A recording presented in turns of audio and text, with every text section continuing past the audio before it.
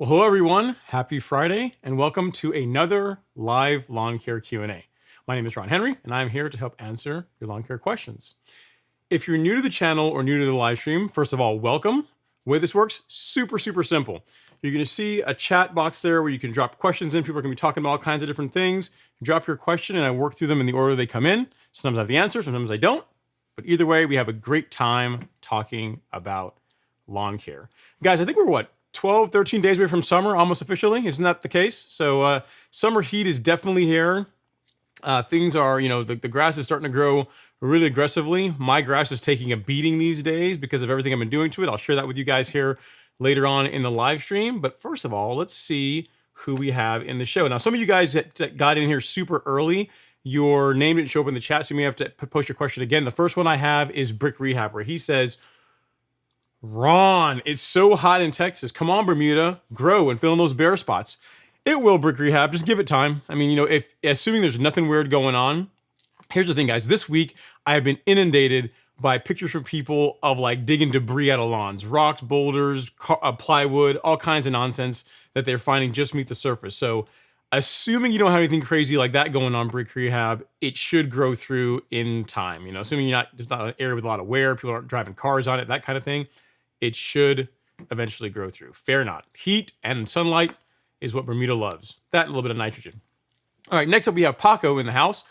He says, hey Ron, happy Friday. Quick question. Google Fiber just came out and laid fiber line. Congrats on that. Fiber is awesome. And cut 2 by 2 square sections out of my Bermuda grass vanity strip. All my other 11 neighbors with the same sod had this happen as well, and none of them are doing anything about their sections that were cut out. And they're turning very light brown and look dead. Are these sections dying or just dormant? They're in recovery. I won't say they're dormant, they're in recovery because what happened, actually, no, before I answer, let me finish reading the rest of your question. You said, I've been trying to keep mine watered like you would with sod, and they definitely look better than everyone else's. What would you do if this were your lawn? How do you make those pieces take again? And I think that is it. Next up, he says, also, I have irrigation soon, and I'll be getting a sod cutter. They'll be using a sod cutter before they trench, and also wonder what your advice would be on that as well. Thanks so much, and have a freaking fantastic weekend. Thank you so much, Paco. A lot going on there. So the long short of it is you had some sod that was growing in fine. It was cut out with a sod cutter for them to do some work to put in fiber, and it sounds like you're going to be going through that again with the trenching work for your irrigation. The Bermuda will reroot. The reason why it's turning brown is because when they cut the sod out, like the roots that were there were taken out, right? Or they were severely reduced. So now the grass has got to reroot again, right? It's got to get established again. You're doing exactly the right thing. Putting water on it is exactly what I would do. The only thing that I would also do, and this is kind of difficult, right? Because I'm sure whenever Google was doing the fiber work, you likely weren't there. You maybe weren't there, or even if you were, they probably didn't want you in their area when they were doing the work, is I would have put down some type of compost, some kind of rich compost, or something like carbonized PN. I would have put that down between the soil and the sod. That would have helped it root in a bit faster. But doing what you're doing is exactly what I would do outside of applying carbonized PN. We have that at the golf course lawn store. It's a very rich compost and biochar. And initially, when it was developed by Miramichi Green, that is what it was used for. It was used for high value ornamentals, or people that had a lot of money and were putting in very nice lawns, putting in Zoysia lawns, and they wanted to ensure that it took. They would go out and buy carbonized PN, apply that as a very, very light top dressing between the soil and the sod, almost like a little sandwich. Put the sod on top of it, and it really does help with it rooting in. I also tested it on my lawn in various different ways. I've top dressed with it. Awesome results from that. I've also used it for bare spots, and it does encourage the grass to grow into it because they get a taste of that stuff. Like, ooh, that's the good stuff, and they move towards it. So in general, that's the only other thing I would have done. Just keep watering it, and it's going to take, man. I mean, Bermuda is incredibly difficult to get rid of even when you want to, and it's just taking a beating right now because it just had its legs cut out, right? It had the roots taken away. So it'll recover. Keep watering it. It will be fine. Guys, speaking of lawns taking a beating, man, this past week, my poor lawn has been through a lot. It's been through a lot. You guys know I have the new Allett mower, the C27 Evolution, the battery powered mower, and I've been working it hard, man. So I've been turf raking. It's been verticut once, but I've mainly been doing a lot of turf raking prior to each mow, and I've been taking a lot of debris out of the lawn. I can show you guys actually what I'm dealing with here. So this is the amount of debris. This isn't even all of it. This was like shot 4 days ago, and I ended up with something like 21 bags before a lawn care service that was nearby took pity on me and came and picked them all up and took them out. But look at all that debris that's coming out of the lawn. So the C25 is definitely, or 27 is really doing its thing. What's funny is here in Georgia, we just got a bunch of rain, a really, really heavy rainfall 2 nights ago. I think it was Wednesday night. And normally I would get zebra stripes, a little bit of zebra stripe action, grass clippings that would float up on the lawn. This time, nothing. So I'm getting there. I'm getting close. I still got to do a few more. I think over the next coming weeks, I'll be able to get the thatch level reduced down to a point where I'm happy with it. And really excited about seeing where the lawn goes. The negative of that is right now, she's looking a little rough, guys. She's looking a little rough. You guys want to see? Y'all want to see? I'll show you. I'll show you. Don't hold it against me. It's looking kind of beat up. You can see the stripe action is on point, but you can see some areas here, especially off here on the right, where the lawn is discolored because it's been taking a lot of abuse from the turf rake and being verticut, but the color's still there, and the stripes are incredible from that mower. So really looking forward to the results here in the next few weeks as the lawn begins to heal and does better. All right, next up is Mauricio Salinas. He says, Ron, happy Friday. I'm planning to top dress my Bermuda lawn with compost, Command Compost from Florida.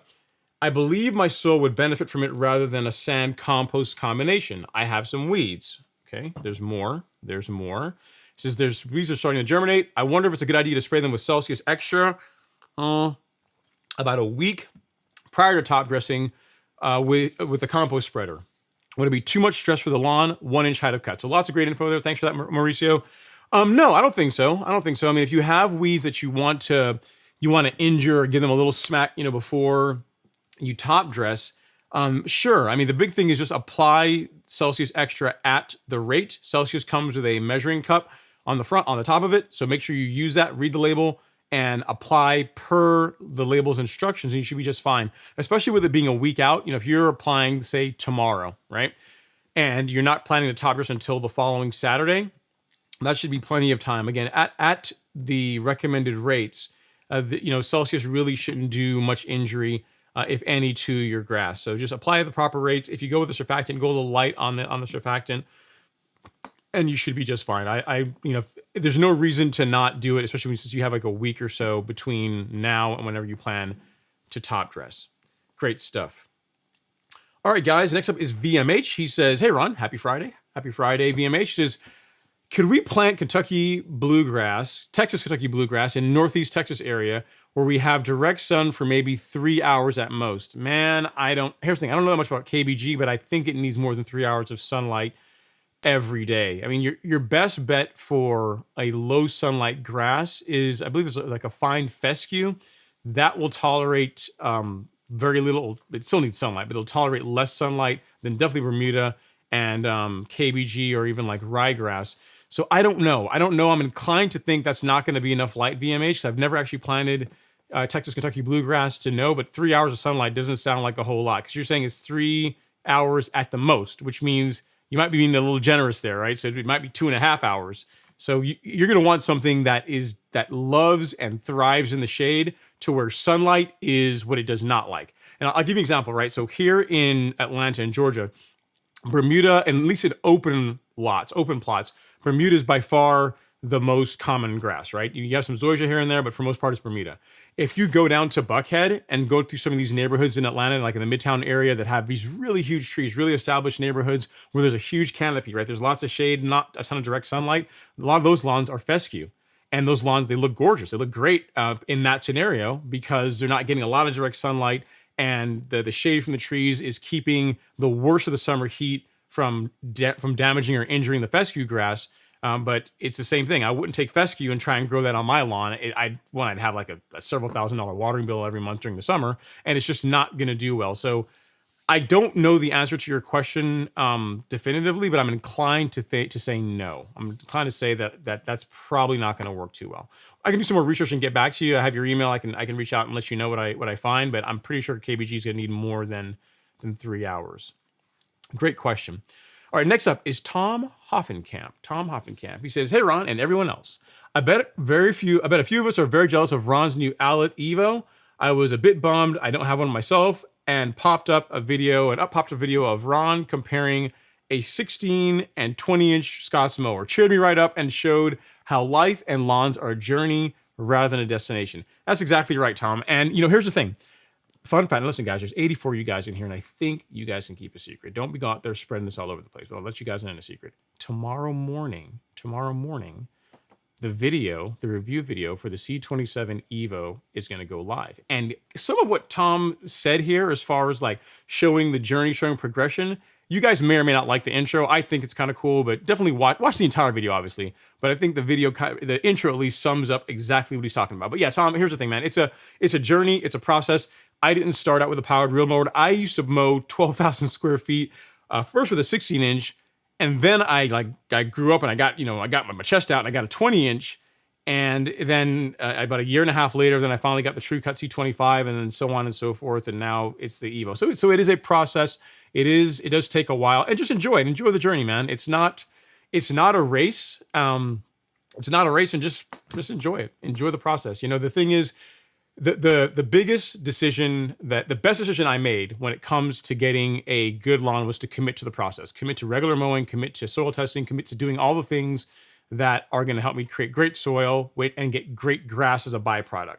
And now I'm at the point where I really love the results I get with the GM, with the Greensmaster. So now I want to get more into the cultivation practices and see how that's going to help take the lawn to another level, like removing the thatch, managing that, being able to do verticutting when I want. So the C27 Evo is like a next step in that. We'll see what the lawn ends up looking like here in another few weeks once it begins to heal from all the abuse I'm putting it through. But it's a process, man. It's something new to play with, something new to enjoy. And you're absolutely right. Enjoy the process, enjoy the journey.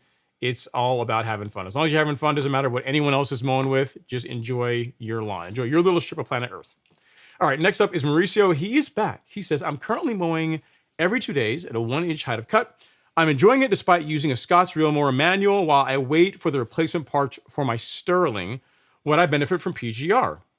I'm not concerned about the mowing frequency. I'm enjoying it, but I'm wondering if it accelerates thickening of the lawn. I have read seen multiple people claim this versus not PGR. Thoughts? Well, I mean, I can tell you this. First of all, don't knock the Scott's 20. The Scott's 20 is a good mower. Like mine finally got a new home. I gave it to one of my karate buddies. His mower broke, and he's loving it. He says, "Man, this thing cuts so awesome." Listen, dude, listen. You've got like the magic sword. You've got, if you guys were like Zelda, you've got like the sword that Link was after on you now. This mower's been through a lot. So the 20-inch. Granted, yes, it does not cut like a Sterling. It does not cut like a powered reel mower, but it still gets the job done. As far as your question about thickening the lawn, the thing I'd be concerned about is this, right? This time of year, the temperatures are getting hotter, so Bermuda is really going to take off. Especially those of us that are in a feeding program where we're giving the lawn plenty of nitrogen, plenty of iron, all the good stuff to where it can really do what it wants to do. The grass is really going to start growing more aggressively. That is why, and to answer your question, yes, I think plant growth regulator is a great idea.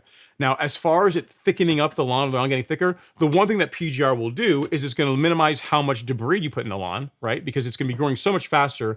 As far as the amount of clippings are going to come off, it's going to be less if the lawn is under regulation with plant growth regulator, with Primo. So that is something that is in fact true, right? So if you, let's say you took a lawn that were 100% thatch free, right? And you put plant growth regulator on it. So say starting in April, your lawn were thatch free. Not normally the case, but let's just go with me here, right? You had one lawn that has growth regulator on it, one that does not. Both are mowed at exactly the same mowing frequency, same everything else, right? What you're going to find is the amount of clippings, the amount of debris that's going to be in the lawn that is not under PGR is going to be more. Now, is that going to cause a problem? Not initially. I mean, over years and years and years, it could certainly could begin to cause issues where the lawn begins to get a bit spongy. But as far as it like in a season or over the course of a week or a month or two, while you're getting your Sterling fixed, you should be just fine. One thing I will tell you though, Mauricio, and this is kind of a segue. So I've been out there turf raking the lawn every time before I mow, right? Which adds quite a bit of time to the process. I didn't realize how, even though I thought my lawn didn't have a bunch of thatch in it, I didn't realize how spongy or how much thatch there actually was, because the way I can tell is when I walk on the lawn now, it feels firmer. And then when I walk in the area around by where the rocks are, I can show you guys in video here. I'm sitting there, like some of you guys actually see my lawn, know what I'm talking about. So over right And let me get to it right there. So you see the rocks that are there that I'm pointing at right there at, say, I don't know, 2 o'clock. I can't mow in that section, right? So whenever I walk back there with the rotary scissors to clean it up, that area feels noticeably more spongy than the rest of the lawn now that I've had a lot of this thatch and a lot of debris cleaned out of it. So it is a thing. Would I worry about it? No. Would I use Primo Max? Yes, I would use PGR, not because it's really going to cause any kind of major damage if you don't do it over the next couple of months, but because it's a great tool for those of us that, again, are on a program where we're feeding our lawns and the grass is going to start growing a lot more aggressively. So I'm going to be doing Primo, even with everything that's going on in my lawn, it's still getting Primo next weekend. It's gonna that's the time frame when it's due for it. So it's going to get Primo, it's going to get the carbon kit and all that jazz. So hope that helps. Keep up with your mowing. Your Sterling will be back up and running in no time, sir. Appreciate the question. All right, next up we have, let me dig it up here. We have a question or a comment from David Castillo. He says, "Hey Ron, I just bought a new to me Flex Toro 21." We got to clap that up. It's got to happen. I'm loving it. It says rise at 1 inch, and I emailed you some pics. So I think I have a picture of it here, David. I wasn't able to pull up all of them. If you guys want to see David's new mower, let's see if I can do this live so you can make it happen and see if it will load. Maybe. It's trying. It's trying. And there it is, guys. Look at it in all its glory. Look at that. Flex 21, man. That's clean, man. It's looking good. I'm not sure if it's been services yet, but it looks, what do you got there? It looks like an 11 blade, maybe more. Might be a 14. But it looks great, man. Great looking mower. Congrats on it, David. And yeah, it's the Greensmaster is definitely another level when it comes to mowing. I absolutely still love mine. It does a great job. It doesn't quite lay stripes like the Allett does, but it also doesn't weigh 340 pounds either. So there you go. Congrats on the mower. Use it in good health. Take care of it. Make sure you keep it nice and clean. Keep it sharp. And enjoy it. It will last you a long time if you take care of it. All right, next up is Patrick in Texas. He says, "Thanks for hosting, Ron. Finally got everything done. I'm ready for my first app of Primo this weekend. Thanks for everything. Yard looks good. And oh, Hydrotane just ordered from the store." I appreciate that, Patrick. Now, Patrick, if memory serves me, you have Bermuda. And guys, we could just do this really quickly because I'm sure I'm going to get the question at some point tonight. If you are using Primo Max and you have Bermuda, the safe rate to start with. Now you have common, the rate is actually higher, it's about 3/4 of an ounce, but the safe rate to start with, especially if you are new to even spraying your lawn using a backpack sprayer, is 0.25 ounces per 1,000 square feet. What that means is if you use the handy dandy measuring cup that Syngenta has oh so nicely put on the side of the container, is you're gonna squeeze this and you're gonna keep going until the amount of Primo is between 2 and 3, right about there. That is 1/4 of an ounce. That mixed with 1 gallon of water, I'll show you guys one more time. That mixed with 1 gallon of water is enough to cover 1,000 square feet for 1 month. So if you do like a 4-gallon backpack sprayer, you would multiply that amount by 4. So you put a total of 1 ounce of Primo in a 4-gallon sprayer with 4 gallons of water. That will cover 4,000 square feet. So remember, 0.25 per 1,000 square feet for Bermuda and Zoysia. Even if you have common, which again, the rate is higher for common, if it's your first time, start low, start lower. You can always add more growth reg. You can't really take it out once you put it down. So just something to keep in mind. Let me know how you get on, Patrick. Congrats on doing that. And let me know if I can help with anything else. Appreciate all the love and support, sir. Next up is Mr. Thin Cut. He says, "Happy Friday, everyone." Happy Friday, Thin Cut. Hope you're doing well. Guys, I got something cool to show you. It's also having to do with Allett. It was also really cool for some charity work that they were helping support in the UK. Some of you guys probably already know about it, but I'll show you guys that have not seen it that as well. Okay, so next is Brett Hill. He says, "Hey Ron, real cutting my yard for the first time this year. Nice. Few dead spots from POA starting to fill in, but now I've got dollar spot really bad. What would you recommend?" Okay, so Brett, dollar spot on Bermuda really shouldn't be a huge problem if you are feeding the lawn enough nitrogen. If the lawn is getting, and I'm saying excessive amounts of nitrogen, I'm saying enough. If you're getting down between 0.8 to a pound of nitrogen per month, in most cases, Bermuda does fairly well to ward off dollar spot. Now, if you've already got it and it's a problem and you want to arrest it, you want to slow it down so you can kind of get ahead of things, what you're going to want to apply is a fungicide with propiconazole in it. So I'll show you what I would recommend. We can take our first trip to the golf course lawn tour tonight, and then I got to get down and get some super chats really quick. I saw those. I'm doing bad about that, so let me get down here real quick.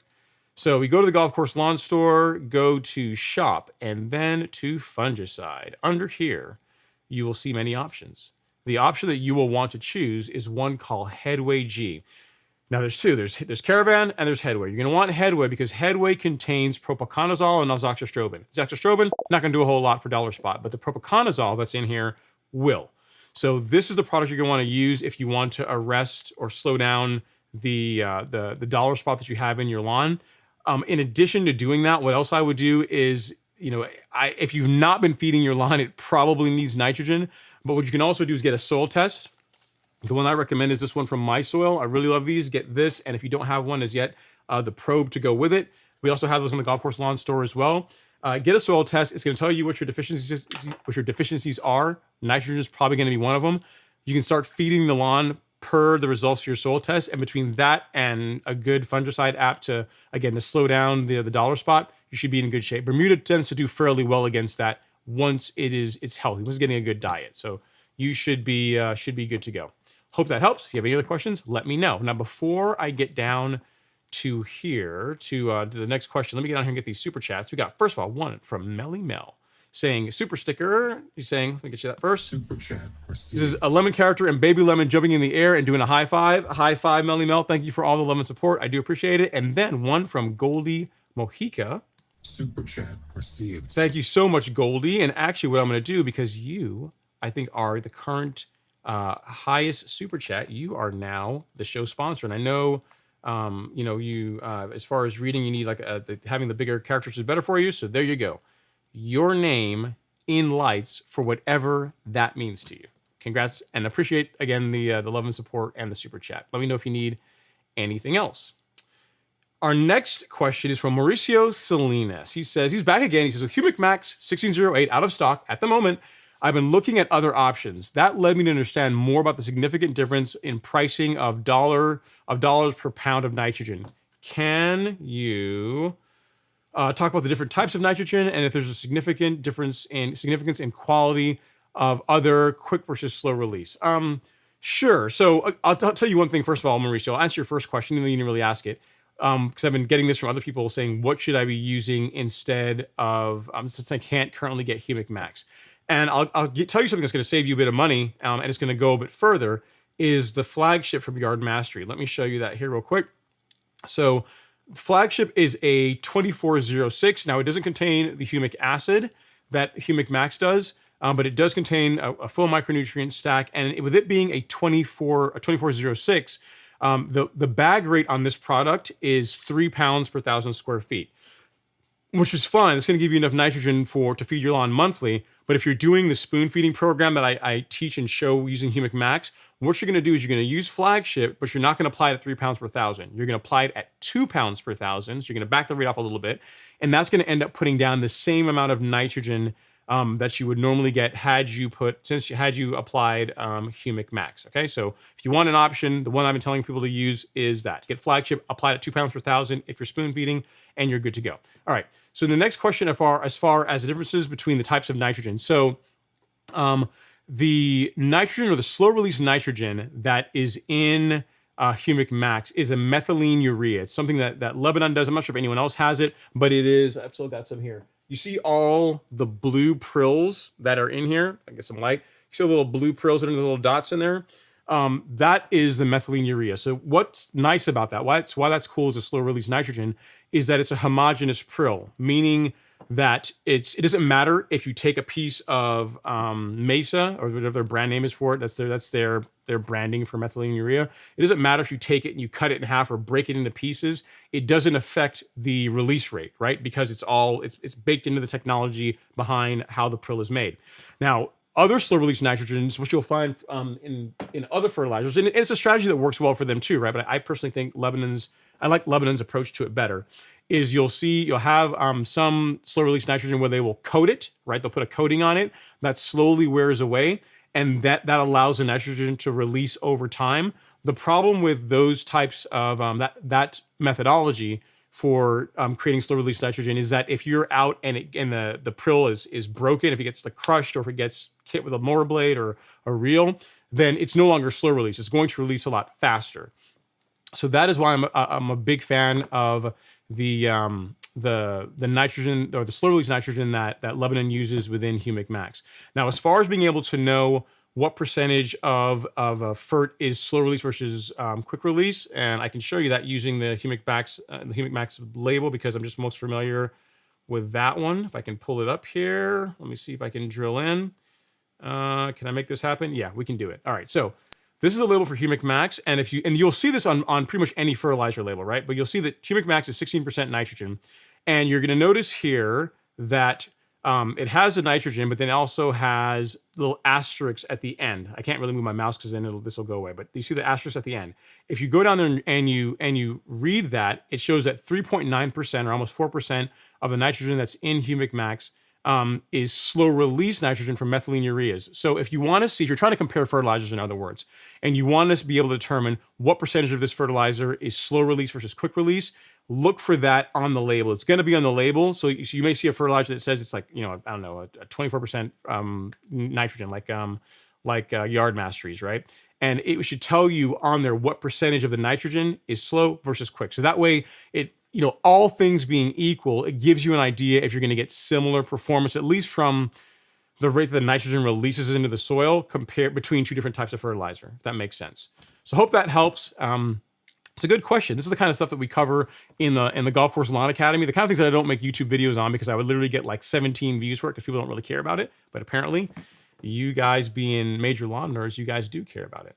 So guys, we are only 26 minutes in, and I know it's a bit it's a bit greedy of me to ask this early, but if you guys wouldn't mind, if you could find it in your heart to touch the like button ever so gently, I'd really appreciate it. It's a great way to support the live stream. You don't have to join channel memberships. You don't have to do super chats. You don't have to go buy anything at the Golf Course Lawn Store. It's completely free. All it takes is a mouse movement and a click, and I'd really appreciate it.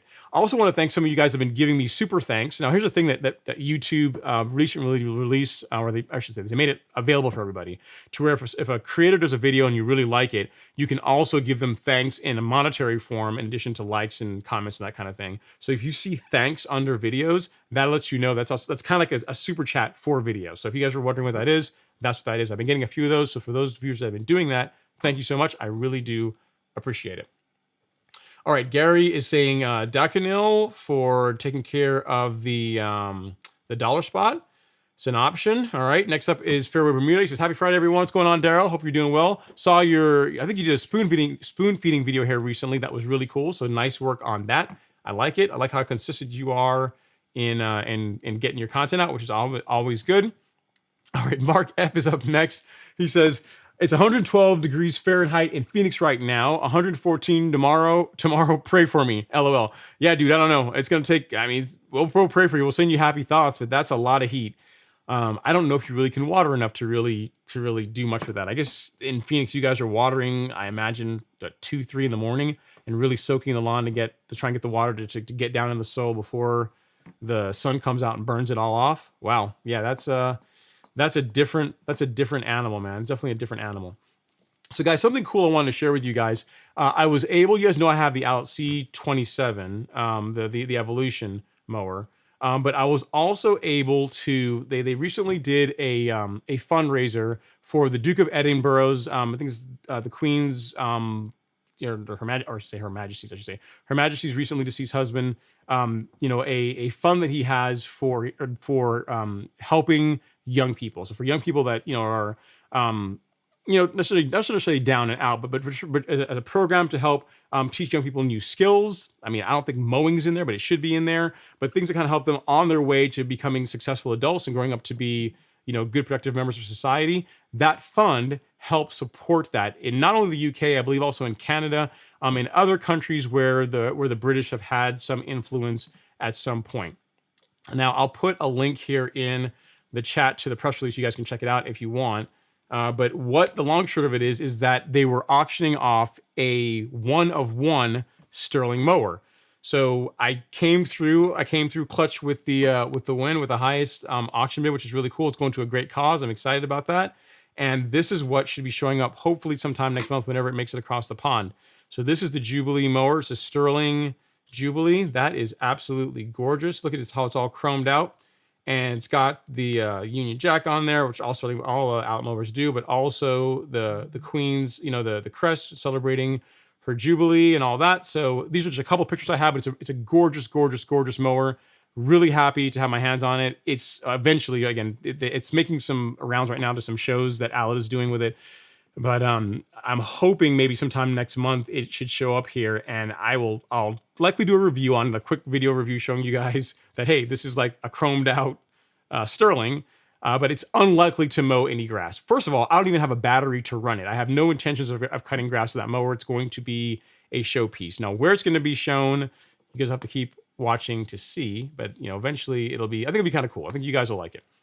So I was really excited about that. Very happy to have been fortunate enough to win that. And again, it supports a great cause, which I am all about that. All right, next up is its Audacity. It says, how long did it take you to sand level your lawn by hand? So the top dressing job that was done last year, it was a Saturday. Alex and I, man, it was like 2 days. So it took us, we aerated the lawn the Saturday morning, and then we top dressed all day Saturday, or I should say a lot of the day Saturday, till 1-ish or so in the afternoon. We got up, started at 6 and top dressed all the way till around just after lunch, got all the sand down. And then the following day I came back, raked it all in, shot more video, shot more content. So really, really the entire thing could be done in a day.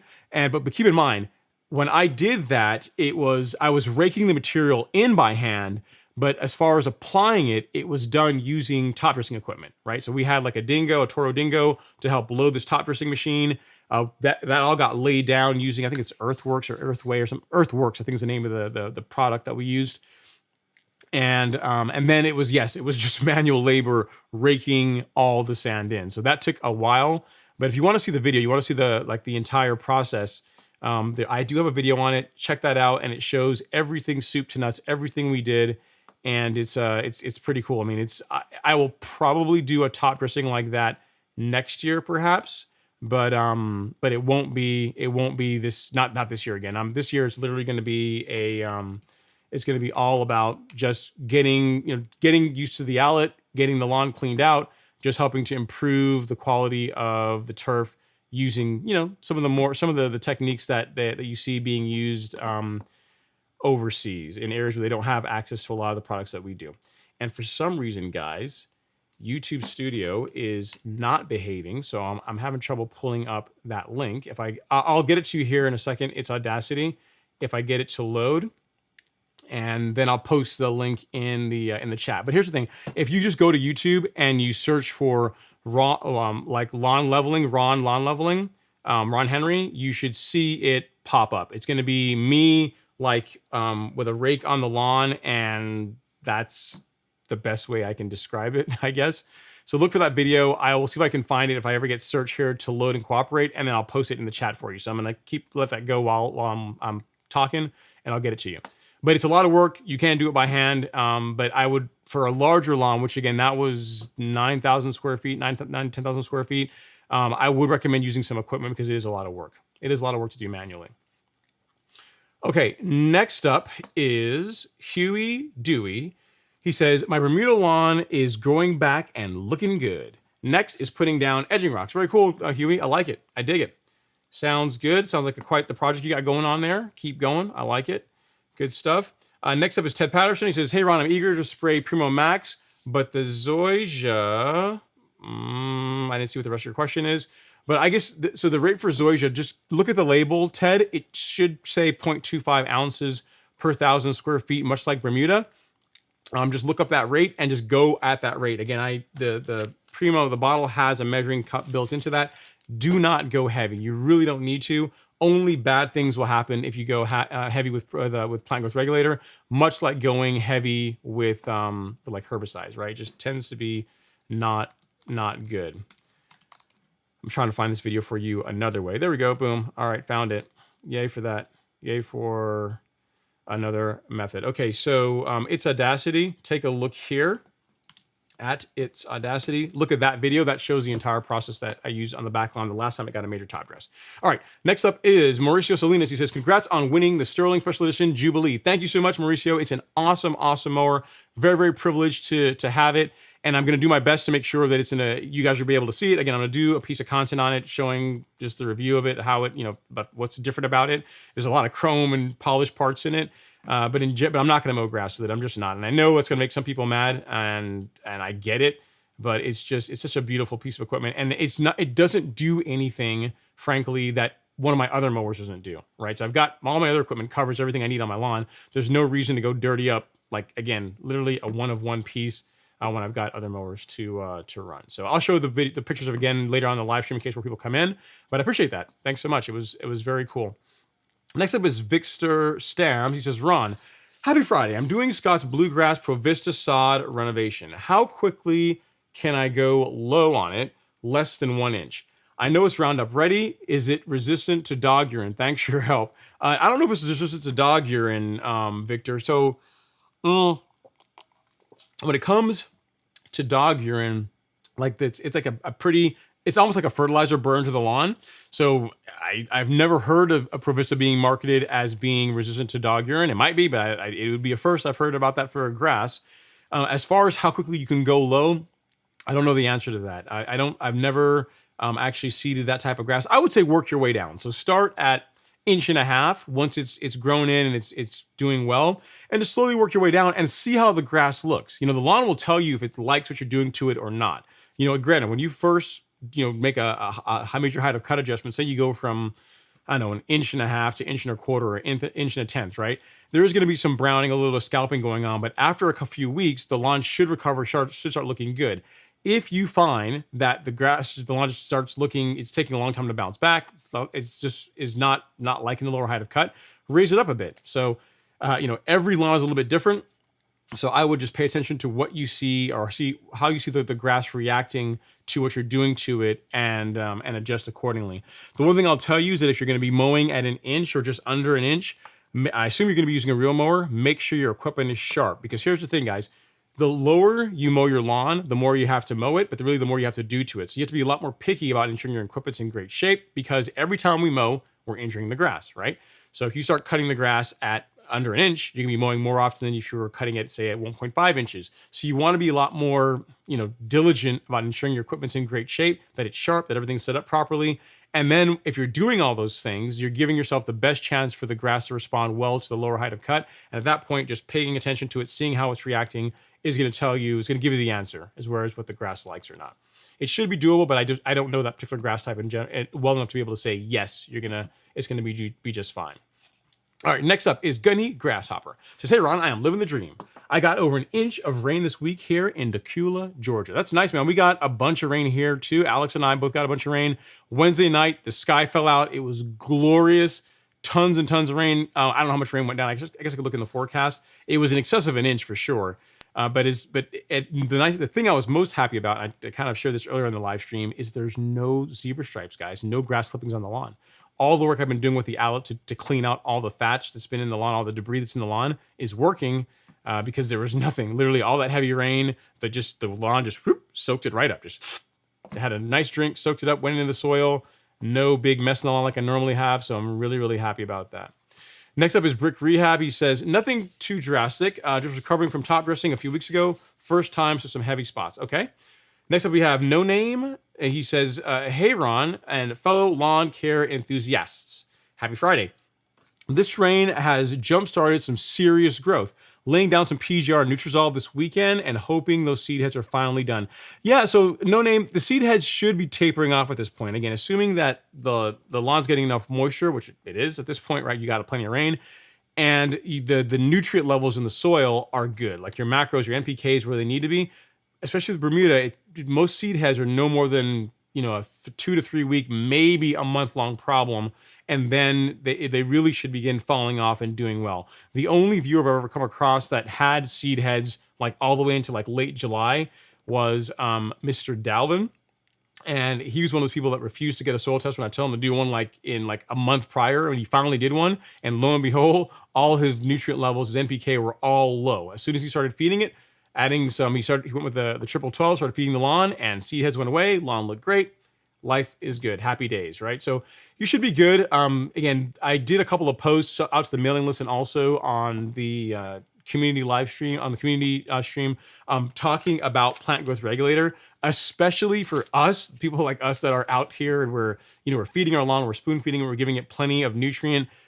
With the rain and the amount of heat the lawn is going to be getting, especially if you have Bermuda grass, it's going to start taking off. So you're really going to want to start using something like Primo to control that. You still need to mow, but it's going to take the edge off as far as it really taking off and growing like crazy. So if you've not considered incorporating plant growth regulator into your lawn care program, think about it. It's awesome stuff. Next up is Brandon Kennedy. He says, get the likes up.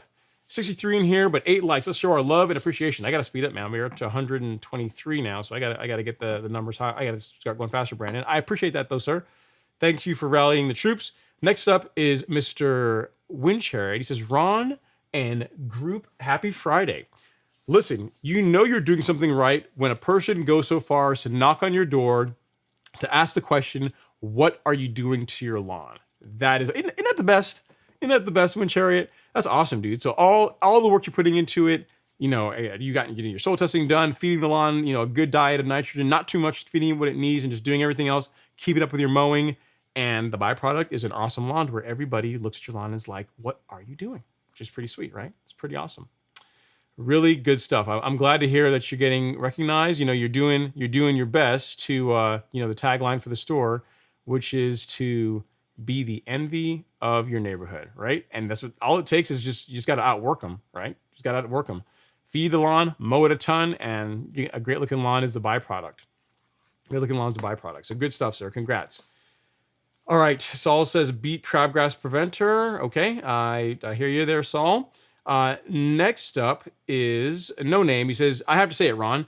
I love how you beat up your lawn. The stripe, you stripe so beautifully. How did the top dressing at your friend's place end up? We need updates. Yeah, so that's a good point. I need to get you guys. He sent me some pictures.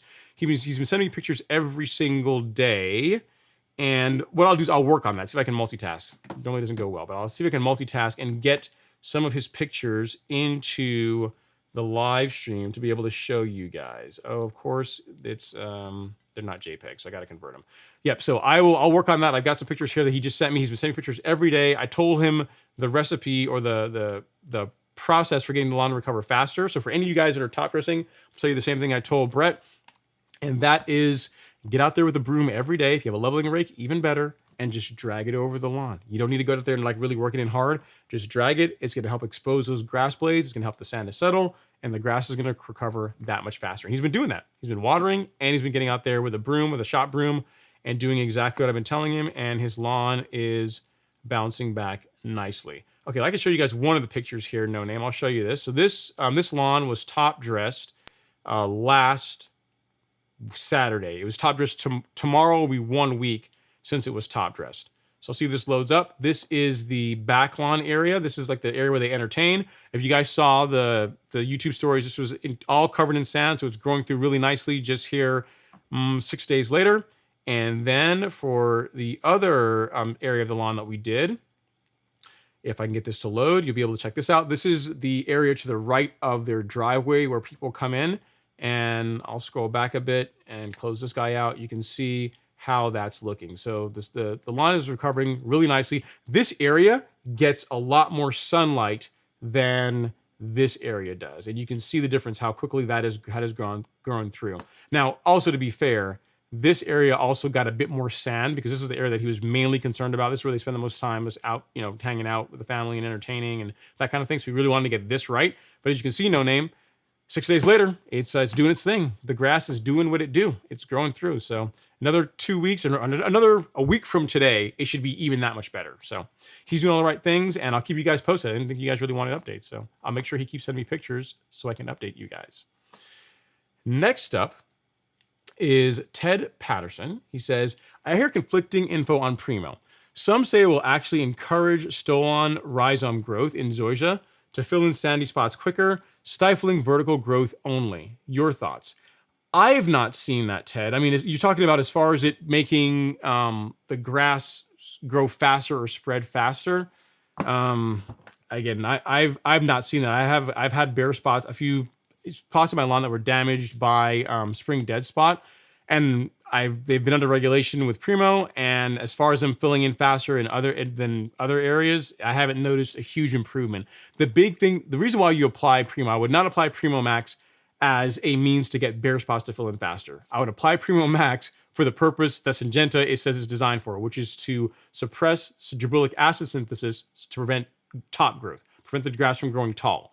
So that is what it's designed to do. Any other benefits, like, even I always talk about, the darker color you get in the grass, but that's really due to the fact that you're not cutting off as much leaf because the grass isn't growing. The grass is actually, there's more older leaf on the lawn, which gets darker and causes you to get a better color. But it's not like Primo Max contains iron or anything like that actually produces darker grass. It's a byproduct of everything that it does as far as suppressing the grass growing tall. If it helps areas fill in faster, I've not really seen that, not in any appreciable amount. In other words, by applying Primo, right? If I took a section of my lawn and I applied Primo Max, and I had a section of my lawn where I didn't apply Primo Max, it would be very apparent to me which area is under regulation and which area is not, just based on how fast the grass is growing. If I had like a one bare spot that had Primo sprayed on it, and an area that didn't, I have not seen a big enough difference to where it's like, oh yes, this is absolutely a strategy for getting bare spots to fill in faster, if that makes sense. The thing that I have found that helps bare spots fill in faster is keeping water on it, and also putting compost of some type, some kind of rich soil in that area. That does help it to fill in a bit faster. That's the only thing I've really seen that helps with that. I've not seen Primo cause any kind of a measurable improvement in how fast it fills in. And not enough to where I tell you, hey, go buy Primo if you got bare spots and spray it because it's going to fill in faster. I wouldn't feel comfortable telling someone that. So hope that helps. I guess you keep doing your research, see what people are saying. And, worst thing, you can always just try it for yourself. You have two bare spots, spray one and don't spray the other. And again, assuming it's a good test, right? Like assuming they're in relatively close to each other, where they're getting equal sunlight, equal water, and then I guess that could be somewhat of a test to see how well it works. But I have not personally seen that to be so. All right, next is Mauricio Salinas. He says, how often do you recommend using the Scarifier, and how often the verticutter? Assuming mowing every 2 to 3 days, have normal levels of thatch before sterling. I wasn't picking up clippings. Yeah, so Roland actually came out here and he explained to me the process behind turf raking or scarifying, and the way how he recommends going about doing it, right? So the thing that most people run into issues when it comes to scarifying, Mauricio, is they go way too aggressive as far as lowering the Scarifier or lowering the little tines, little spring-loaded tines, to where you're tickling the dirt. That is too low. Initially, when I first started, I set mine at 4 millimeters above the surface. And then right now I'm turf raking at 2 millimeters above surface. So right now I'm not taking out any soil or anything like that. I'm not touching the soil at all. And plenty of debris is coming out. And what it's doing is, it's the reason why the stripes look as good as they do is, one, you don't have all the junk that was in the lawn that's brown that was competing from a color standpoint. And mind you, right now the lawn is thinned out, right? This doesn't even really look that good. But in addition to that, I turf rake the lawn in the same direction as the mowing pattern. So since I'm trying to burn these stripes in, the lighter stripes, which is me, the grass is laying away, I turf rake in that direction, and the darker stripes I turf rake when I'm coming towards myself. So as far as doing it, if you have the time, I mean, if you listen to Roland, if you have the time, you literally could do it every time before you mowed, if you had the time to do it. It takes a lot of time to do that. Most people don't. But right now I am trying my best to do that because I'm really trying to get a lot of the thatch cleaned out, get the debris out of the lawn. And then what he said is really you can go to about once a week. Once a week you can turf rake, and then verticutting monthly. Whenever you can tell when you need it, but really in my case, I did a light verticut a week ago when I got it. And then I'll do another one next weekend now that I have a lot of the thatch and everything cleaned out. Because really the first time I verticut it, I didn't do very much verticutting. It was really it's almost like a mild dethatching is what was actually happening. So now that I've gotten a lot of the thatch cleaned out, when I verticut this time, it'll actually do what it's designed to do, which is cut the runners, cut the stolons, and help encourage new growth, to thin the lawn out a little bit. So I would say monthly for verticutting, monthly every 4 to 6 weeks. And then turf raking, assuming you have it set up properly, to where it's not set too low, which is the mistake that a lot of people make, you can do that as much as you want. Really, you can do as much as you want. So hope that helps. I've been turf raking, again, literally every time before I mowed.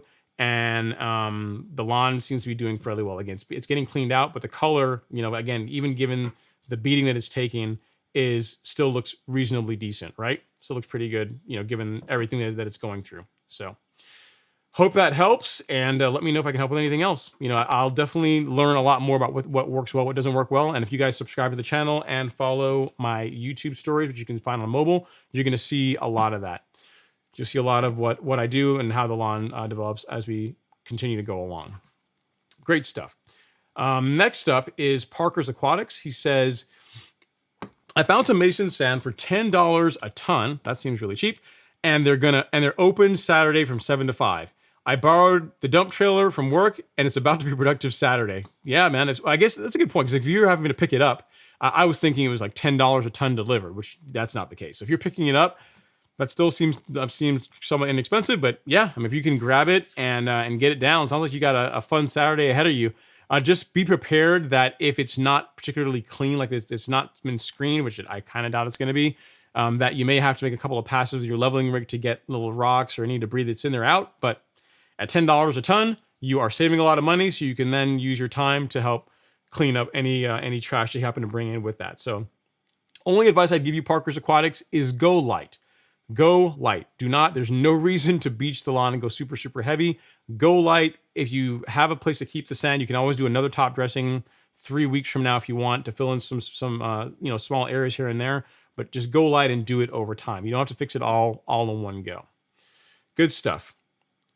Victor Stamps is back. He says, one more question, Ron. The Provista sod renovation in the front yard. I can't afford the backyard yet. I've got POA back there in the midst of my bluegrass. Does Progress EC herbicide work? Pricey stuff. Never use it. I cannot say. I will look into it. I'll take a screenshot of it, Victor, and I will I'll research that, because I don't know anything about that particular herbicide. Nothing about that one to be able to tell you if it works. In general, I mean, this is not always the case, right? But in general, the more expensive a herbicide is, if it's, again, and assuming that it's labeled for residential use, it tends to work a bit better. Like, you know, you take like Sedgehammer, it's a decent product against sedges and some Kalinga. It's a less expensive product, but it's nowhere near as good as Certainty. Like Certainty, one application against sedges and gone, right? It's like, it does a great job, but it costs more. So in general, you get what you pay for when it comes to herbicides. If it's expensive, I'd be inclined to think that it's going to work well, but I've never used it to be able to tell you so definitively. So I'll look into it though, and I'll get an answer for you. I'll put that on my list of things to research for next week. Two Trillos in the house. He says, happy Friday, everyone. I hand raked 500 square feet of moss in my backyard renovation project and almost quit. I almost quit lawn care. I hear you, man. That sounds like a lot of work. I would rather top dress an acre. So you hand raked 500 square feet. So you're cleaning out I see what you're doing. You're almost like mildly dethatching, trying to get like moss and crap out of your lawn. So here's the thing you find, Tutrilla, and this is one of the big reasons. And I know this is going to sound weird, but one of the big reasons why I went with the C27 versus buying a standalone verticutter or a standalone turf rake. It would have been cheaper to do that, just as a side. It would have been cheaper to get like a verticutter by itself and a turf rake by itself. But the big thing is exactly what you're talking about. Like this past spring, I verticut the lawn. I did a really aggressive verticut on it. And the verticut wasn't too bad, but the cleanup was absolutely horrible. Like it was an entire day out there raking and like bagging all this stuff up. It was a huge mess. So the mere fact that the C27 has a grass catcher on the front of it, so that whenever I'm making my passes, like all the garbage goes into that, and I can just take it emptied into a basket, so that I end up with a bunch of bags that look like this. I am completely good with it. Like that in itself is totally worth it to me, because otherwise, what ends up happening is I just won't do it. You know, what you're going to find is if you had to do that if I told you had to go and do that every, 2 weeks or monthly, you just wouldn't do it. It's no fun. To your point, it takes the fun out of taking care of your lawn. So, and lawn care should be fun. But I hear you, man. That sounds like a lot of work. I'm glad you got it done. But yeah, man, I don't envy the cleanup. Cleanup is the hard part about that. All right, next up is Wood Charity's back. He says, hey, Ron, I know the look post turf raking. I should have done it earlier this year. But I know the lawn looks too great and I can't bear doing it now. I usually rake 2 to 3 times per summer. I hear you. No worries. For me, it doesn't bother me. I mean, I know the lawn's going to bounce back. And plus, it's good stuff for you guys, right? I mean, if any of you want to see, hey, for a lawn that gets aggressively turf raked, like, I mean, every time before it gets mowed for 2 to 3 weeks, what does it look like when you do that? Does Bermuda tolerate that fairly well? And you guys are going to find out because that's what I'm doing, right? So I do a lot of stuff that I do. So one, because I'm curious to see for myself, but also you guys can see if it's something that you want to do as well. So stay tuned. Stay tuned. Mr. LG is in the house. What's going on, sir? What's going on, LG? Thanks for coming to hang out, man. Hopefully you are doing well out there in the Midwest. Hopefully staying warm, cool, whatever the temperature is. It's kind of hard to say. I would imagine it's warm this time of year by now. Melly Mel, again, Mel, thanks for the super chat. Hello to you as well. Thanks for coming in. Hopefully you're doing well. And then Andrew says, what's up, Ron? Doing my lawn level here in Texas. Sweet. You stopped your top dressing job to come in on the live stream. First of all, thanks for that. I don't know that I would, but I would get out there, get your leveling done. He says, it's hot, but having fun. Gotta run. We'll listen offline later. Peace. Yep, I hear you, man. No worries. Go get your leveling done so you can enjoy the day tomorrow. So no worries at all with that. All right, next up is SA Town Holding It. He says, hi, Ron. Thanks. Congrats on the new mower. I appreciate it. Thank you so much, SA Town Holding. Really enjoying the YouTube stories. Question, I'm starting to see a lot of moss in the lawn. Is it too late to apply grub control? No. I mean, the time that people can apply, I mean, for me, I do it in April, like early April, late March. I get my aceleprint down, and then I'm pretty much good for the season. But per the label, the time to apply, say like Caravan, right? So if all you care about are grubs, then per the label, the time to apply Caravan is the months of May and June. So you're right in the time when you can be putting that down. I would have leaned more towards the May timeframe, but time machines don't exist yet. So the best time to apply it would have been like early May. The second best time to apply it is tomorrow. So if you can get your hands on it, definitely go get some Caravan, put it down. We have some at the golf course lawn store under the Fungicide section. So, if you can find it locally, that's fine too, but we do carry it on the store. And I absolutely would apply it. Absolutely would apply it. Even if you don't get everything you would have gotten out of it had you applied it earlier from a preventative standpoint, it's still better than doing nothing. You know what I mean? Especially if you have potentially signs that grubs might be in your lawn. So good stuff. I appreciate it. And again, for those of you guys who don't know what SA Town Hold It Down is talking about, I was fortunate, not necessarily, so you guys know I have the new C27 Evolution mower, the electric powered reel mower, because I've shown some of that. But I also was able to do a donation to a charity for young people, was able to win the mower that Allett was auctioning off. And it is a Sterling 51, so 20-inch Sterling that is absolutely gorgeous. I mean, there's a video on it that I can find online somewhere that shows everything that went into it, but this is what she looks like. So it's got a special livery that they did to it. It's got, comes with, I think, what is it, 6-blade reel, whatever these mowers come with by default.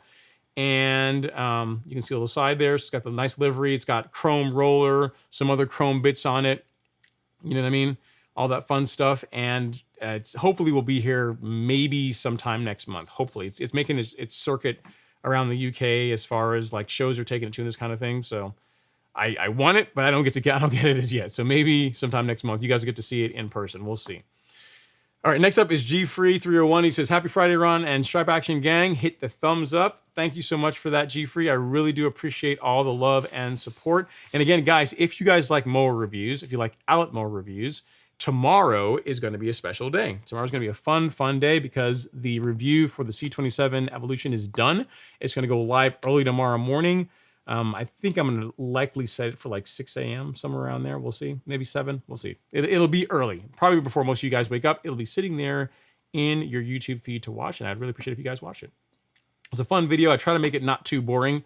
So you know me when it comes to my content. It's not any longer than it needs to be, but it's long enough to make sure I cover all the stuff that I think you guys are going to care about. So watch it. Let me know what you think. If you like it, like it. If you don't like it, don't like it. But I did my best. Hopefully you guys will like the intro. I had a lot of fun with that.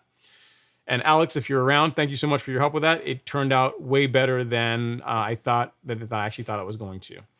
All right, next is It's Audacity. He's back. He says, my PGR came in the mail today, T-Nex, and I'm wondering if there's anything I should know about starting off. not to mow before or after. Should I drop my head of cut before or after to try and mow lower?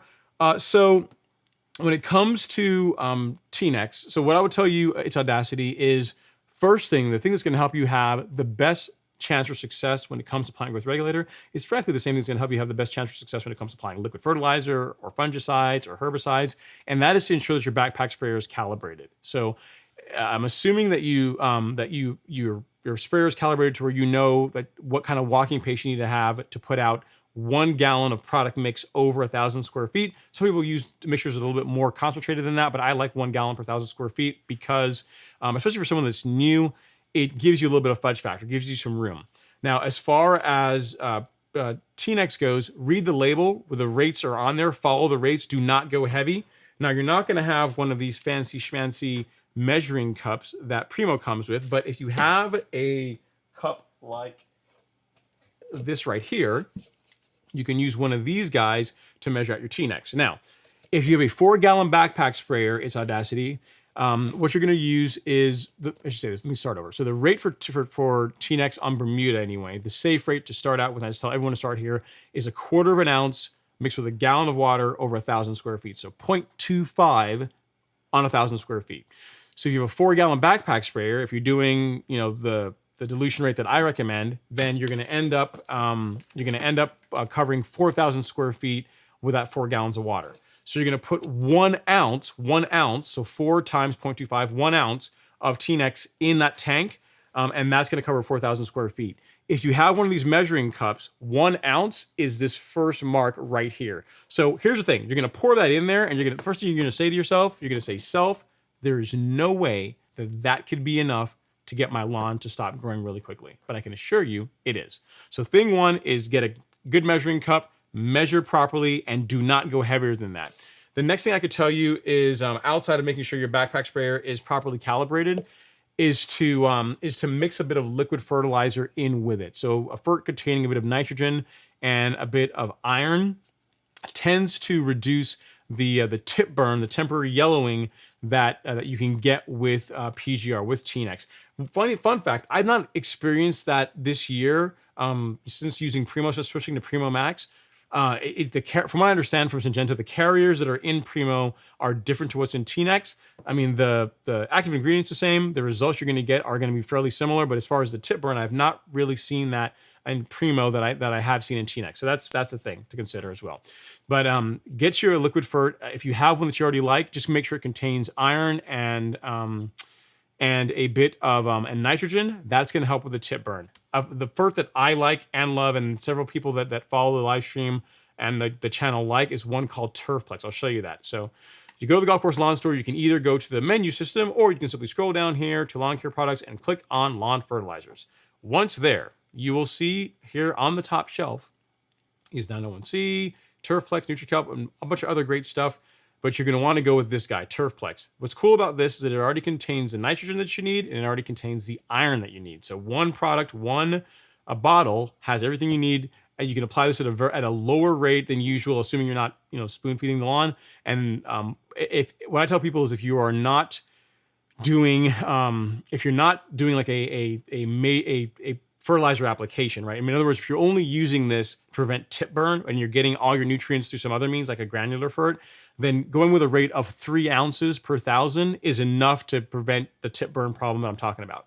Now, if you are doing a spoon feeding program like what I do, where I use a combination of granular and liquid to feed my lawn, then you can simply apply Turfplex at the normal rate, which in most cases is 6 ounces per 1,000. Mix with your T-Nex, mix with whatever else you plan to use, and you're going to get a great result. So those are the big things I tell you. A calibrated backpack sprayer. Make sure you do not go heavy.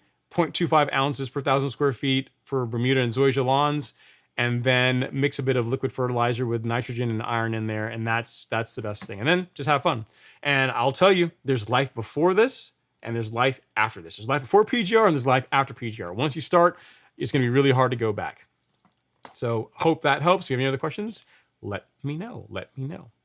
Austin B is here. He says, Soil's results came through, and all 3 macros being significantly low. Not good, but at least you know, right? Should I go over 1 pound of N with starter fert to get it back up, or is 1 pound per month still the max? Yeah, I would not go heavy. I would not like go at 2 pounds per. No, I would not do that. Long story, the answer to the question, no. Apply the fertilizer at the rate, because here's what's going to happen, Austin. If you go and you say, like, take for example the triple 12, right? The Yard Mastery triple 12 starter fert, like this guy right here, this one, right? You know, the rate per the label is 3 pounds per 1,000 square feet. Now, you could go up to 5 pounds per 1,000 square feet. So that is, you know, that's, let's see, if we take 5 and we multiply that times 0.12, you're putting down a 0.6 of a pound of nitrogen. So just over a, you know, half a pound of nitrogen, which is still plenty safe. You might be able to go to 6 pounds if you want to, but I would not go out there and like take like straight urea and go heavy and put that on the lawn. So you can apply the fertilizer, whatever fertilizer you're using, depending if you're able to do the math. And the math is pretty simple. Take the amount of nitrogen. Let me take this off so you can actually see what I'm saying. Take the amount of nitrogen that's in the percentage that's in the bag, and then the amount of the pounds, the amount of product that you're applying over 1,000 square feet. Multiply the two, and what's going to come out is the amount of nitrogen you're applying to the lawn. So if you apply the starter fert, a triple 12, at 5 pounds per 1,000, which is heavier than bag rate, what you're going to end up putting down on the lawn is 0.6 pounds of nitrogen per 1,000 square feet. That is still well below your 1 pound nitrogen per month, and that's about as heavy as I would go. I really wouldn't go heavier than that, because this time of year too, you know, it's the temperatures are higher, the grass is already going to be trying to grow aggressively. There's no reason to try and push a ton of growth. You know, take your soil test results as, how does Alan say? He says, as directional data. So you know what you're lacking. You know, feed the soil. So start making sure you're putting a fertilizer in the soil that has all the stuff that you're missing. So like your NPK, which that fertilizer has. So you should do that. But I would not get out there and go crazy heavy on, you know, trying to fix everything in 1 month. One, you're going to be unsuccessful in doing so, and two, you're likely to cause problems in the process. You're going to push a bunch of excessive growth. You risk the chance of burning the lawn. There's a whole bunch of bad things that are going to happen when you could just simply apply at, you know, a slightly heavier rate, but that is still well within what is safe for Bermuda, and your lawn's going to look awesome, and the levels will slowly come up over time. All right. Rome wasn't built in a day. You'll be able to get there. But just do not go over 1 pound of nitrogen per month. All right, so we have a super chat here from Mr. Ben Raham. Let me come down here and grab that. I appreciate it. Thanks so much for the super chat, Ben. Super chat received. He says, happy Friday, Ron. The renovation held up to the thunderstorm. After seeding Maya Bermuda Sunday at 8 p.m., the first signs of germination are coming in. We will clap it up for that. Yay for that, Ben. That's awesome. He says, I'm sure weeds will germinate with the grass. How soon can I start with the Celsius and Certainty combo? I would wait until you're mowing the grass, Ben. Because here's the thing, right? I mean, could you start sooner? Sure. If you're very, very good about your application and you're not going crazy heavy on the rates, will the grass survive it? More than likely, yes. But with all the work you're putting into getting the grass to this point, like all the prep work you did, you know, putting down the seed, the watering bill that you no doubt went through to get the lawn to where it is, like, I would just wait. I really would. I would wait for it to get to the point where you've mowed it, you've been mowing it for a couple of weeks, and then if you want to go after the weeds that are in the lawn with the Celsius Certainty combination, then you can do so with confidence, knowing that the likelihood of you causing injury to the grass is a lot less. You know what I mean? So you have to pick your poison. Like when I was doing doing some seeding work on my lawn, and that was the main focus that I wanted, I didn't use pre-emergent, because you like doing that, like you applying pre-emergent to the lawn, to the soil, and then putting seed down are like they're in conflict with each other. What you're doing, you're trying to grow a lawn from seed. You didn't use pre-emergent, which is good, but you know, the last thing we want to do is do anything that's going to cause stress or injury to the grass, and herbicides do that. So even though Celsius and Certainty they're both excellent herbicides, when applied at the proper rates, they are plenty safe for Bermuda. It's still not worth the chance of introducing stress to brand new grass. You know, the grass is brand new, just catching itself. It's finding its way in the world. It's trying to find sunlight and find nitrogen and everything else it needs to do well. Let it be for a while. Let it, you know, mow it. Make sure you're mowing it for a couple of weeks, and then if you want to go after the weeds, by all means, go for it. That is what I would do. I would tolerate the weeds for a while I wait for the while I wait for the grass to catch its thing, because that's what you're really after. You know what I mean? You know the strategy, you know the techniques do you need to be able to get rid of the weeds. So don't worry about it. It doesn't matter if the weeds are an inch or 2 inches, 3 inches, doesn't really matter, because you're going to be able to get rid of them here fairly soon anyway, right? So I wouldn't sweat it. Congrats on the Maya Bermuda. Okay, next up is untrained and unrestrained. Okay, it's cool. I think if you're new to the live stream, I don't remember your name before. If you are, welcome. He says, what are your thoughts on the Allett Sterling 20-inch, the Allett Sterling 51 20-inch, 56 volt Ego powered battery, quick change cartridge system reel mower? You use the entire name in your question. All right, what are my thoughts about it? I think it's a great mower. For an electric, here's the thing. I've used some electric mowers before, and they all kind of feel like, I mean, other than the Sterling and obviously the C27, they feel kind of like toy-like. They don't feel like they're really built like ruggedly, and they can take being used like how you're really going to want to use them. When you're really trying to keep your lawn looking nice. The Sterling, that's not the case with the Sterling though. It's built really solidly. It feels very solid. What could I say about the Sterling that why it would not be a fit for me, for my lawn, is batteries, just runtime, right? Like the big thing for me when going to electric is I want to be able to do everything that I was doing with my Greensmaster with the electric mower. Meaning I don't want to have to stop like halfway through cutting the back lawn to go recharge batteries or swap batteries or any of that kind of stuff, right? The C27 does that. So I could literally mow the entire back lawn four times, probably more than that, because what I've been doing is I've been turf raking it twice and then mowing it twice in one setting on a single charge. If I were just cutting it, just using the cylinder, I'd probably get 5 cuts out of it, because turf raking is a bit harder on just the system. It just takes more juice to do that than just to cut the grass.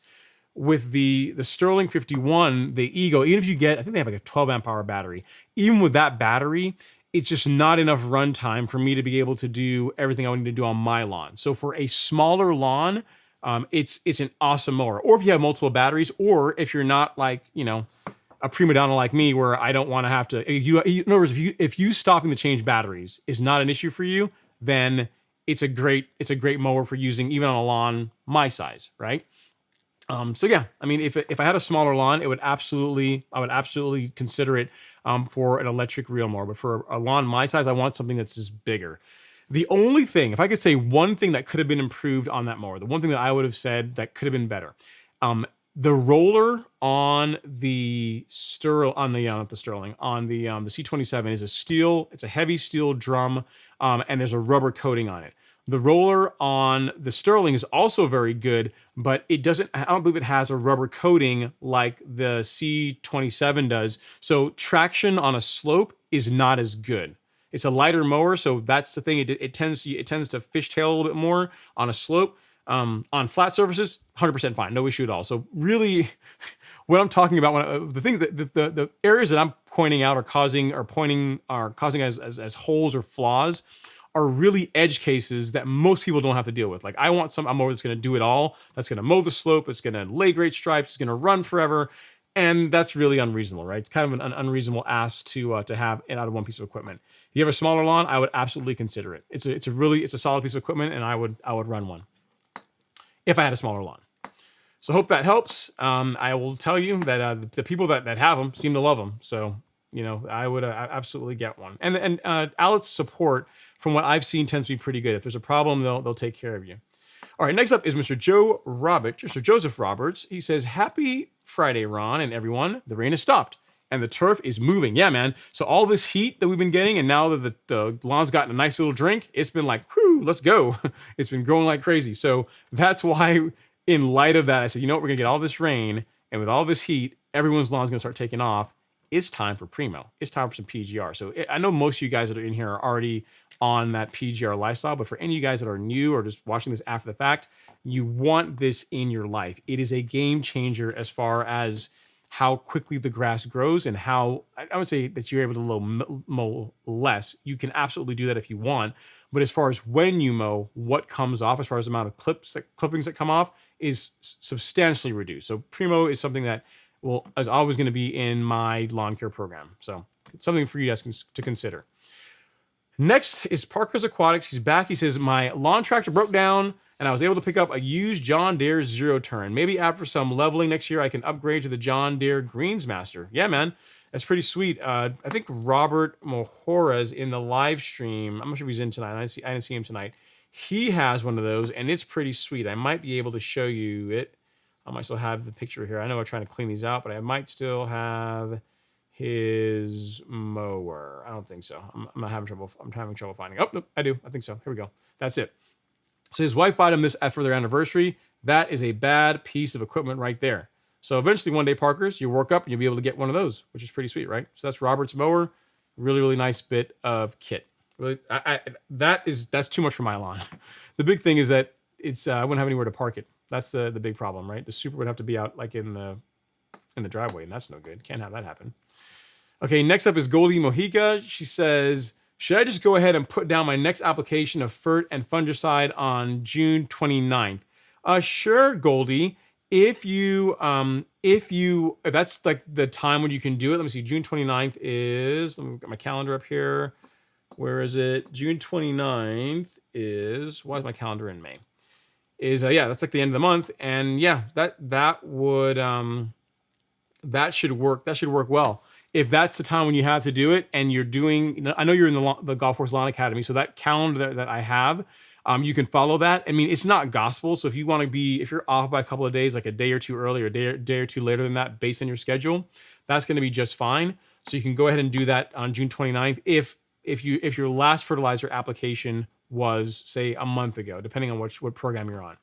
And you're asking, and should I do a soil test before the applications? Yes. So if you're trying to measure the effectiveness of what you've been doing in the lawn so far, I would do your soil test prior to applying fertilizer to the lawn. I would absolutely do that. And then finally, you said, also, I'm enjoying the Lawn Academy and Facebook group. I am really learning a lot. That's awesome. That's the whole goal. So not only is the course material, I think, pretty good, but also the community, that's a huge part of it, right? You have a really cool group of guys and gals in there that help each other out. It's all really positive energy. So I'm glad that you decided to join and that you were getting value out of it. So of course, if you have any suggestions on how I can make it better, let me know and I will do my best to implement them. So hope that helps. Parker, man, oops, I meant the precision or whatever John Deere calls their real mowers. I don't know. I just know like the JD 260. There's the SL 180. I don't know the John Deere mowers as well as I know the Toro, but I know those are ones that people have and they like them quite a bit. Okay, next is VMH. He says, Ron, the number of pounds of nitrogen for granular fertilizer is straightforward to calculate. How do we calculate this for a liquid fertilizer?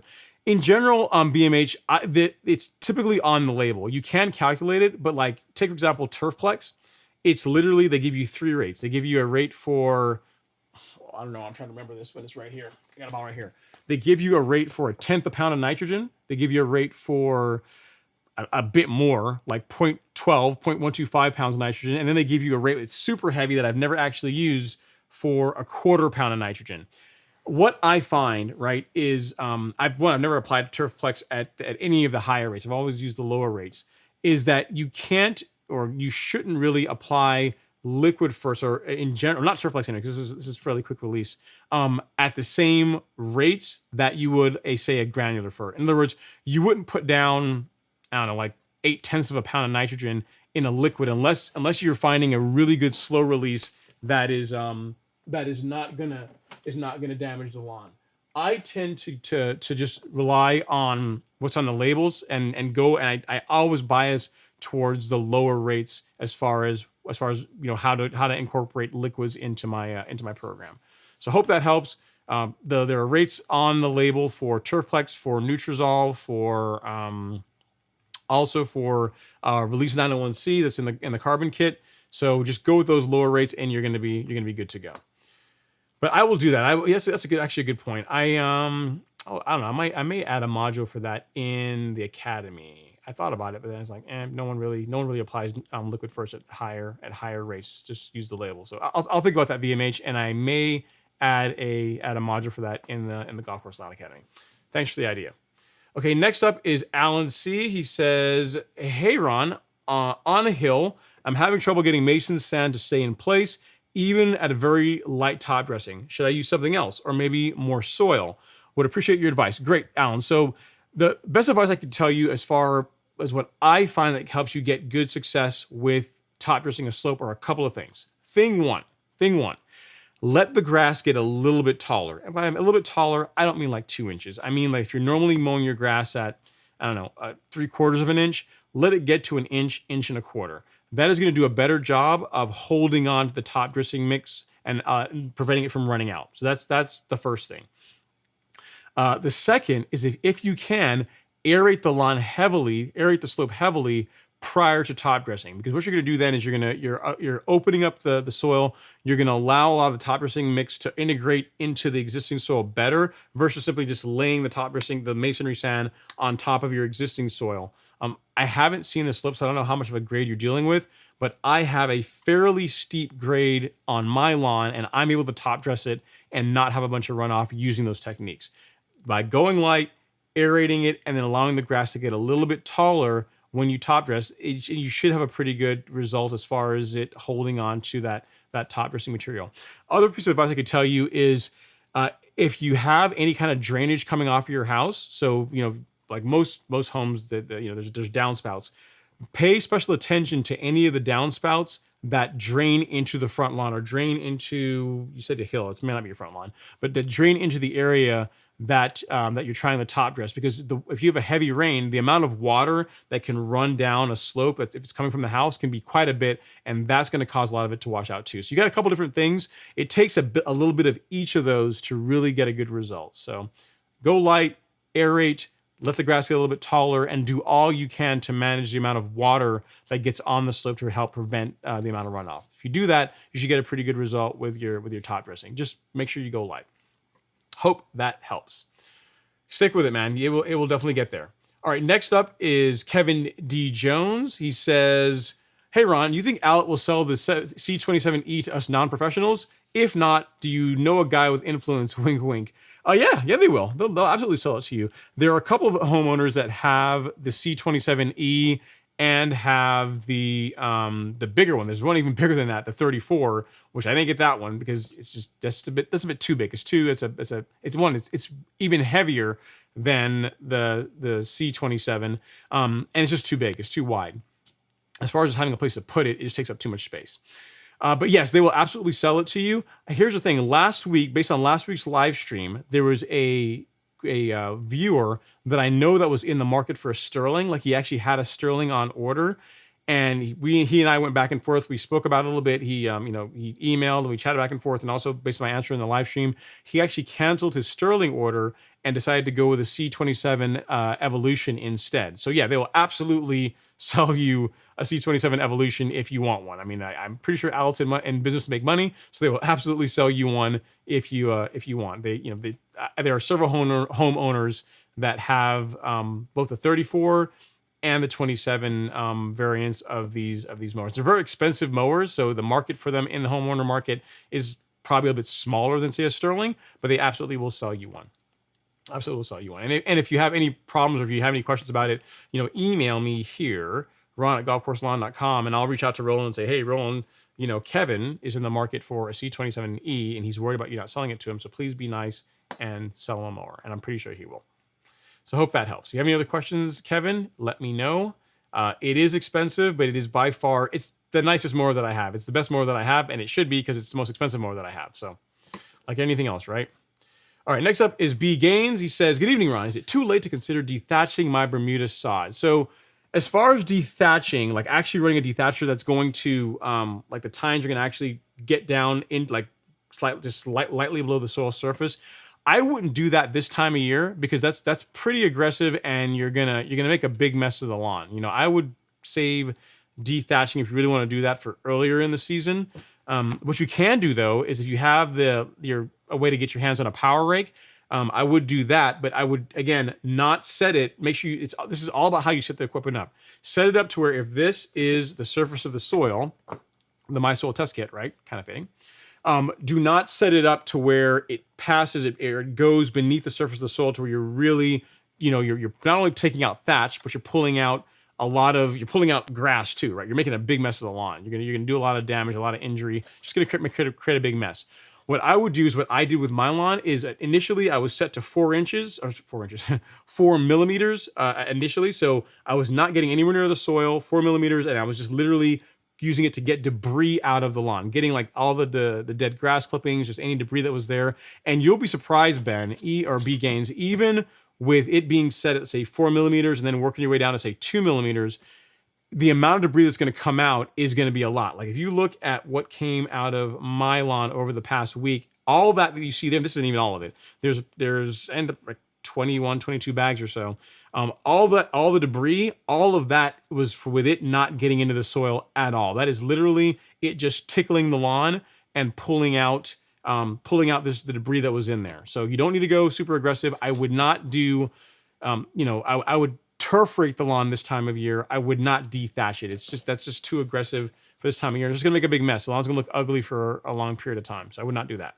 Next up is Justin, the Lawn Whisperer. What's going on, sir? It's fire. What's going on, sir? Thanks for coming to hang out, Justin. I see the house is coming along pretty well, man. Looks like you guys are building a pretty sweet setup there. I want to start seeing what you can do with the lawn. Get the house done. Let's start talking about the lawn again, man.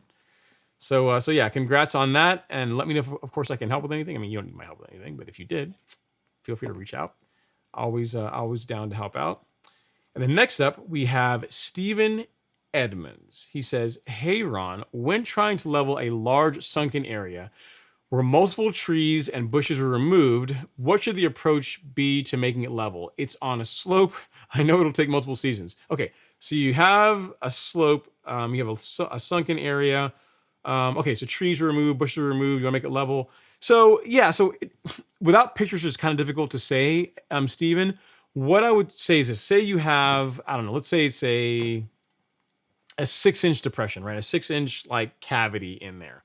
And if there's grass that's currently growing in there, right? If there's grass that's currently growing in there and you want to keep the grass and you want to do it over time, it's going to be a multi-year project to do that. Like 6 inches doesn't sound like a lot, but that's a lot of material. That's a lot to raise a lawn with just regular, light top dressing year after year. If you really want to be level faster, what you could do is, and you're willing to have the lawn look ugly for a while. And again, you didn't tell me if you got sod or any of that kind of stuff. I'm assuming you got sod in the areas where the stuff was removed. If you're willing to get like a sod cutter and remove the sod and then put a lot of soil in there just to build it up, like do like a bulk, not like say a bulk top dress, but just a very rough leveling to kind of get things better to where it's more on par with the rest of the existing lawn, and then put it back, it is going to look ugly. I'm going to tell you, like when you take the sod up, when you put it back, it's going to get brown. It'll eventually root again, but it's going to look ugly for a while. That is going to be a faster way of getting there versus doing a teeny bit at a time, depending on how deep the sunken area is. Again, I'm using the idea or the example of a 6-inch depression. Building that up with top dressing over time is going to take a long time. So without pictures, again, it's difficult to answer. What else would I tell you? As far as doing it, you said it's also on a slope. If you can aerate the area before, if you're going to take the top dressing approach, you're going to want to do all you can to help that top dressing mix to bite into the soil to stay on the lawn. So what that's going to mean is allowing the grass to grow a little bit taller, like I told the previous viewer, and then going light. If you're going to take the approach of doing it over time. But again, without having pictures or knowing how big the depression is, it's hard to give you a really good answer. But if it's a big one, a big depression, if it were me, I would likely just take the hit, cut the sod, pull it up, build up that area, get it up to where it's closer to the surface of the rest of the lawn, allow that to grow back in, and then know that I might get a top dress in this year to start evening that out, but I'll be much further ahead of the game versus trying to do like a quarter to half an inch, year after year after year. So hope that helps. But again, this question is very difficult to answer without pictures. But hopefully I gave you some good ideas. All right, Brewski523 is in the house. He says, "Hey, Ron, I know you're all about Bermuda." That's true. But here in Ohio, that is not an option. Wanting to kill off my side yard and get into real mowing one section at a time. Any input on Kentucky bluegrass versus rye? Thanks. They both can look awesome. Rye can look great. Kentucky bluegrass can look great. I think rye stripes better. Like as far as when I think of like the best or the nastiest stripe action, rye, you got to have some ryegrass in there. A lot of lawns tend to have like a blend of rye and KBG. That looks pretty good too. But rye is along the if in other words, if I were doing a lawn, if I could have a cool season lawn, a really thick cool season lawn, I might lean more towards ryegrass, more so than KBG. Either one can do well though. Either one can do well. I might end up with a blend. Because that also looks really good too. Now you said you're going to be doing it in sections. The one thing I would tell you is this, Brusky, a piece of advice: the sections that you're doing it, try and do the renovation such that, how can I explain this? Such that you're doing an entire area that's all visible from the same vantage point. In other words, I would not do like half of the front lawn and then like a year later do the other half of the front lawn, because it's not going to match. It's not going to look good. It's going to look weird whenever you finally do the half that was not done previously, right? So if you can sit at the street, everything that you can see from the street, I would, if you can, again, budget permitting, time permitting, energy levels permitting, I would try and do all of that at once so that you give yourself the best chance it's all going to look good. It's all going to grow together. It's all going to match. And in general, it's just going to look better than the kind of piecemeal doing sections that are visible all at the same time. You see what I'm saying? So that's the only piece of advice I'd give you. As far as KBG versus rye, I kind of like ryegrass more as far as just stripe action, but a blend of the two of them also looks really good too. So can't go wrong either way. The big thing is you're going to be real mowing it, so you're going to get a great looking lawn. So I'm not worried about either one that you choose. All right, next up is Mike Harvey. Mark says, hey Ron, I'm in upstate South Carolina. Next 2 weeks looks like 95+ degree temps and no rain. Should I increase my watering? Currently watering every 3 days. Should I increase that? I mean, so it depends, Mike. I mean, you can go up on your watering a little bit. What I would say doing is if you're watering every 3 days, so every 3 days sounds like twice a week. So go to a 3 time per week watering program. So try to do that. I mean, that you can add an additional day. So go from two twice per week to 3 times per week, and that should take the edge off, especially if you're doing some other things like using some of the moisture managers like Hydratane. I think it's still in stock, but I can show you something else you can use as well. So go to the Golf Course Lawn Store, go to shop, and then go to soil moisture management.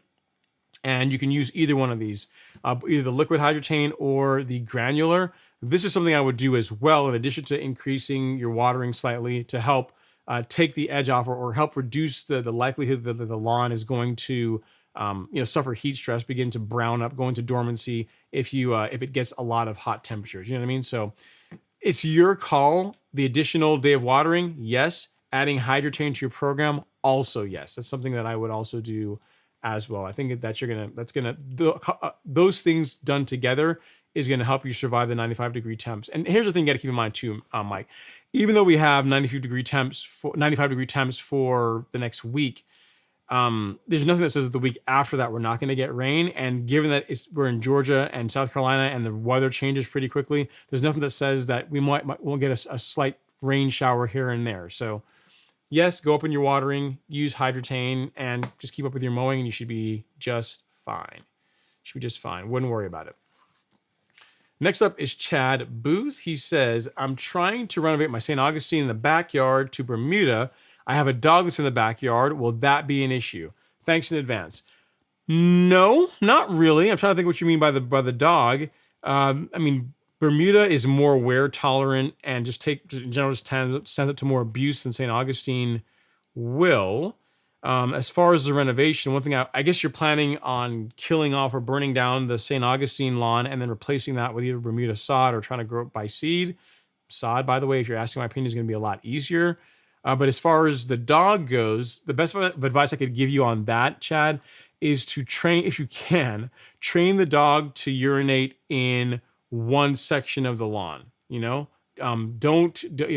the thing you'll find is if you allow the dog to go all over the place, you're going to have burn spots in all areas.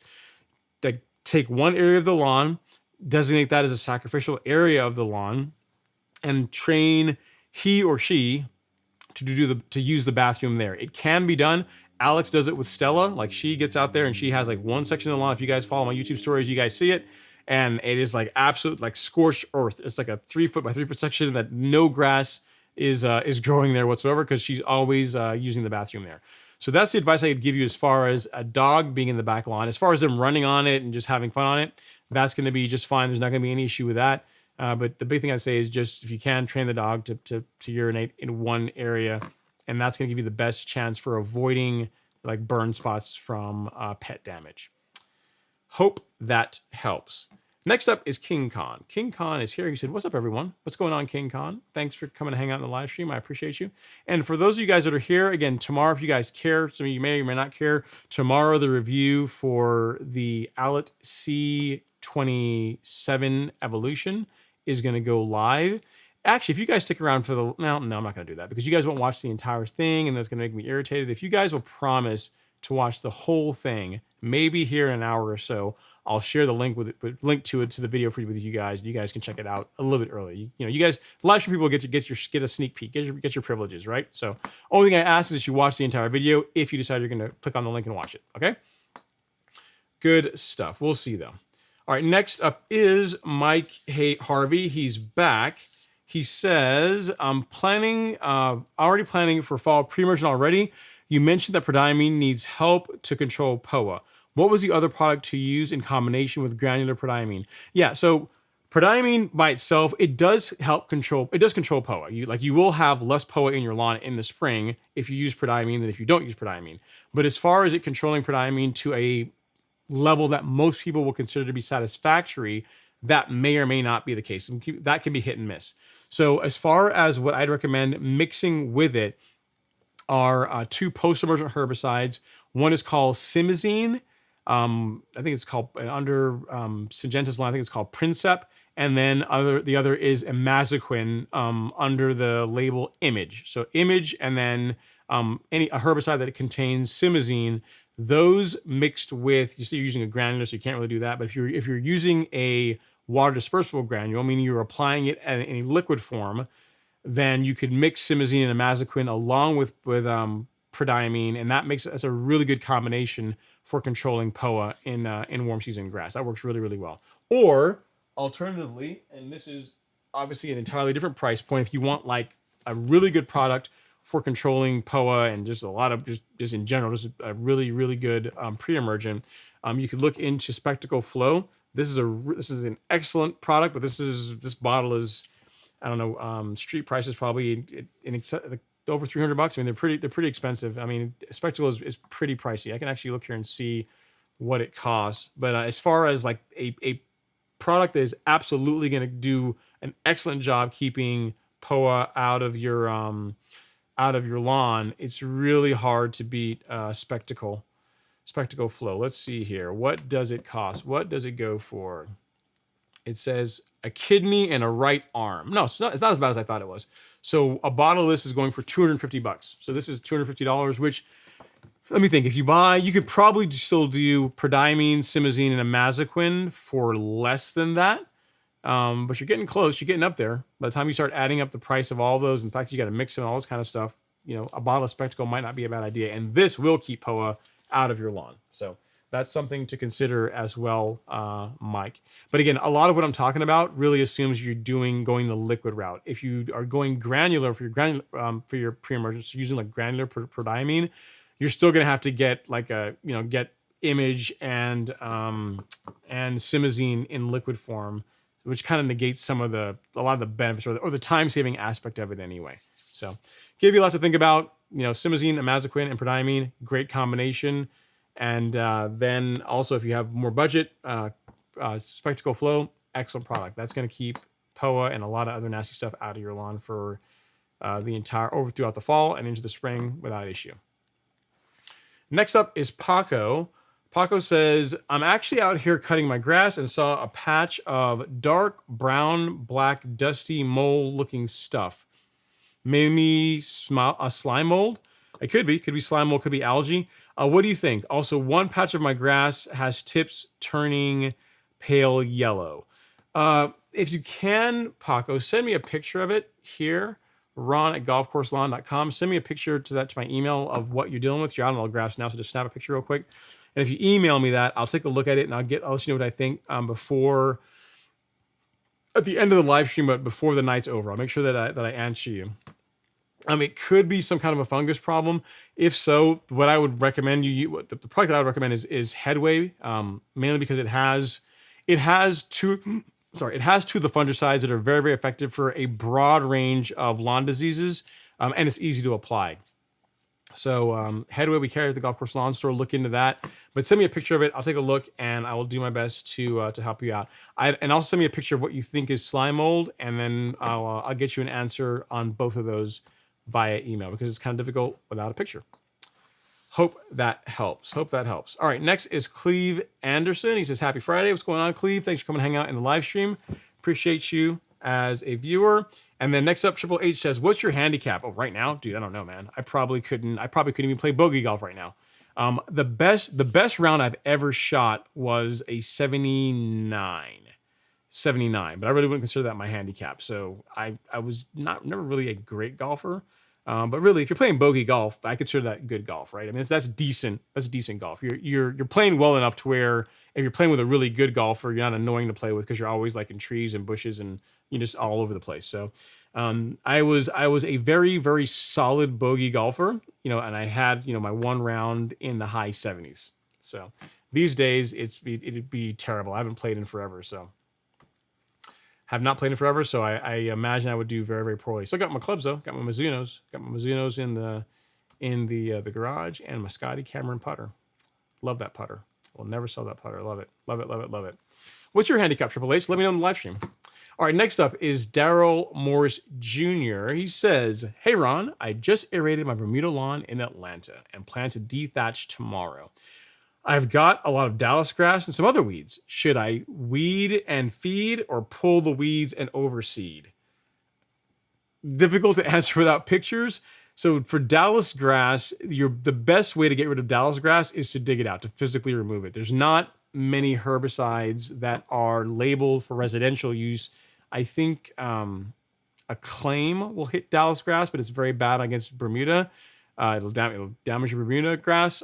Certainty will injure Dallas grass, but won't kill it. So if you really want it gone, your best bet is to get out there and physically remove it. Dig it out, get rid of it. As far as the other weeds, I'd have to know what other weeds you're dealing with. For most broadleaf and sedges, the combination I like to use is Celsius and Certainty. I'll show you that really quick. We carry it on the golf course lawn store. We'll go over here real quick, go over to shop, and then weed killer.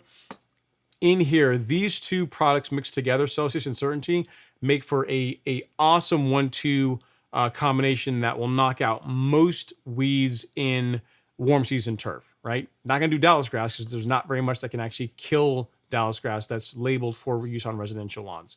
So these two mixed together are what I'd recommend. You mentioned weed and feed. I don't know. I mean, as far as a weed and feed product, if it's a product that has like, what are the Scotch product that has like pre-emergent in it? You can put that down if you want, but it's not going to do a ton as far as preventing weeds this time of year. The weeds that are in your lawn now have already germinated. They're already living their best life. Really, you're going to want to go after them with post-emergent herbicides, kind of like the Celsius and Certainty combination that I have here. They work best if you use them with a surfactant, and to see what you've already done, you should also use marker dye. So to make things easier for you, I've got a kit here that has all of them all in one. It makes life a bit easier, a bit more convenient. As far as overseeding, I'm not sure what you're trying to accomplish with the overseeding. Unless you're trying to get rid of the entire lawn, burn the entire lawn down, and then seed it. As far as overseeding, I would not do that, because you're probably trying to use overseeding for fixing a problem that, in other words, it's not the right way to fix the problem that you're trying to fix. If I can say that confidently.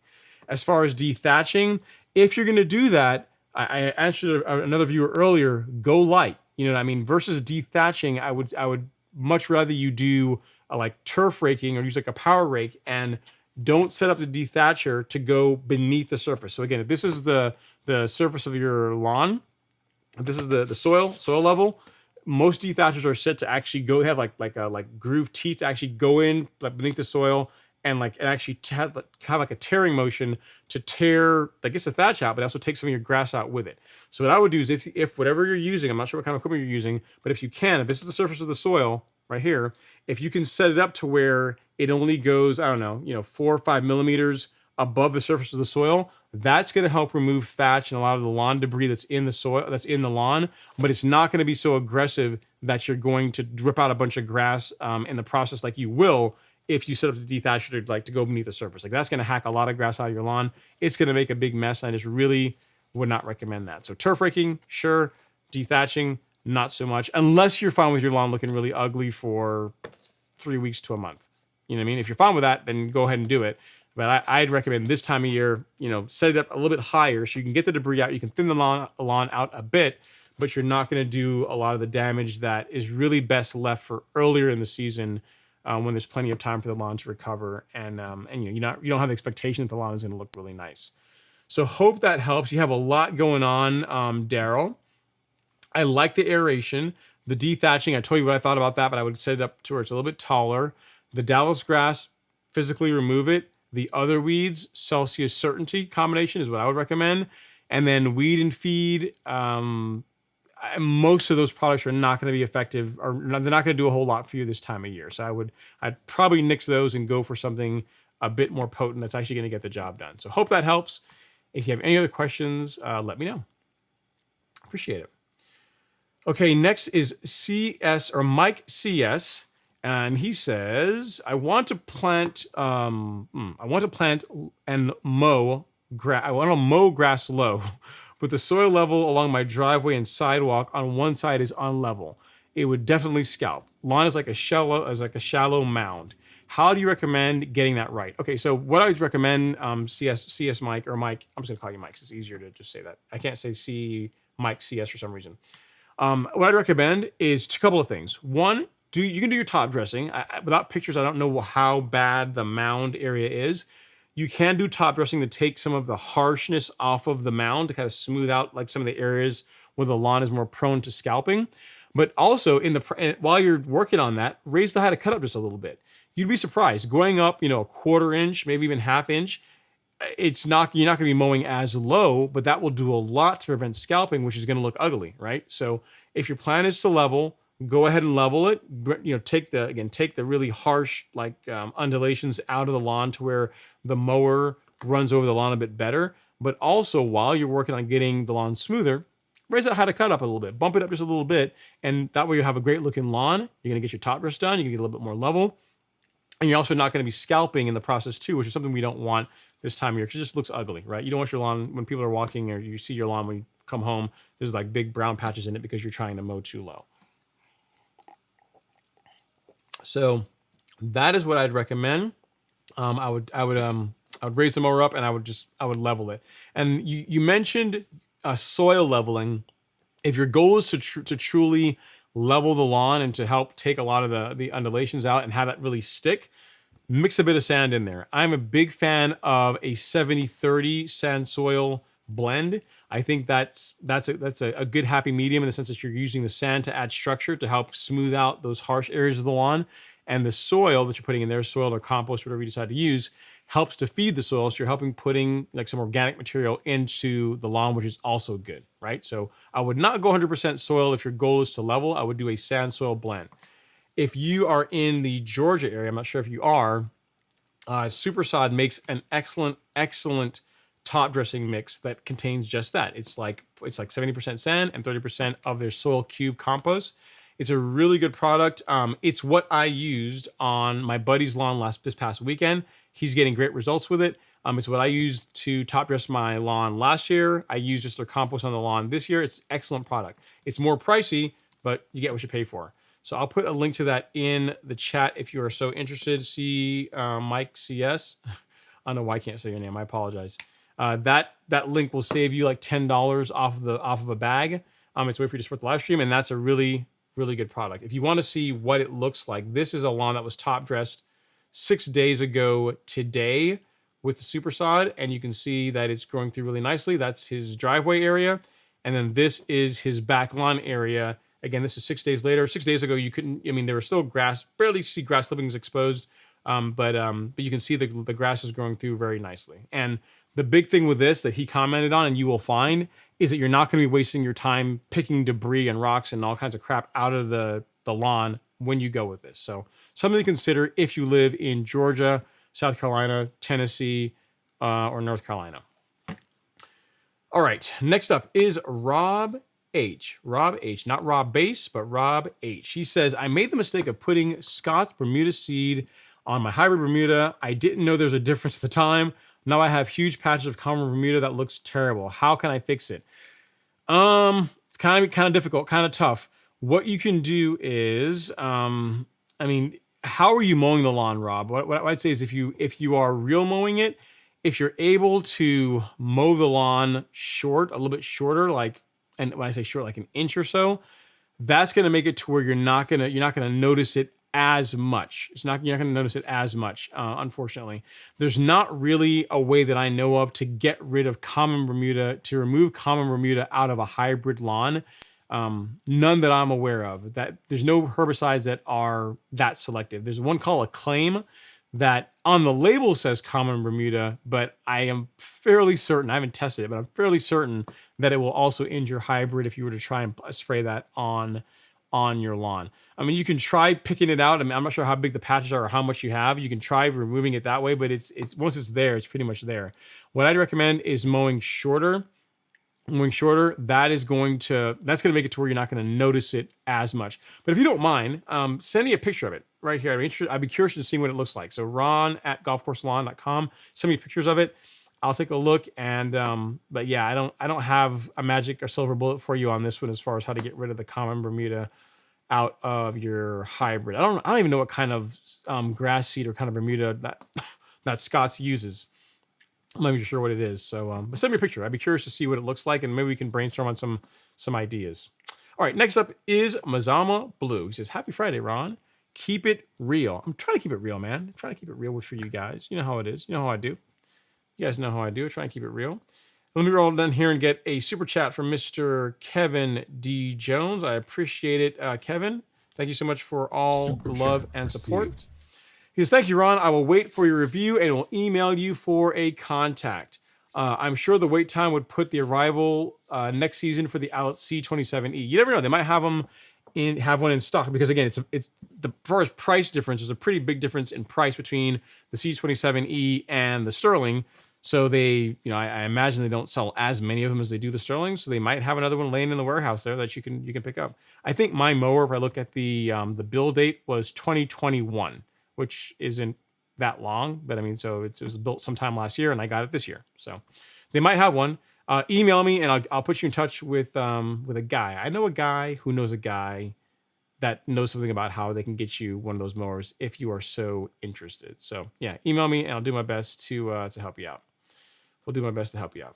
All right, now I'm going to take a sip of my water. While I do so, if you guys wouldn't mind touching the like button ever so gently, I'd really, really appreciate it. It didn't cost you guys anything. I'll even put some funky music on so you guys can hear that while I look for the next comment.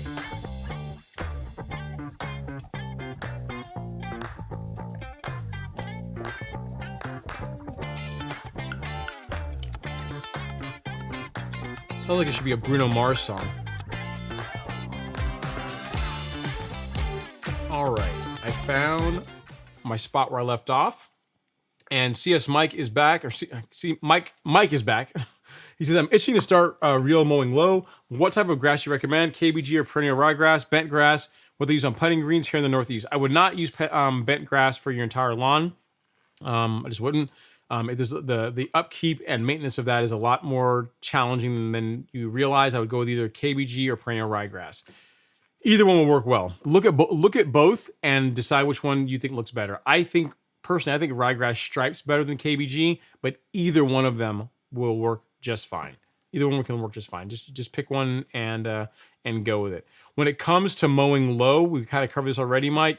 But when it comes to mowing low, you're going to want to make sure that the lawn is reasonably level. Before you get too low, you're going to start scalping, which is going to look ugly. So let the lawn tell you what height of cut it will tolerate. Like it'll tell you, you'll cut it and you have big nasty scalping marks in it when you from the mower, and that'll tell you got to raise it up until you get a little bit smoother, right? So there you go. Okay, next up is Brick Rehab. He says, "What's the downside if I'm using flagship at 3 pounds per thousand and using the carbon kit?" None really, Brick Rehab. The only reason what I'm telling you is that if you are using, let's say, I'll show you here. So if you're using the Release Zero carbon kit, right? So if we go here to Le Golf Course Lawn Store, so you go to shop and remember choosing biostimulants. So if you're using this one, so there's two. There's a version that contains nitrogen, like 901C, this version here, with the 901C in it. And there's a version that is just Release Zero, which is a 10% micronized carbon. There's NutriKelp, which has a taste of nitrogen, taste of phosphorus, taste of and a little bit of potassium, and then the biospectrum.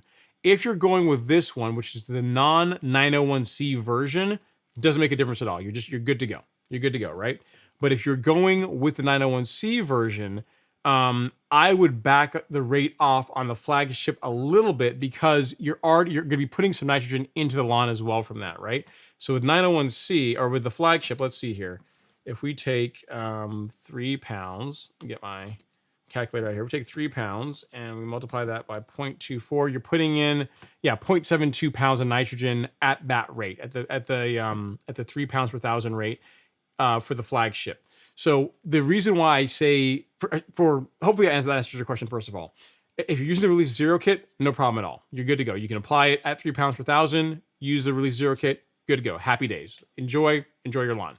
If you're going to do a spoon feeding program where you're going to be getting some of your nitrogen from the flagship and getting the rest from liquids, so like 901C or Turfplex, what we want to do is reduce the amount of nitrogen we're putting in from the granular, so we have that headroom, we have that space to add nitrogen from the liquid. So it's just, all you're doing is just jockeying the rates. You have like this much nitrogen to work with, and if all of it comes from granular, you're not leaving any room for the liquid. So if we want to do liquid and granular, in other words, you're spoon feeding along the way I do it, what we want to do is we want to do like the bulk of it, 50% thereabouts, or so, maybe a little bit more from the granular, and that still leaves us a little bit of headroom here to be able to do a couple applications of liquid fertilizer throughout the month and not exceed the rate, not cause excessive amounts of growth because we're putting too much nitrogen into the lawn. Okay, so hope that helps. You should be good to go. Hopefully I answered your question. If you have any other questions, let me know, and I'll do my best to help you out. Good stuff. Next is Mr. Nicholas Dorsey. Let's see here. He says, hey, Ron, I had an issue with green spots in the lawn since I moved in. Soil pollution? I had some success with Carbon Pro last season. Spots were still there. I emailed some photos.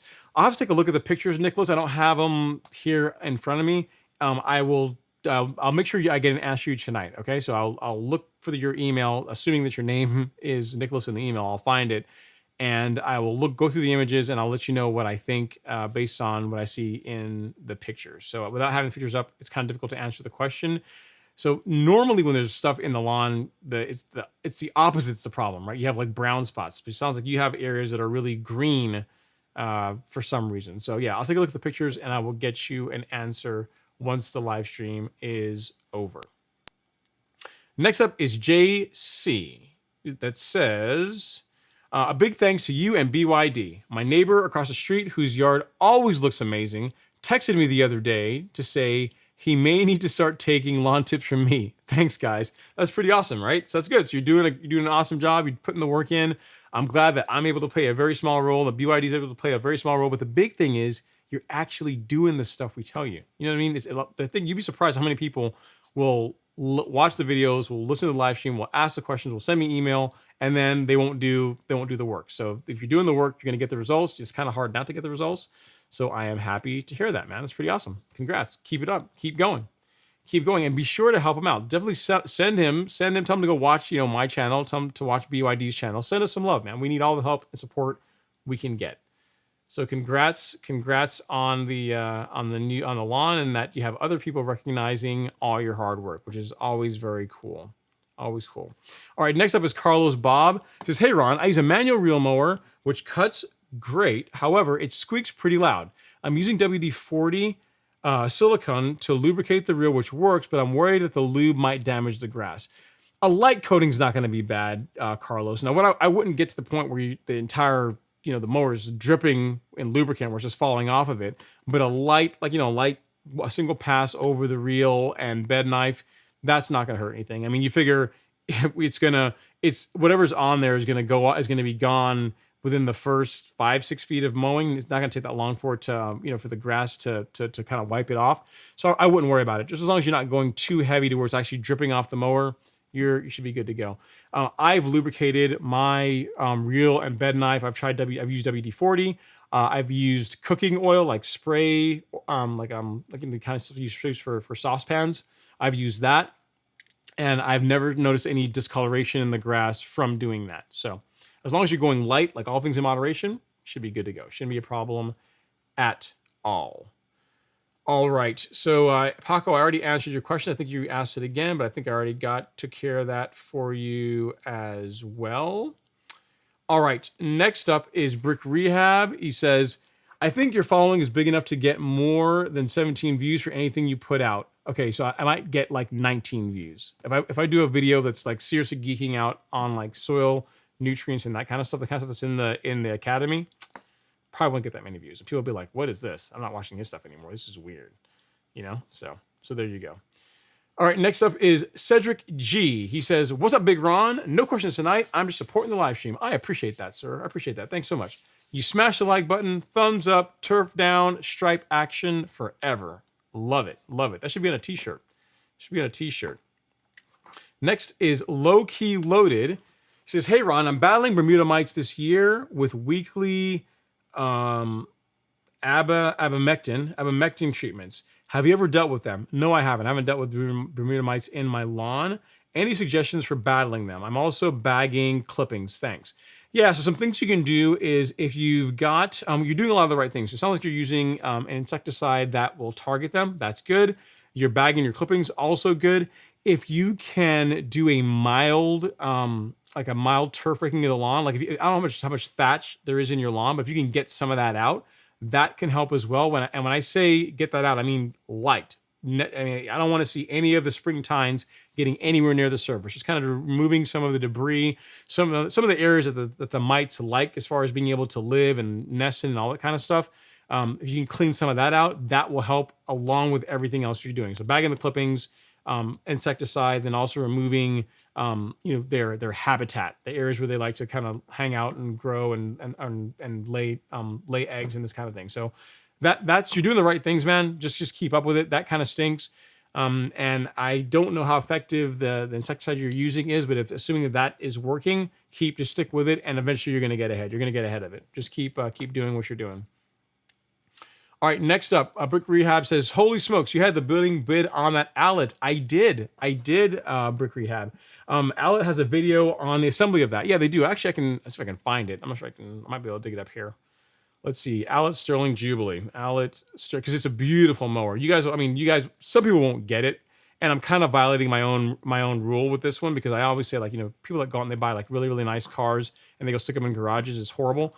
And people that, buy cars and do that is a terrible thing. And I'm kind of doing the same thing with a mower, but it's because really I don't need it. I don't need to mow grass with it. I've already got other mowers that I can use. It doesn't do anything. It doesn't do anything better than any of my other mowers do. So that it doesn't make sense for me to go about to messing up literally a one-of-one mower. But yeah, if you guys are interested in seeing that, yep, this is the link right here. This is the link to the video that shows everything that went into, let's see, at Brick Rehab. Let's see, the Sterling Jubilee assembly video. So you guys can check this out if you want. You can see everything that went into building said mower. Again, it's a beautiful, beautiful piece of, it's kind of cool. It also commemorates the Queen's 70 years on the throne. It's a long time. So yeah, I want to keep it nice and put it somewhere where you guys can see it and not have it get all messed up and scratched up and whatnot. Okay. King Khan says, frame that 20-inch Allett and hang it up in the garage. I've got some ideas for it. You guys are going to see here. I mean, I'm not going to disclose too much. Some people kind of have an idea already what I'm planning to do. The folks at Allett have an idea what I'm going to do with it, but I think you guys are going to like it. I think you guys are going to like it. You guys will be able to see the mower hopefully on a regular basis if it works out. We'll see. All right, Perpetual Student's up next. Is Happy Friday, people. What's going on, Perpetual Student? And when Chariot is back, it says, yeah, Ron, that Sterling should never get a grass stain on it. It's beautiful. That's what I'm saying, man. It's got chrome on it. It's too beautiful to cut with. You know what I mean? I almost was like looking to see if I could get a 10-blade reel for it instead of an 8-blade cartridge. But really, why? It's never going to cut grass. So there's no point in even like doing any kind of upgrades or swapping out the reel or any of this kind of stuff. It would just sit with a 10-blade reel in it. So yeah, but we'll see. Hopefully I get it sometime next month once Allett is done with their other commitments for it, and I'll be able to show it to you guys. You guys will get to see it. Next is John Williams. He says, hey Ron, everybody, let's hit the like button and share these videos. Let's see 200 people in here. How long should I wait to plant some plugs after I nuked the lawn? Have to start over too many weeds. So it depends on which herbicide you're using. You know, I'd say a week or two, John. You've applied the herbicide, and it's I give it a week or two. It shouldn't be much longer than that before you start putting plugs in for the grass that you want to then try to reestablish the lawn with. Yep, that's what I would do. A couple of weeks and you should be good to go. And yeah, 200 people in the live stream. Can you imagine if that happened on a regular basis? It would be cool, but then I'd have to start cutting it off because it would go till like midnight, right? The number of questions I'd get would be way too long. So we'll see. Hopefully it continues to grow. And maybe the 200 viewers that are on there will just kind of be in here just lurking and just enjoying the show, but not necessarily asking a bunch of questions that would make it go forever. Literally, it would go forever. All right, Ben Raham is here. Says, keep all the Allett updates coming. I'm sure I'm not the only one that wants to know if it's worth the investment. Absolutely, man. Like the best way. So again, if you guys want to see a review that I promise you guys that's gonna be coming tomorrow morning, that's gonna drop. It's gonna be on the channel. But the best way to see what's happening on the lawn on an every couple of days basis is to subscribe to the channel. First of all, subscribe to my YouTube channel, and then watch the YouTube stories that are going to be on mobile. Because when I get out there on the lawn, I'll just do some quick videos and show, hey, this is what I'm working on. This is the problem areas. This is what I'm doing with the mower. This kind of stuff. So it's a lot of the older style content that I used to do, the kind of vlog style content that really doesn't do that well on YouTube. But it's only for people that are really the diehards that actually care about that kind of stuff. That is what I've moved to the YouTube stories. So you notice that most of the videos that I actually produce, the more long-form videos, are more like product reviews or how to top dress your lawn or how to use plant growth regulator or how to use insecticide or how to use fungicide, those kinds of things, right? Because that's the kind of stuff that works better for that type of content.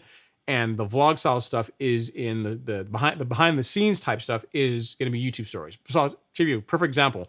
The first people that are likely going to see the Sterling Jubilee when it comes in will be likely the people in the academy. But then very shortly thereafter will be people that are subscribed to the channel and watch the YouTube stories, because it takes no time for me to actually show a video of that. Whereas doing like a full form YouTube video, I got to plan it and script it and get the camera out and set up the lighting and all this kind of stuff. So it's just a lot more goes into that than just hitting play on my iPhone. Okay, next is King Khan. He says, hey Ron, should I put down PGR even if I have some bare spots to fill in? I do. But it's your call. What you can do, King Khan, is just the areas that you don't want you want the grass to still grow into. Just don't apply PGR there. You're gonna have your sprayer when you're spraying. When you get to the area with that little spot that's bare, just skip it. Skip it. Let the grass. Don't put that grass under regulation, and you should be good to go. Just avoid the area that is bare if you like. I don't do that, but if you want to, you absolutely can without issue. No problem at all. Okay, Will Dog Hail State is here. He says, hey, I built a replacement roller for my failed Swordman roller using a 6-inch schedule 40 PVC pipe and overlaid it with a 3/8 thick rubber gym floor mat and 1/8 inch diamond plate rubber. Works great and is quiet. That's pretty cool. That's sweet, man. Sounds like you're pretty industrious, and you built something that's even better than what the mower came with, which is kind of cool, right? Pretty awesome, Will. You guys send me a picture of it, man. Sometimes some of the viewers send me pictures of some Frankenstein mowers or some projects they have. I'd like to see a picture of that. So if you have a chance, send me an email here to ron@golfcourselawn.com. I may or may not be able to get it on the live stream this week, but next week I will definitely show it if you are fine with that. This will be kind of cool. I think other people will want to check that out as well, too. JG is here and is saying, so at LG just bought a John Deere WG48A. What, pray tell, is a John Deere WG48A? It sounds expensive. JG.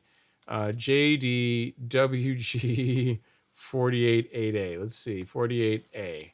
That is, so a push, like a bigger push mower, looks like. Nice. That's cool. Yeah, so you guys want to see what it looks like? So I can find a better picture of it. It's on this store, but I can see if I can find you guys a better picture of said equipment. This will work. Whatever. This will work. So we'll give Sloan's some press. Let's see there. Okay, yeah, that's a good picture. All right, so if you want to see the mower or the piece of equipment that he just bought, it's like a push rotary mower. Looks like, which is not a real mower. There must be a deduction for that, LG. I mean, we got standards here. You know, we gotta make sure we maintain, but it's actually still pretty cool. Let's look here. You guys can see what I'm talking about right there. This is what LG just got. It's kind of cool, right? So push rotary. Looks pretty sweet. He says, do I need to seek the help for him? Is there a lawn care support group? No, man, there's no lawn care support group. And of course, LG, you know, I'm just giving you a hard time. Got to clap it up. That's pretty awesome. So it brings the tally of mowers to 5, which is a lot. That's more than me. I've only got 3 mowers, and you know, well, the 4th one will be the Sterling or the Jubilee whenever it shows up. But that one doesn't really count. That doesn't count because I'm not really using it. That's kind of like an ornament. So that one doesn't really count. So really, I'm holding strong at 3. JG or LG at 5. That's a bit much, but I mean, you know, the man, I'm sure he has a need for it. He probably has a specific thing that each one of those 5 mowers does. So I get it. I get it. 5 seems like a lot, but I get it. So he's got more mowers than grills and smokers, which is pretty, it's up there. It's pretty awesome though. Congrats, LG. It's a pretty sweet piece of kit. All right, Motivated Moments says, what's up, brother? I appreciate you. Coach Jay, thanks so much, Motivated Moments. I appreciate you from coming to the live stream and just saying hi. Appreciate that. And then next up is Tony Valdez, or Valadez. He says, hey, Ron, can you let me know to apply ammonium sulfate as a liquid? How much per gallon? Is there anything I would need to apply it? I would check the label for whatever product you're using, Tony. Ammonium sulfate is not something that I've had to apply to my lawn. I tend to need to raise my soil pH levels, not lower them. So if whatever product you're using, there should be there is going to be a recommended setting or recommended amount or application rate on the label that you can use. If you can send me a picture of what it is or tell me what the product is, I can look. If it's not going to take me too long, I'll look and I'll get you an answer. So just email me, ron@golfcourselawn.com, and I'll do my best to help you out. But without having the product or having the label, it's hard to say. I can't tell you, X number of ounces or X, pounds or whatever it is you're doing. I'm going to do exactly what you're going to do, which is look at the label and see if there's any gotchas as far as dilution rate, anything like that. And then we can make a decision based on what the label says. So email me if you want with the product, and I'll take a look and I will do my best to help you out. All right, Keith Mullen is here, also getting some new hardware. I like it. He says, ordered my first manual reel mower yesterday. It's the Fiskars 18-inch 5-blade. I have the time to dedicate to mowing, so I'm excited to seeing how my lawn turns out. We got to clap it up, Keith. Super chat received. Wrong thing. Gotta say applause. Applause and applause again. So you're going to enjoy it, Keith. It's going to cut better. You're going to get a better result. The big thing is if you put the work in, you're out there mowing regularly, the lawn is going to look better for it. So congrats on the Fiskars. I'm going to tell you, this is going to be a gateway. What's going to happen is you're going to start mowing with that for a while. You're going to enjoy it. And then eventually you will probably gravitate to a powered reel mower, because while the manuals are good, and they are definitely a step up, in my opinion anyway, to a powered rotary mower, there's like another order of magnitude when you go to a powered reel mower. It's a game changer. It's another level. So congrats on that. Let us know how it goes. For the Fiskars too, check out some, if you Google that or search for that mower on YouTube, there's some people that have done some like modifications to them to increase the clip rate to help improve how the mower cuts. Look into that. You might find that after you use it for a while, if you're trying to kind of tweak it, modify it a little bit to get it to cut even better, there are some little kits you can buy that will adjust the gearings where you can get a higher clip rate out of that mower, which improves the quality of cut with it. So just decide if that's something you want to do, but it's worth looking into. Congrats again on the equipment. Naomi's in the house. What's going on, Naomi? Coming to hang out in the live stream. I appreciate you. Thanks. Hopefully you're doing well. Come and hang out and say hi. I always appreciate that. And then next is Sean Scott, who says, good evening, Ron. How long does it take for the lawn to recover from too much iron? I have turf type fescue and I'm in Los Angeles. Thanks. Depends on how heavy the application or how much the over application was, Jonathan. When I purposely did this to my lawn, I think it was probably 3 or 4 seasons ago at this point, I purposely did like a super heavy malorgonite application, and then the liquid fertilizer that I was using at the time, one called Brant Supreme Green, that is something like 5% iron, between 5 or 6% iron, I believe.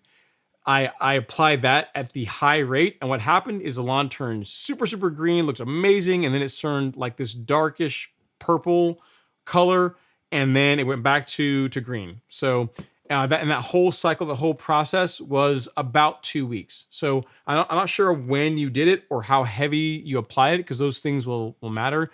How much iron you did, but in most cases, it's about a 2-week problem before you start seeing improvement. It's highly unlikely you did any kind of permanent damage to the lawn. I have yet to have a viewer or anyone email me saying, "Hey, I applied too much iron to my lawn and I killed my lawn." I imagine if you went heavy enough, you could do some serious damage to it, but in most cases, it's a 2-week problem. In 2 weeks, it should start to the effects will begin to go away, and the lawn's natural color will return. So hope that helps. Next is Zach Salinger. He says, "Hey Ron, how often do you apply Headway G, and at what rate do you apply it?" So I apply it. So I did my first application in April because I had some fungus problems in my lawn last year, and I was just trying to prevent that. So I did an application then, and I did an application this month. I did one. No, I'm sorry. I did one in May because I keep forgetting we're in June already. So I did one in April, and I did one in May. I have not done one as yet for June because I haven't seen a need for it. I've already done like 2 apps for this season, which for me, that's pretty good, at least for doing the hot time of the year. And then when fall time rolls around, I'll do 2 apps to help prevent issues with spring dead spot next year. So as far as the rate goes, I have to look at the label and see, because I look at the label every time I do this. I believe I may or may not have label rates in the store. I think I might. I can look here really quick and tell you, Zach, I might have rates in the stores. I think I tend to do that. Let me see here. Let's see. I do have spreader settings, recommended spreader settings for what I use it at. So yeah, so go to the store. I want to say it's 2 pounds, right at 2 pounds per 1,000 is what I go with. But check the label, because that's what I do every time. I apply Headway so infrequently that I don't like have the rates memorized like I do for other products in the lawn. But check the label. I've got a rate card on the golf course lawn store. I can show you right here with spreader settings, depending on the rate you're trying to apply it at. So there you got your spreader, and there is the poundage, the pounds per 1,000 square feet that you want to apply. 2 pounds per 1,000 is what that's what I thought, just from memory serves me. 2 pounds per 1,000 is what I use whenever I'm applying it as a preventative. If you have an active fungus problem, of an active disease problem in your lawn, what you're going to want to do is read the label, because the label is going to have a curative rate for Headway. And then based on that, you're going to be able to know if I need to go down at 3 pounds per 1,000 or 4 pounds per 1,000, depending on the particular lawn disease you're trying to treat. For a preventative, 2 pounds per 1,000, between 2 and 3 is just fine for preventative. Curative, you need to go heavier, and how much heavier is based on what lawn disease you're after. And to get that figured out, read the label. All that's in the label. So hope that helps, Zach. If you need anything else, let me know. But for me, it's been 2 applications this year, and likely will not be, or 2 applications this part of the growing season. And then if anything, it'll be 2 apps in the fall. So 2 apps spring or summertime, spring, early summer, and then another one in fall time. So hope that helps. All right, next up is Edwin O. Not Edwin G or P, but Edwin O. He says, "Happy Friday, everyone. Shot you an email and attached my new soil test results, looking for recommendations. Their organic and synthetic product numbers seem off from each other. Headed to Tampa and watching." I'll take a look at it, Edwin. I will look at it and I will get you an answer at the end of the live stream. I'm not sure if you emailed it, hopefully recently, so it'll be at the top of my email, because I get a lot of email. But I will go through it and I will get you an answer at the end of the show on what I would recommend based on your soil test results. All right, Lachlan McIntyre says, "Hey, is this USA or Australia?" This is America. This is not just USA. This is the great state of Georgia, sir. So, but yeah, we have viewers that are also in Australia as well, Lachlan. But yeah, I'm in just in northeast Georgia, about an hour north of Atlanta. That's where I am. But again, we got viewers from all over the world. So appreciate you coming to hang out if you are from Australia. I know this is like your winter time there, so really appreciate it. Edwin O is saying, I'm waiting for my flight. Thanks for the help. And I hit that like. Thank you so much, Edwin. Safe travels. Hope you make sure you get down there safe. And I will get you an answer. It might be in your inbox by the time you land in Tampa. All right, Greg Leon is here. He says, I sprayed nitro with certainty in 1 gallon of water. I added 1 scoop using the larger scoop, but it doesn't look like any of it has turned yellow or died yet after 6 days. Should I spray it again? Thanks. No, not yet. Give it more time, Greg. The one thing you didn't tell me, let me see, you did 1 scoop. That should be okay. 1 large scoop in a gallon. Yeah, one large. If it's a large scoop in a gallon of water, that's a bit high. It's kind of a high rate.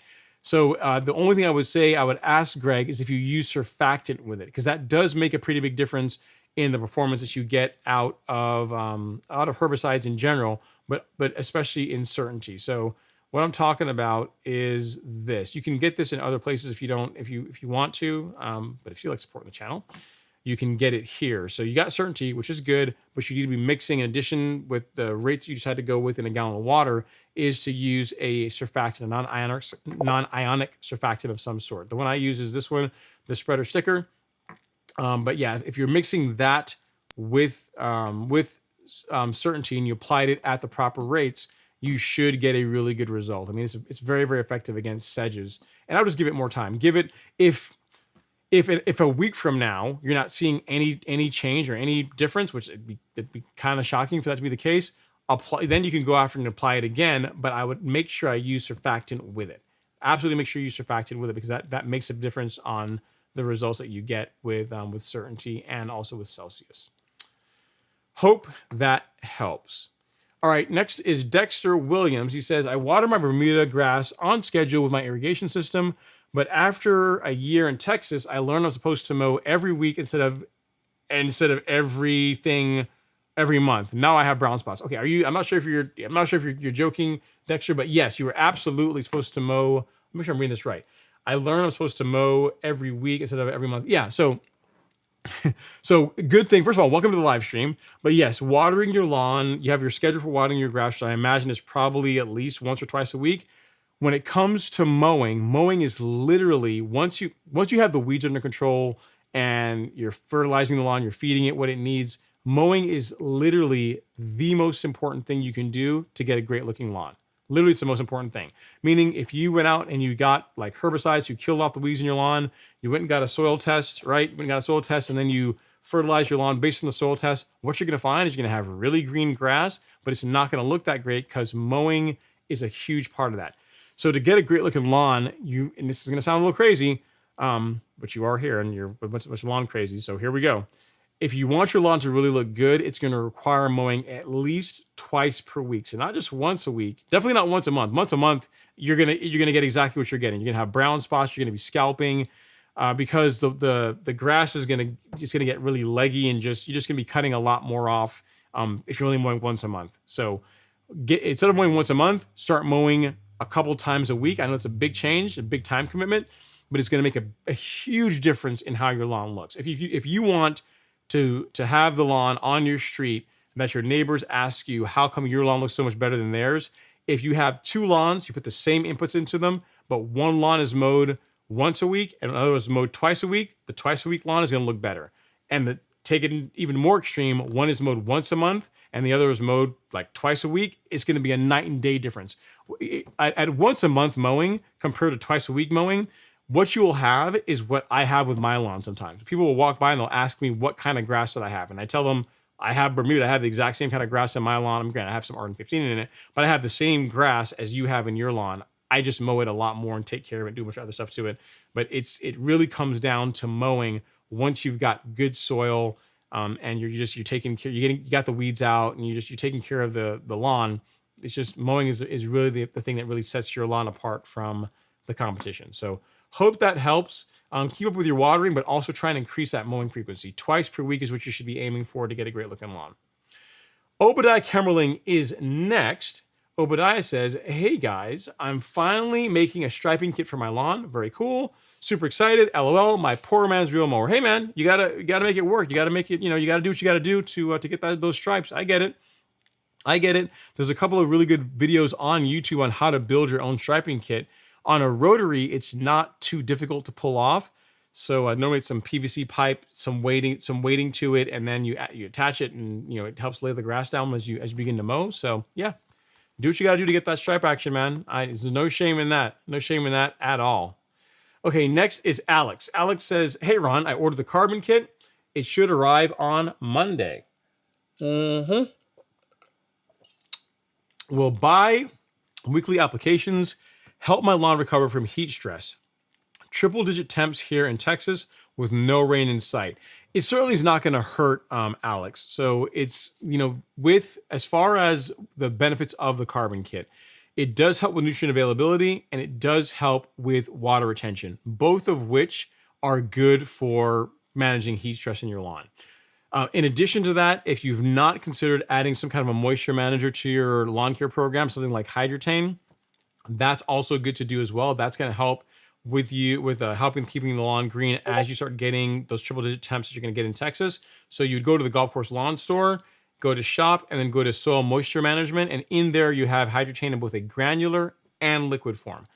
I am a fan of the granular form of Hydrotain because it is easier to apply and it is less picky as far as how quickly you need to water it in.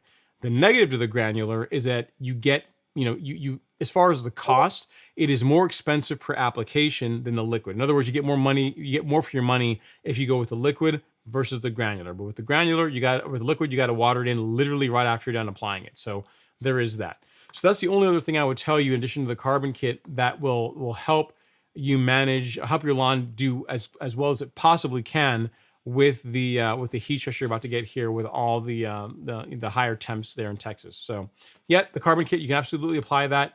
It will help. Hydrotain will help.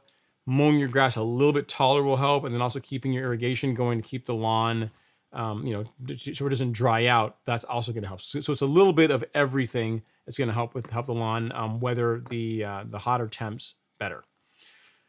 All right, next is Christopher Burkett. Chris Burkett, he's in here. He says, "Any experience with the Hudson Star Classic Reel Mower?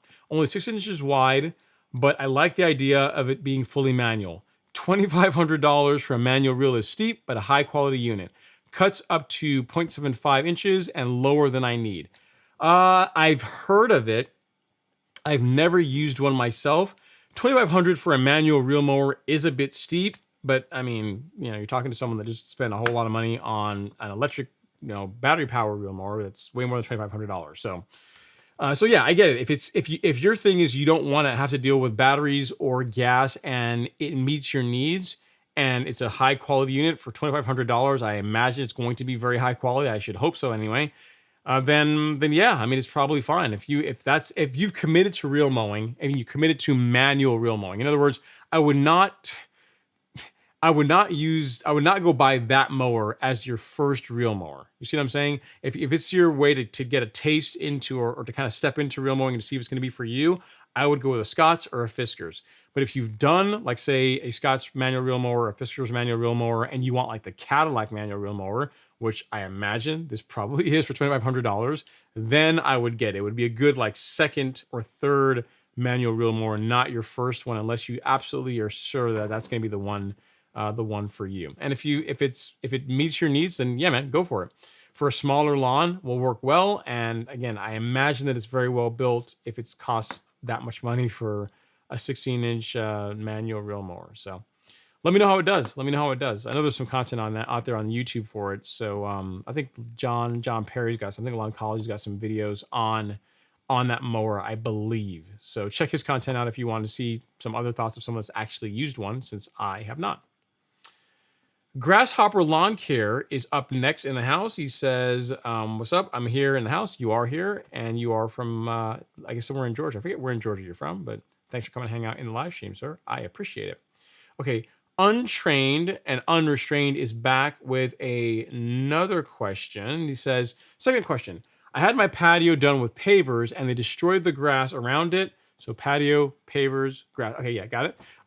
Would you let it grow in by putting black cow around it, or would you seed? There are patches and runners. I would put black cow on it, and I would just wait. I'd be patient. That is the surefire way to ensure that when the grass or the lawn fills in, that it matches your existing lawn perfectly. So that is what I would do. I would just be patient. Here's the thing. Remember, it's like most things in life. It's really hard to have it all at the same time, right? So if you got the pavers, I'm sure the pavers look pretty awesome and probably is a nice dressing or a little trim for the patio. Your lawn got a little boogered up in the process. That's all part of it, but it's grass and it will grow back. So I would let the grass do what it does. Put the black cow down or whatever, rich organic compost you decide you want to go with, and put some water on it, take care of it, try and keep a lot of heavy traffic off of it, and just let it do what it does. It's going to grow back in. It'll be just fine. I would not introduce another grass seed. Wouldn't do that. Okay, next up is Jermel Awal 82. I think it says, Super Sod delivered my leveling mix yesterday and tore up my lawn. Ouchie, that's not good. Still waiting to hear back from management. Any suggestions on what I can do to start the repair? I would wait to hear back from them. I mean, if they drove a tractor or whatever the thing is across your lawn, that's not good. And I would see what they're going to do to make it right. The one thing is in addition to making a leveling mix, their primary business is sod, right? So, you might get a lawn fixed out of it. You never know. I mean, I talked to them and I'm sure they will make it right, because it's weird they would drive it over the lawn. I mean, actually, I'm not surprised by that, because the first time whenever I was getting it delivered, the driver asked me if I wanted him to drive the bags out onto the lawn and drop them off in certain areas. There are people that actually do that. Granted, I did look at him like he was growing a third eye or something. Like, no, you can't drive that tractor across. I mean, I can't even put it into words. No, you can't do that. So it's not uncommon for people to request that, for them to drop the bags in different spots of the lawn so that you don't have the trouble of having to wheelbarrow it all over the place. It sounds like that's what they may have done, or they took a shortcut across. But either way, I'm sure they'll fix it, man. I'm sure they'll take care of you, Jermel. I'm sorry to hear that you're dealing with that, but Supersaw is a stand-up company. I'm sure they will get you taken care of. All right, next up is Left Tool. What's going on, man? Hopefully you guys are doing well. Hopefully the little baby, the girl, is doing well. The little baby is doing well. Probably not such a baby that much anymore. Probably walking and talking back at this point. But thanks for coming to hang out, man. This has been a while. Good to see you. Hopefully you're doing well. And, you got to let me know, Left Tool. You guys got to do some content on Tahoma 31, because you guys are like the Tahoma 31 folks. Like, you and your brother want to know what you guys think about it. I know you guys seem to really like it last year, but we are due for some updates on how Tahoma 31, is. Is it really the greatest thing since sliced bread when it comes to Bermuda grass? So, inquiring minds want to know. I don't have it, so I got to live vicariously through you guys. All right. Nicholas says, okay, I got it, Nicholas. Thanks for that. I'll look for that email at the end of the live stream. Okay, next up is Edwin O. Edwin O. He says, okay, question about Carbon Pro G. How long does it take to absorb? It's been like 10 days and I can still see some of it on the surface. Still laying more down. Okay. My site one in South Lake is loving me. I bet they are. So it took, in their testing, it took 3 weeks for them to see a response as far as the pH balancing effect that Carbon Pro G has. So I would say 3 to 4 weeks. That's when you should start seeing it. So you said you put it down 10 days ago and you can still see some. So I'd say a couple things you can do to speed that up, Edwin. Watering. So if you don't have an irrigation system, if you have one, run your irrigation system a couple times per week as part of your normal watering. That's going to help it settle and get down into the soil. And outside of that, it's just time. It will break down and eventually will get down in the soil. I wouldn't worry about it. I've put down, I don't know, you might have put down more Carbon Pro G in your lawn than I have at this point. But I would just keep applying it like you have been, and it will eventually work its way in the soil. I would not worry about it at all. Wouldn't worry about it at all. And I'm sure Site 1 is, in fact, loving you very much from all the business you're giving them, which is good. Next up is Gary Ingersoll. He says, hey, Ron, my lawn looks good, mowing twice per week and struggling to make out the last pass, yet I'm getting white clumping from all the seed heads. Do you have a magic beyond RSG? I think you mean PGR. Yeah, PGR and mowing more. So let me get this straight. You're mowing twice a week and you're struggling to make out the last pass, yet I'm still getting clumping from all the seed heads. So Gary, again, seed heads, you can say what kind of grass you have, but with seed heads, that should be falling off by now. So if you're still getting seed heads in your lawn, especially if it's Bermuda anyway, I would really consider getting a soil test done, because the only other one situation that I'm very familiar with, where a viewer had seed heads in their lawn for a long time throughout the season, like again into late July, was when there was a nutrient deficiency in the lawn. Seed heads are a stress response from the grass, so when the grass gets hotter, it's a way for it to try and send out babies, even though in most cases those babies are sterile. It's a stress response, and what happens is once temperatures settle, the seed head pressure tends to get less and less, and it finally goes away. In most cases, it's a 2 to 3 week problem, in usually not more than a month. If a month has gone by and you're still having seed heads and they're just as bad as they ever have been, I would highly consider getting a soil test done and seeing what the nutrient levels are in your lawn. So if the lawn's getting enough water, you're mowing regularly, you are using plant growth regulator, which does help. The next thing I'm gonna be looking into is some kind of a nutrient deficiency of some sort. And the best way to answer that is to get a soil test done, and based on that, we'll be able to fix whatever else is going on. That's the only other thing that I can think of. So because mowing, you're doing enough mowing, that's good. Yeah. Next thing is going to be look at nutrient levels. That's my next recommendation. And you said, for what it's worth, I have half of an acre Bermuda in upstate South Carolina. Yeah. So it's going to be kind of difficult to get a soil test over half of an acre, but I guess is it doing it over the entire lawn, over the entire area, or just certain areas are worse than others? I would pick the areas that are worse than others and just extrapolate whatever those results are out to the rest of the half acre, because it's a pretty big area to do a bunch of different samples on. But that would be my next thing, is to check the nutrient levels in the soil. That would be my next thing to go to take a look at, Gary. So hope that helps. Once you get around to doing it, let me know. Send me an email, and I'll do my best to help you out. You got my email right there, ron@golfcourselawn.com. All right, next is Tom V. Tom C says, "Yo, Ron." Yo, Tom. How's it going, sir? Thanks for coming to hang out in the live stream as always. Question regarding warm weather months.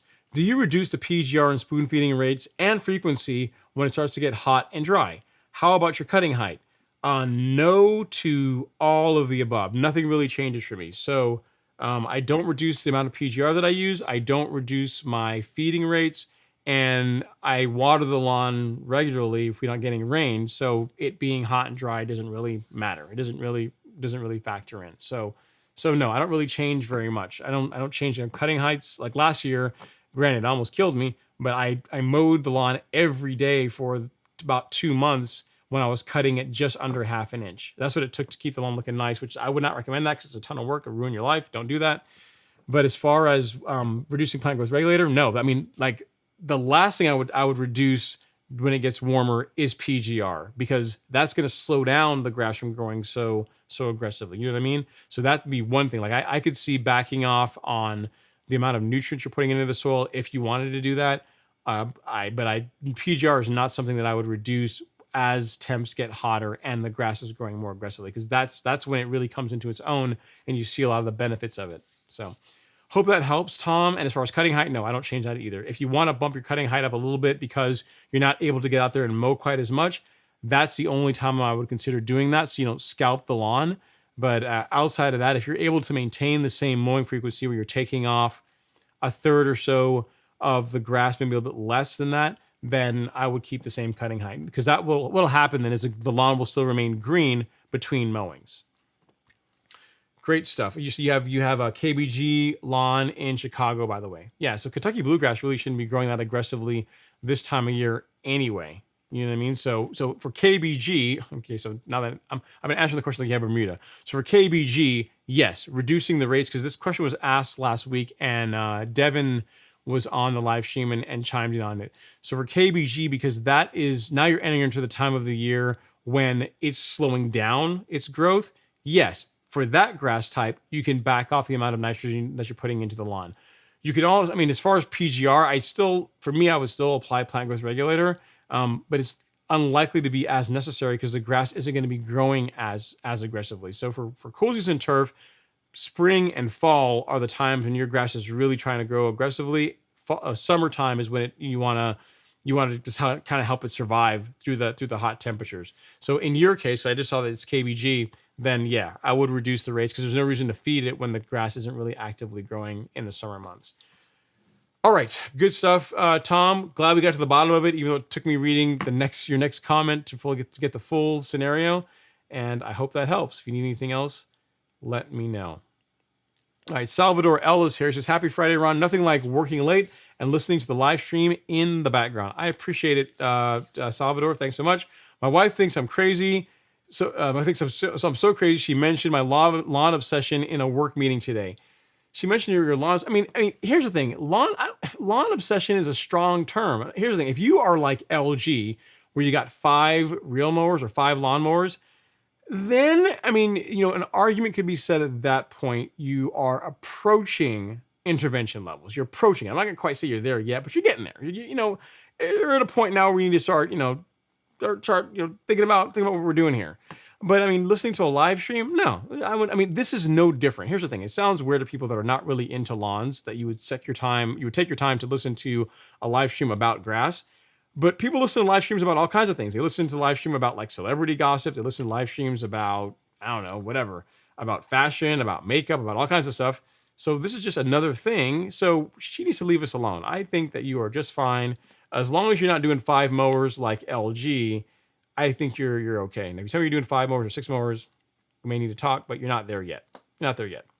All right, next up is Data K, which is, "Happy Friday, Ron. Best preventative and post fungicide for cool season lawns." Headway. That was what I would use. I would go with propiconazole and azoxystrobin. A great way to get both of those in one product is Headway G. I'll actually show you. So go to the golf course lawn store, and then once you're there, you can click on shop and then scroll down to fungicide and insecticide right in here. So get on that, and then you're going to see a bunch of different options. Now, there's 2 options here. If you want to get an insecticide and fungicide all in one data, you can go with Caravan, but this only contains azoxystrobin. So you're only getting half of the awesome sauce that is in Headway. So, but again, if you're doing this purely as a preventative and you haven't put on an insecticide at all this year and you're afraid of like grubs, then Caravan is a good option. Now, Headway, if you're just going purely as a fungicide, Headway is what I would say to go with. This is a fungicide that contains 2 different. It's a single product that contains 2 different fungicides. If you still need an insecticide along with Headway, then Acelepryn, either in granular or liquid form, is what I recommend. So, if you want the absolute best, in my opinion, then getting Acelepryn for your insecticide is what I would do. And then Headway for your fungicide is what I would do.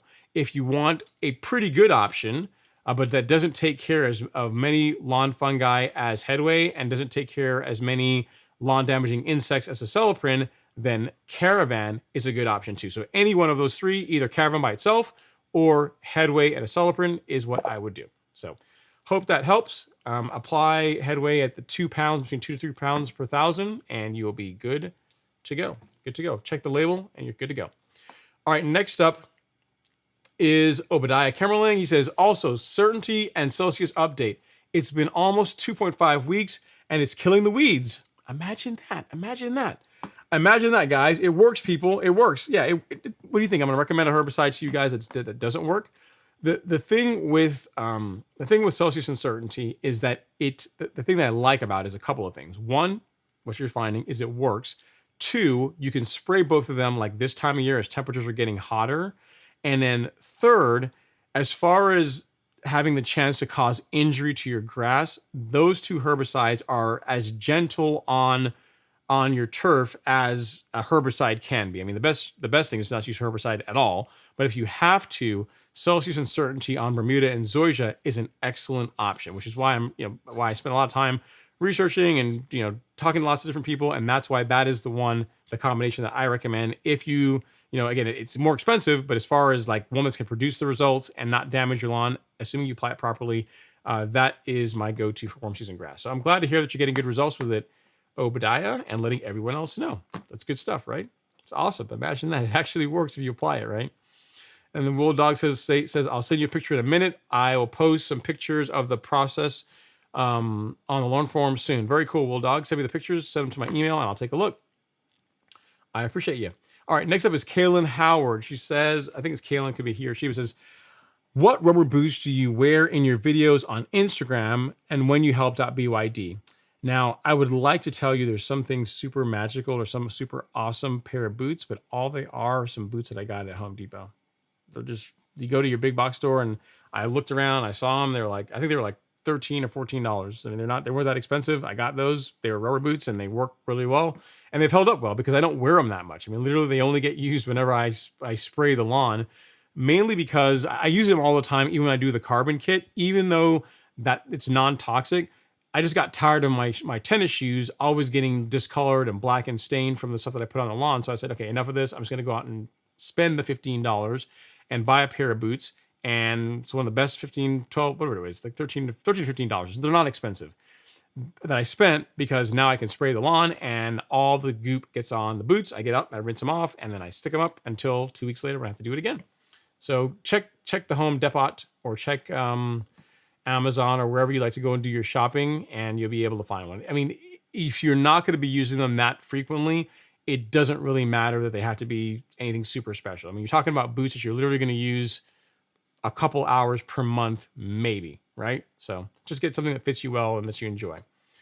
Okay, next up, Edwin says, you, sir, are becoming famous. Whatever. Says someone on my Dallas-Fort Worth TPA flight says, hey, you're watching Ron, you the man. Oh, that's pretty awesome. That's cool. So people know that you're watching me. That's I guess I am getting noticed a little bit, Edwin. That's cool. I appreciate it. I guess you got to remember this. Let me think about it. We're in June. August, if memory serves me, August of, so 2 months from now will be 2 years of the live stream, believe it or not. Time flies when you're having fun. 2 years of this stuff, right? Pretty crazy to think that much time has gone by. All right, next is Will Dog. He's back. He says, you're exactly right, Ron. Manual reel mowers are the gateway drug to reel mowers, junkies, to the reel mowers. They're the junkies of the lawn world. I started with a Brill, and I still own my Fiskars. Yep, that's true. It's a good way to get a taste, though, because you figure a powered reel mower can be pretty expensive. You buy a brand new True Cut, between $2,000 to $3,000. If you buy a used one, $1,000, $1,200, depending on the state of it. So for someone that doesn't know for sure they're going to like to get out there a couple times per week and mow their grass, a $200 price of initiation for a manual reel mower is a good way to go. So I totally get it. All right, next is Jason Ward. He says, hey, Ron, love your channel. I live in New Jersey. What are your thoughts on using Tenacity this time of the season? I would check the label. Here's the thing to remember. I have Bermuda. I'm a warm season guy. I'm trying to think if there's any temperature restrictions for Tenacity. I don't believe there are. I can check here really quick. I don't think there are, but just check the label and just go based on that. If there are temperature restrictions, the label will say, it'll say, don't spray it above this temperature. Let's see here, temp. Oh, let's see. Nope, I don't see anything in here about, it says about storing it. Don't store it below 20 degrees. So don't store it when it's super, or negative 20 degrees. And yeah, nothing, there's nothing about temperature restrictions that I'm seeing here on the label. Granted, I'm taking like a 10-second look at it. So read the entire label and see what it says. But from what I'm seeing here, there's not really any temperature restrictions on Tenacity. So you should be good to spray it if there's weeds that you want to take care of, and that it is a fit for. So I hope that helps. You said, I'm looking to get rid of my patches of clover. I have a tall fescue lawn. What is your advice on application rate? The directions read 5 to 8 ounces per acre. I would read the label. I mean, I can check here really super quick. Let's see. Yeah, 4 to 8 ounces with 30 gallons of water per acre. There's probably a rate that talks about per 1,000 square feet. Let us see. Yeah, so it looks like for a spray mix, and again, I'm just doing this, I'm not spending a lot of time looking at this, but it says like one of the teaspoons, I think it comes with a scoop, one of the teaspoons mixed with 2 gallons of water and in a gallon, and that will cover 1,000 square feet. So I think it comes with a measuring scoop. Use that as your guide as far as mixing up a small amount for spot spraying. So, but again, read the label. The label. Like I just went in here and I just searched for 1,000 for 1,000, and I found the rate that they recommend for smaller amounts that doesn't equate to an acre. So, hope that helps, Jason. Because again, tenacity comes with a measuring container, a measuring tool to help you get the best, to get the application right. So just use that, read the label, and then use that. And if anything, start on the lower end of the effective rate, and you should get a good result. Hope that helps, sir. If you need anything else, feel free to let me know. All right, next up is David Lee. He says, "Hi, Ron and everyone. What can I do to defeat nutsedge in my Bermuda and Zoysia lawn? Thank you very much for all the information and videos you provide." From Jamaica. Well, David, I happen to have the solution to your problem. For Bermuda and Zoysia, what I would recommend is a product called Certainty. It is, in my opinion, the bee's knees when it comes to taking care of sedges and we don't have any POA right now, but for sedges, POA, it'll even ding Dallas grass a little bit. It is the go-to for getting rid of sedges and Kalinga in warm season turf. So you want to get Certainty right here. Go to the golf course lawn store. You want to get Certainty, and you're going to want to get a surfactant with it. If you want as well to see where you sprayed, get some marker dye. So these three, Certainty, surfactant, and then marker dye, those three will work together. That is your combination for knocking out sedges. You can use sedge hammer if you want, but it's not going to be as good as Certainty. Like if you want to, if you value your time, spend a little extra money, get this, and sedges will be a thing of the past in your lawn. So hope that helps. If you also need something for broadleaves, you can also get Celsius as well. And I've got a kit that saves you a little bit of money, not much, but saves you a little bit of money and gets you Celsius, Certainty, a surfactant, and marker dye all in one kit. But for what you just asked for, which is for sedges, then Certainty, surfactant, and then optionally turf marker dye so you can see where you have sprayed. That will, when applied properly, that will get rid of sedges in your Bermuda lawn. All right, next up is Mauricio. He says, okay, let's see here. It says, "I heard from a lawn professional that I should avoid fungicide within 2 weeks of top dressing with compost. I did not ask for more details, but I have not read anything like that before. Thoughts?" That is the first I've ever heard it. Does not mean it's not true, Mauricio. Could be completely true. I've never heard that before. So I'm not going to say it's not true, but I've never heard that.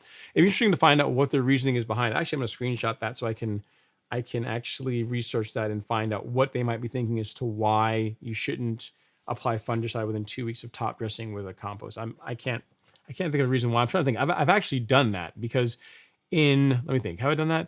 Yeah, I have, because I top dressed in April, and then literally in May, when I was doing the top dressing of the front lawn, I used fungicide. I used Headway, and literally all I did, and that was with compost. Literally, I did exactly what you're talking about here, because I used the super sod mix. It was primarily compost, and I used a little bit of their level mix in there as well too, but it was primarily almost 2 yards of straight compost on the front lawn, and it's doing just fine. So there might be a reason for it. I'm not aware of it, so I'm not going to be so quick to say that no, that's not right. But this is the first, like you, it's the first that I've ever heard of that. So I'll do some research, and then I'll let you guys know what I find.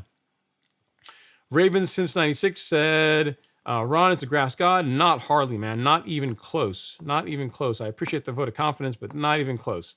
All right, next up is Mike CS. He says, "I picked up a bag of 0060, so going for that potash, huh, at the local turf supply store since it was cheap. I thought it was sulfate of potash, but it's muriate of potash. Should I be careful with how much I apply?" I would apply based on the rate that's on the bag. I mean, it's not like you can apply sulfate of potash way heavier than you can apply muriate of potash. The big difference between those two is that the sulfate, the muriate, you're going to be putting more sodium, more salt into the soil versus the sulfate of potash, which is why it costs a bit more. Like the process of creating sulfate of potash is more intensive than muriate. And there's a price difference between the two of them.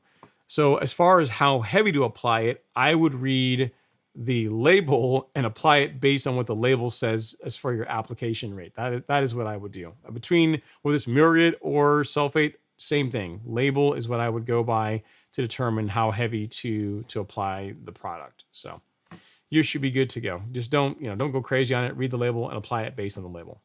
All right, next is Robert Mahores. He says, "Hey, Ron, and all, good evening. With herbicide temperature limits, are we able to apply it if morning temps are in the 60s to 70s with higher humidity or not at all? Thanks so much for all you do for us. So it depends on which herbicide you're using, Robert. If you are using like Dismiss or Speed Zone, then yes, you absolutely do not want to be spraying those this time of year when it's, or at least when temps are going to get hot outside. What I would recommend, you kind of already know what's coming, is to use Celsius and or Certainty, depending on the weeds you're trying to target in your lawn. Those you can spray at higher temps.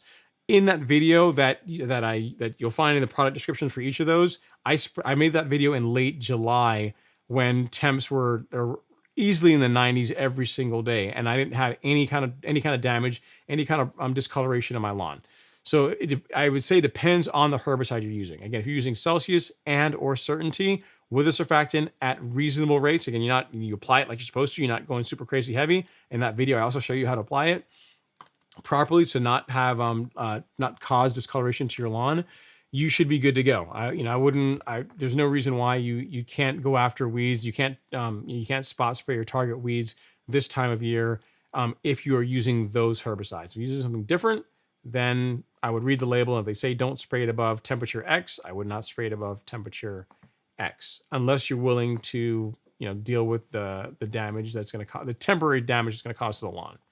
And you're very welcome. I appreciate you guys coming to watch the live stream. So you're thanking me for being here, and I thank you for being here. All right, next is Wilson Miranda, who says, "Hey Ron and everyone, I want to start using plant growth regulator, but I also need to level the lawn again. Can I apply PGR and level the lawn under the effects? Thanks in advance." Yes, you can. Will it take longer for the lawn to grow through? Yes. But I'm trying to think here. At least the last 2 to 3 years, I've top dressed the lawn. It's been under regulation. I've had PGR on it. But here's the thing. I'll tell you, Wilson, I do not top dress my lawn super heavy. There are people that will go out there and will tell you to beach the lawn and, to where the entire thing is sand. You can't see any grass. If you're going to do that, I absolutely would not. I wouldn't do that first to start with. But if you're going to do that, I wouldn't use plant growth regulator, because you're going to need all the help you can get to get the grass to grow through the sand faster, right? But if you're going light, you're limiting it to, 1/4 inch, 1/2 inch, something that looks something like this, like that, like that's perfect. That's really good.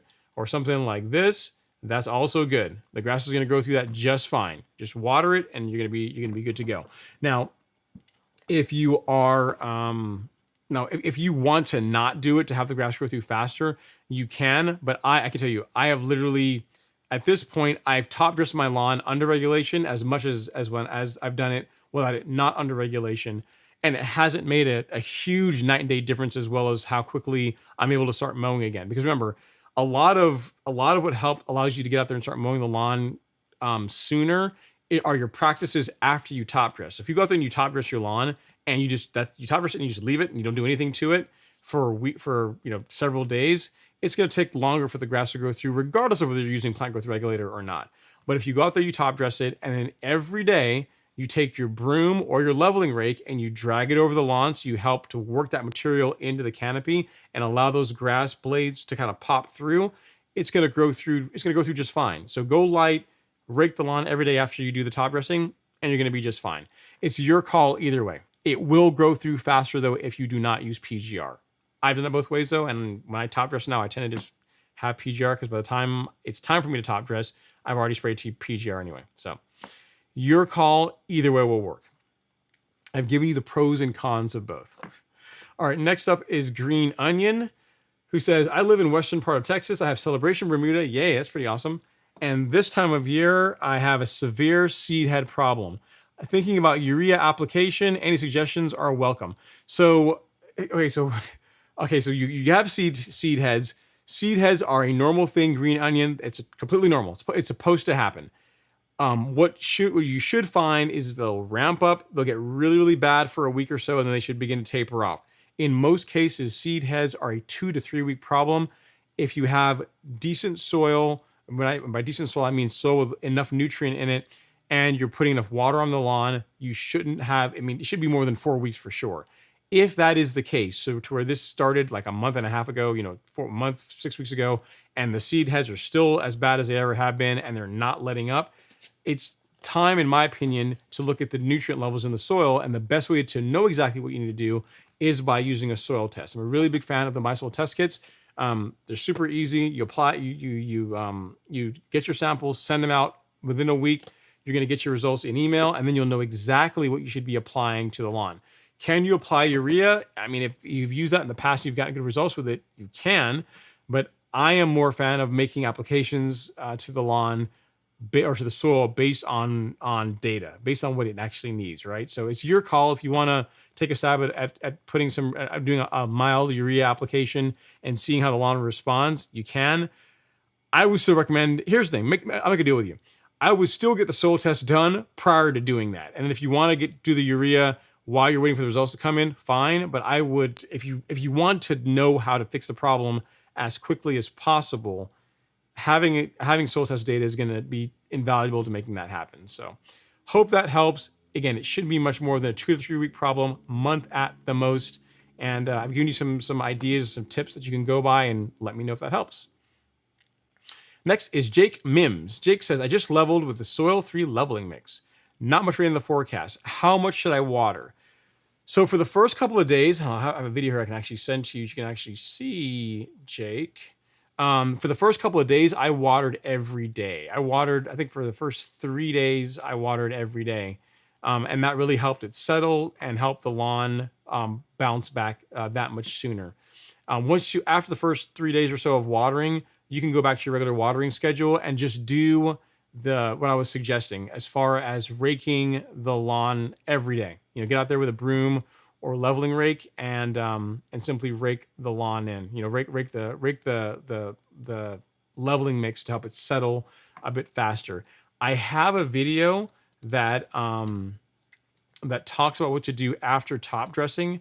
I'm trying to find it here really quick because YouTube search is broken. There we go. Or it's broken for me right now anyway. Good, I got it. So watch this video, Jake. This actually answers exactly the question that you're asking, which is, what do I do after I top dress my lawn? And how long should it take to recover? So at Jake Mims, what to do. And that video actually covers the topic of what to do, like some tips on when to start mowing again, how much to water, some tips to help the lawn recover faster. Like, it's literally a short video that's all about what to do right after you top dress your lawn to get the lawn to bounce back faster. Next is JC105, who has the question saying, can I fertilize the same day that I apply Primo Max? Yes, you can. I do it all the time. As a matter of fact, JC, I've been known to mix fertilizer with my Primo Max and apply them not on the same day, but at the same time. The rest of your question is, and possibly a hit of chelated iron in the same day. Yes, absolutely. No problem at all with that at all.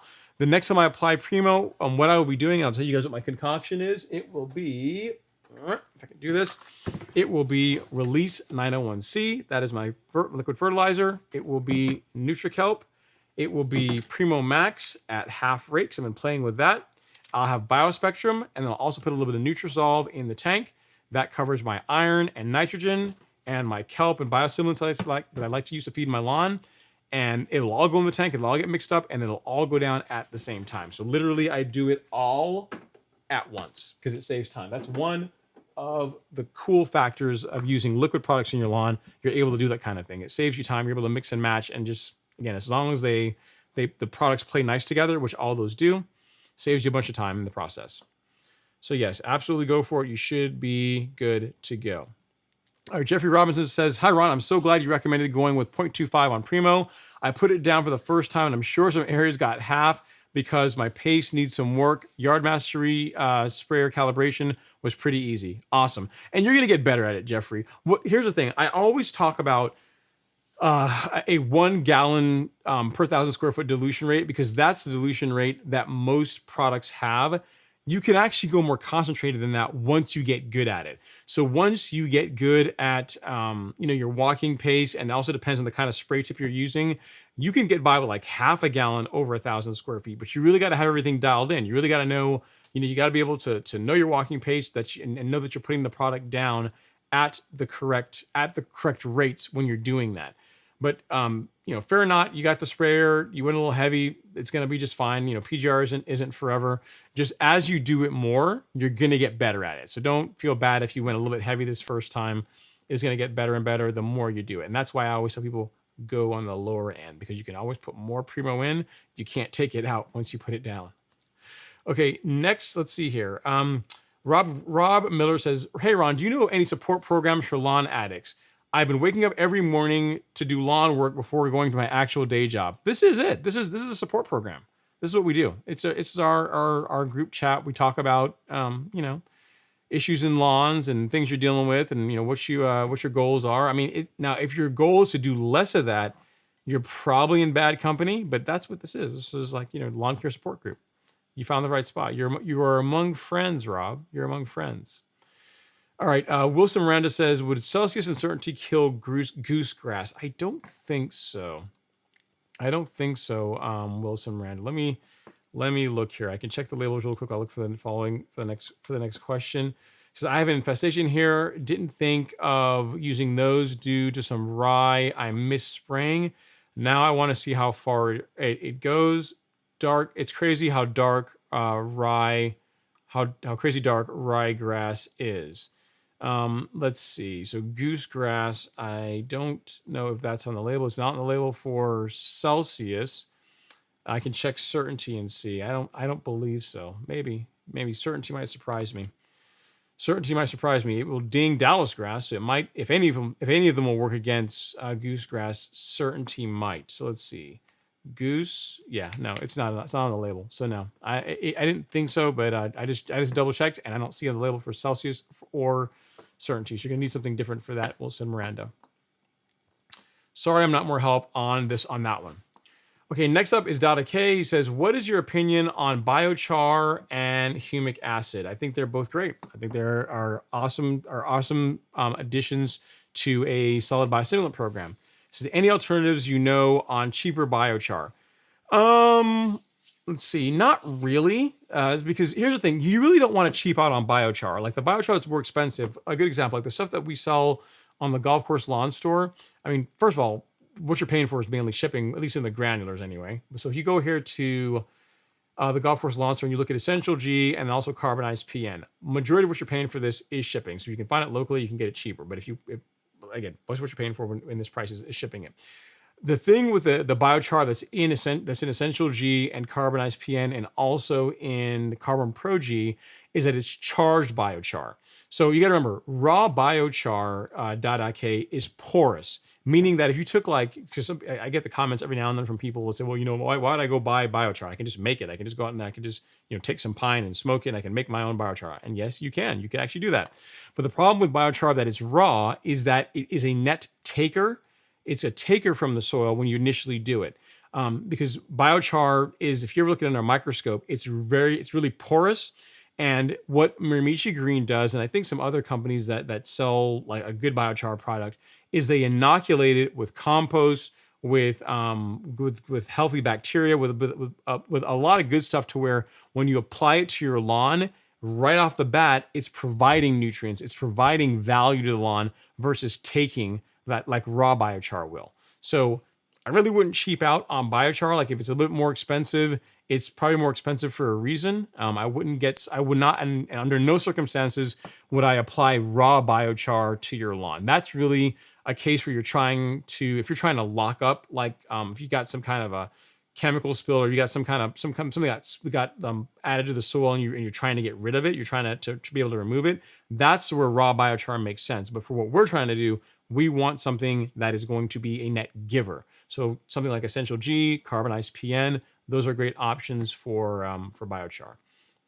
And then humic acid, again, it helps with the microbial activity. Lots of benefits to humic acid in your soil. So yeah, I'm a fan of both of them. It's not like either or. My answer to the question is both.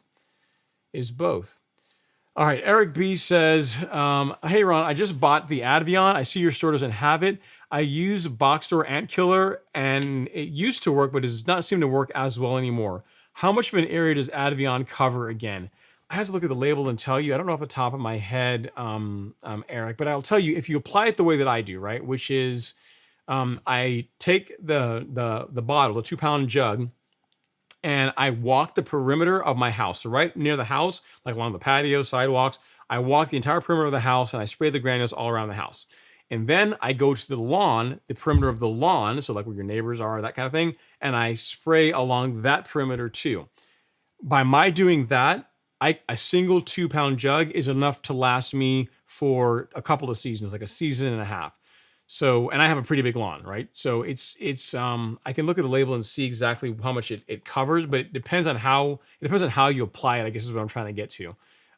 A single jug on a reasonably sized lawn should be at least 2 seasons in most cases. So do it the way that I show in that video, because that you can get a good result doing it that way. Let me see if I can find it. Just look for my recent videos. I have one on ants. So if you YouTube Ron Henry and ants, the video that I did released a couple of weeks ago will cover Advie on fire ant bait, and I'll actually show the technique that I am describing to you now. So, but I'll put the link to the video in the chat for you, so you can check that out as well.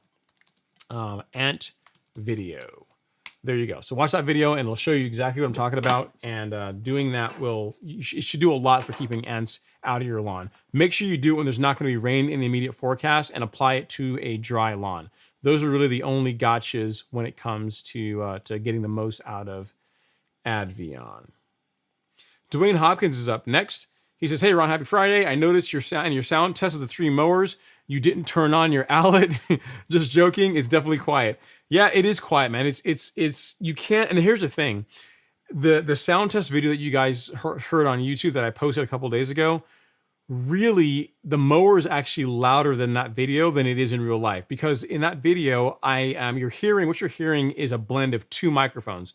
I'm wearing a lav on me, I'm wearing a microphone that I wear when I'm doing like all my talking head stuff. So I got that microphone on my person.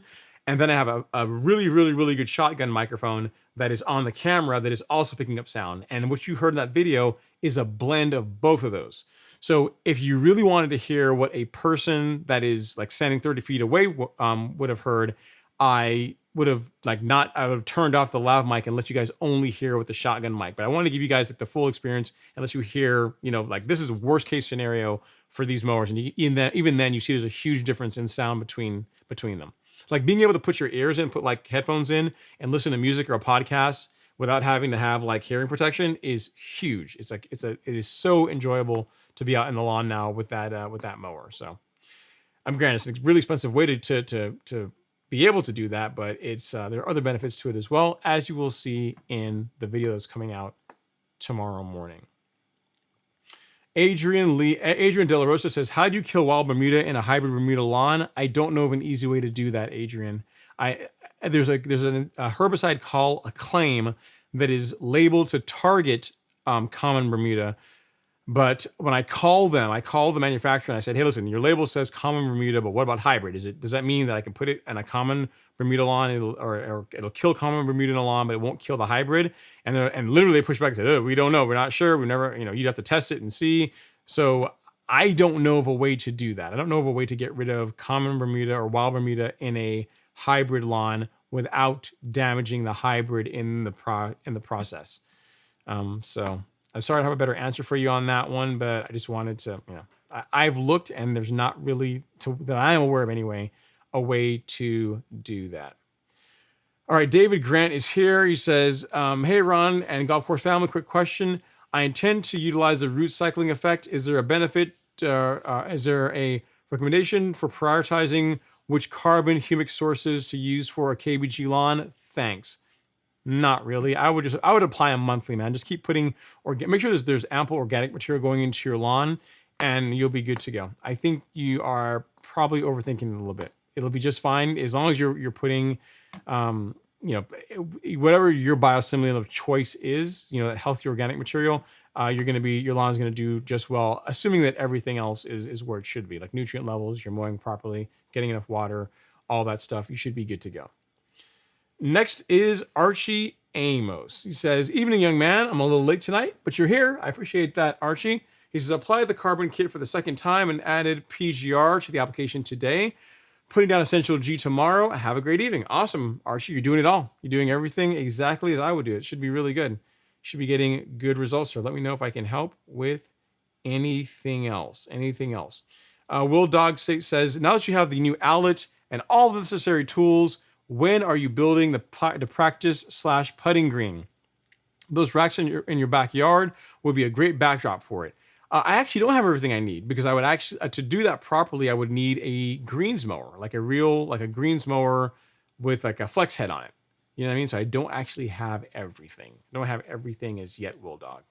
Don't have everything, because the greens master could work for a green if the green is completely flat. But what fun is that? If you're going to do a green, you want it to have like some undulation, some some little crest to make the putting a little bit more interesting. So if you're just doing a straight flat green, then yes, you are right. I have everything to do it, other than the time it would take to maintain it. I don't have that. So if you can bottle up some time and sell that to me, then I can consider a green. But right now, I don't have the time to be out there every single day that to have a green and have it looking good would require. All right, Dwayne is up next. He says, I want to give a shout out to Real Rollers. I had ordered a couple things from them, and they sent me a hat and stickers. That's awesome. Sweet. I wasn't expecting the nice surprise. Thank you, Real Rollers. I'm sure that Lee, Eric, and Andrew will really appreciate that. And yeah, they are a great set of guys. They do a great job, a lot for the lawn care community, and especially for those that are real mowing. So very good. I'm glad that they're taking care of you. They are a great set of guys. All right, Lavendi's up next. He says, my first soil test I took was only from about an inch down because the rest was sand.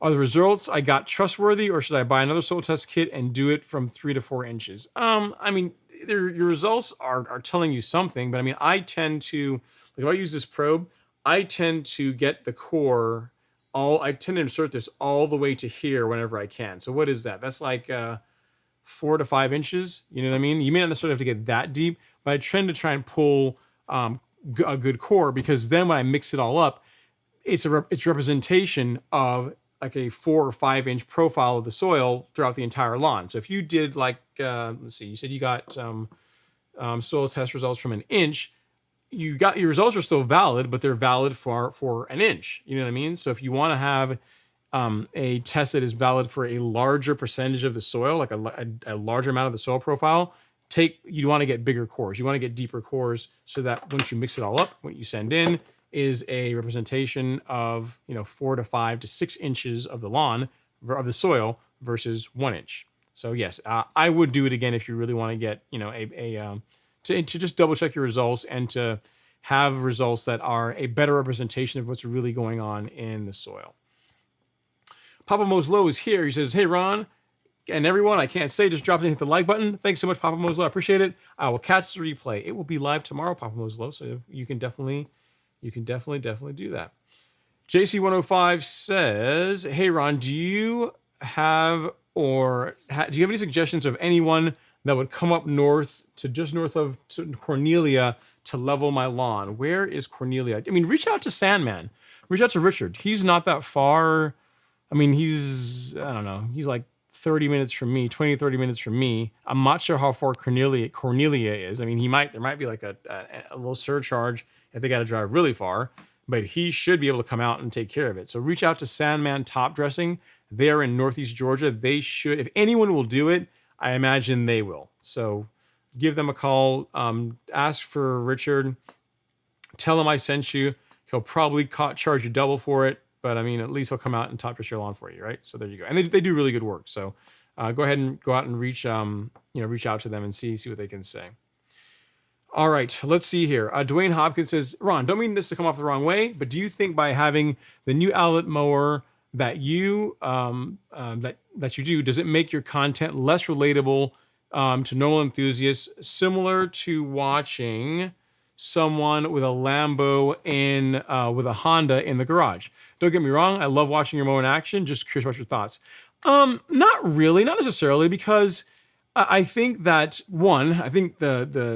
a lot of my viewers want to see that, right? Because here's the thing, the C27 Evolution is a very expensive mower, and probably only a fraction of my viewers would ever consider even buying it, right?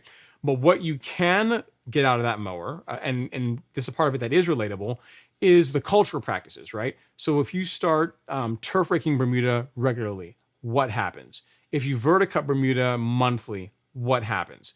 The answers to those questions are the same, irrespective of whether you do that with a a very expensive lawnmower like a system like the C27E, or you're using like an Allett Kensington, or you're going down to Home Depot and renting a verticutter or renting a turf rake. So the results, you see what I'm saying? So it's the process is more so important than the tool that you're using. In many ways, it's like the Indian. I always say that when it comes to backpack sprayer, it's the Indian, not the arrow. So it's the things that are going to be relatable about the Allett is, if you decide that you're going to turf rake your lawn, how deeply are you going to set the turf rake to ensure that you don't do a bunch of damage and rip out a bunch of grass in the process, to be able to clean debris out of the lawn while minimizing damage to the lawn. Those types of questions are relatable, again, respective of what kind of equipment you're using. The reason why the C27 makes sense for me is because I have a bigger lawn and I don't have to stop like 5 or 6 times when I'm out there to change batteries all the time. So for me, it makes sense. But the process is relatable regardless of which piece of what kind of equipment you have, if that makes sense. So I don't think it makes me less relatable. We'll see.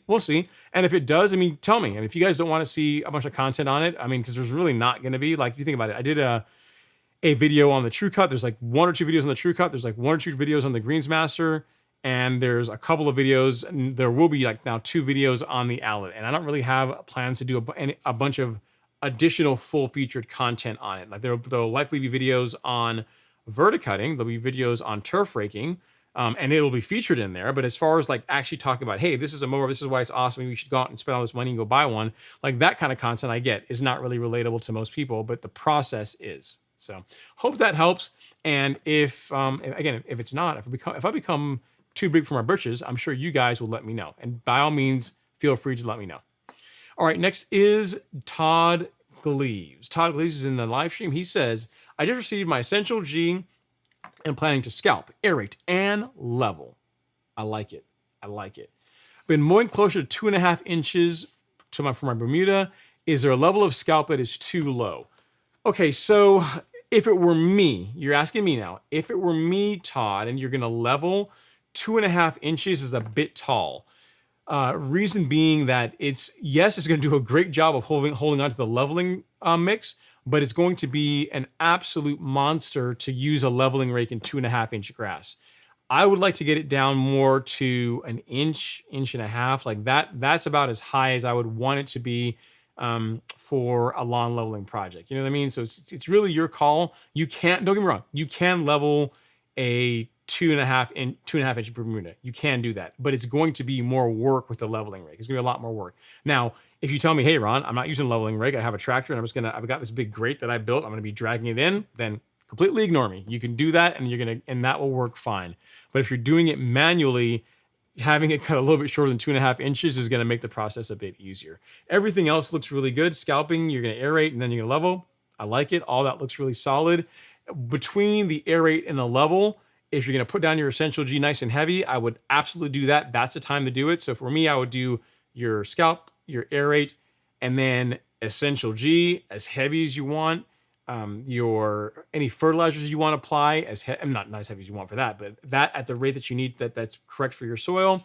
If you want to use Hydrotain or any kind of moisture manager, that's also a good time to do that. And then after you put all that lovely goodness in this on the lawn in the soil, then on top of it, we'll lay the top dressing mix to lock it in and water it and just wait.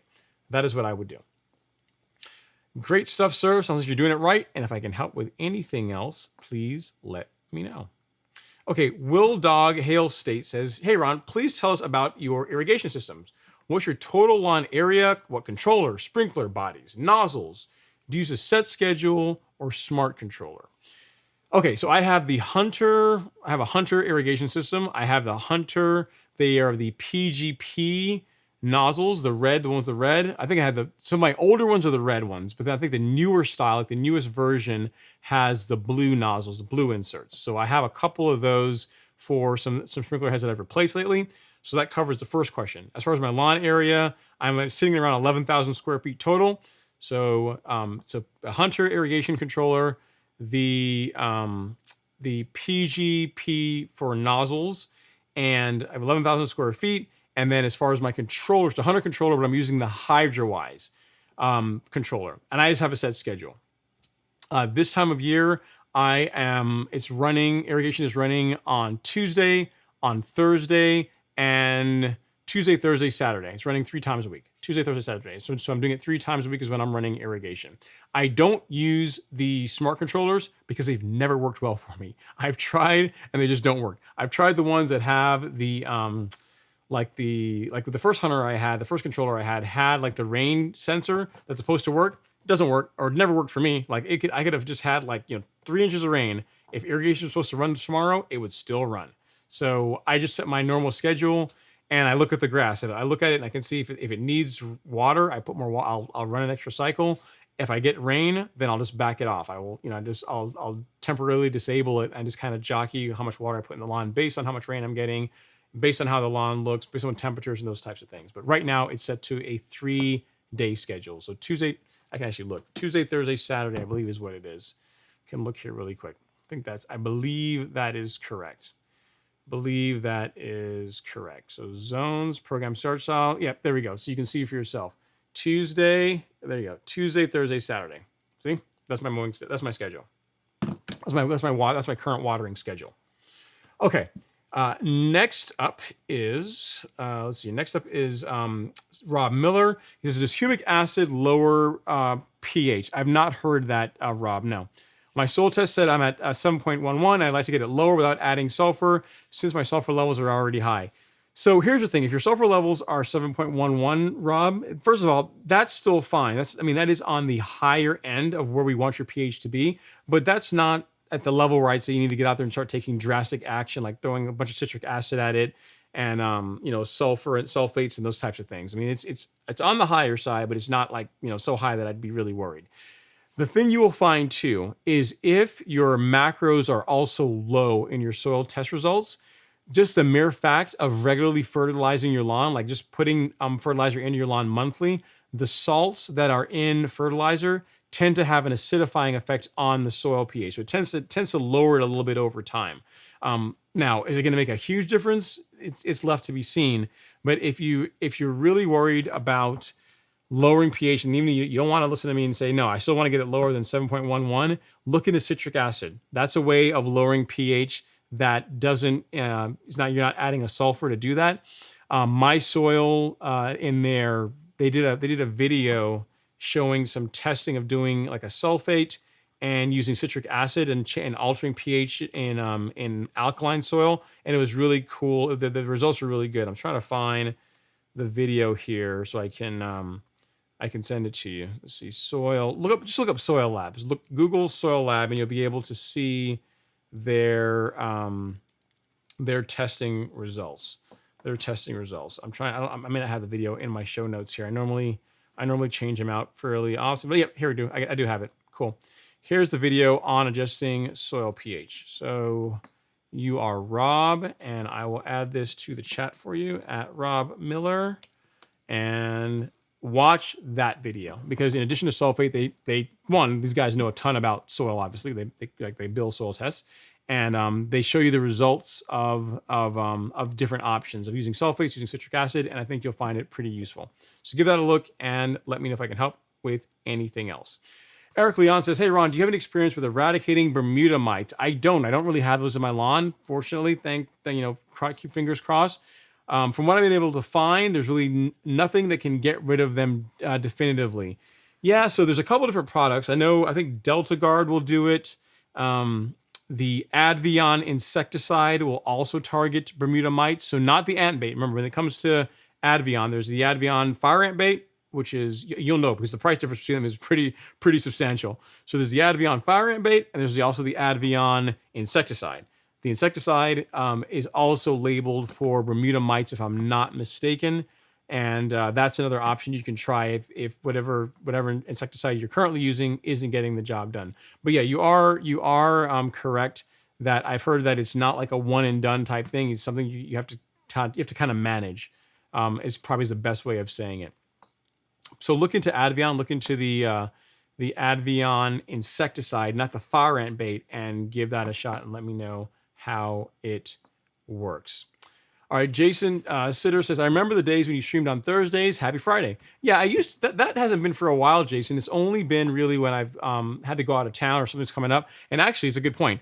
Just as a heads up, guys, not this week, but the week after, there is the World Championships. So it's the World Tuxedo World Championships that I will more than likely be going to. So we're going to have to move the live. One of two things. We're either going to have to move the live stream or we're going to have to skip a week. And because I know how you guys are, the demanding bunch that you guys are, you're probably going to be like, no, move it up earlier in the week. So it'll likely be perhaps not even a Wednesday. It'll probably be a Thursday. Probably not even a Thursday. It'll probably be a Wednesday, perhaps. Maybe even be a Wednesday to get that done. So we'll see. I'll keep you guys posted. Next week, I'll have it figured out and I'll present the options for you. And you guys will be able to vote on which way we go, whether we take a week off or I do it earlier in the week. You're very, very welcome, Brewski. If I can help with anything else, let me know. And Bama says, Ron, I want to officially announce that I got a Honda engine California trimmer. Got to clap it up.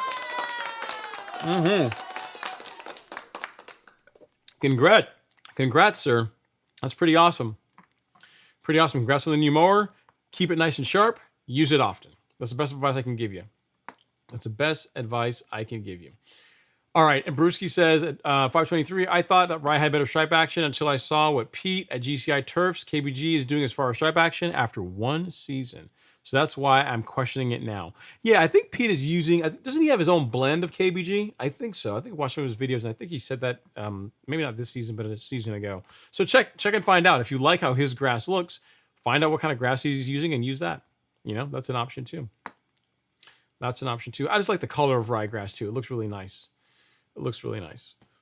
All right, next up is Clint Brock, who says, bro, the half-inch lawn is looking green, but also a bunch of white runners, stolons, dead, upping the sprinklers in Dallas, and the hydro chain from you should be the ticket.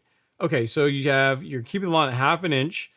You're a glutton for punishment, but okay, I'll play along with you. So you have a bunch of white runners. I don't know. It could be stolons that are dead. Without pictures, it's kind of hard to say. Yeah, I'm not sure, Clint. If you have recently changed your height of cut to where you went from higher to lower, that could be some of what you're seeing. But I don't know why you'd have a bunch of dead stolons on your lawn if you are mowing it regularly and you're maintaining it at half an inch. I'm not really sure on that one. All right, next is Surtur. We are winding down, guys, or I thought we were. It says, I just moved into my first home. There are a few projects we need to tackle, including grading near the foundation, irrigation, a yard full of weeds. Which one would you do first? I would do the most destructive functions first, Surtur. So grading, if you're going to be doing that, I would do the grading to get that done. And then I would do irrigation. And then as far as the weeds, you can tackle the weeds, but a lot of the weeds are probably going to get knocked out whenever you grade the lawn, right? So they're going to get scraped away or moved around whenever you grade it. So I would grade and then do irrigation. And once you have the lawn and what you have is what you're really going to have, then top dressing and then weed control and those types of things start to make a lot more sense. Now, if there's areas of the lawn that you're not going to grade, you can go after those with herbicides now. But if you're doing the entire thing, I would do it in order of destructiveness. So grading, if you're doing irrigation, like trenching the lawns, do irrigation, and then once you have it, it's like all the destructive stuff is done. Then you can look into taking care of weeds, top dressing, all that kind of stuff. So hope that helps, and congrats on the new place.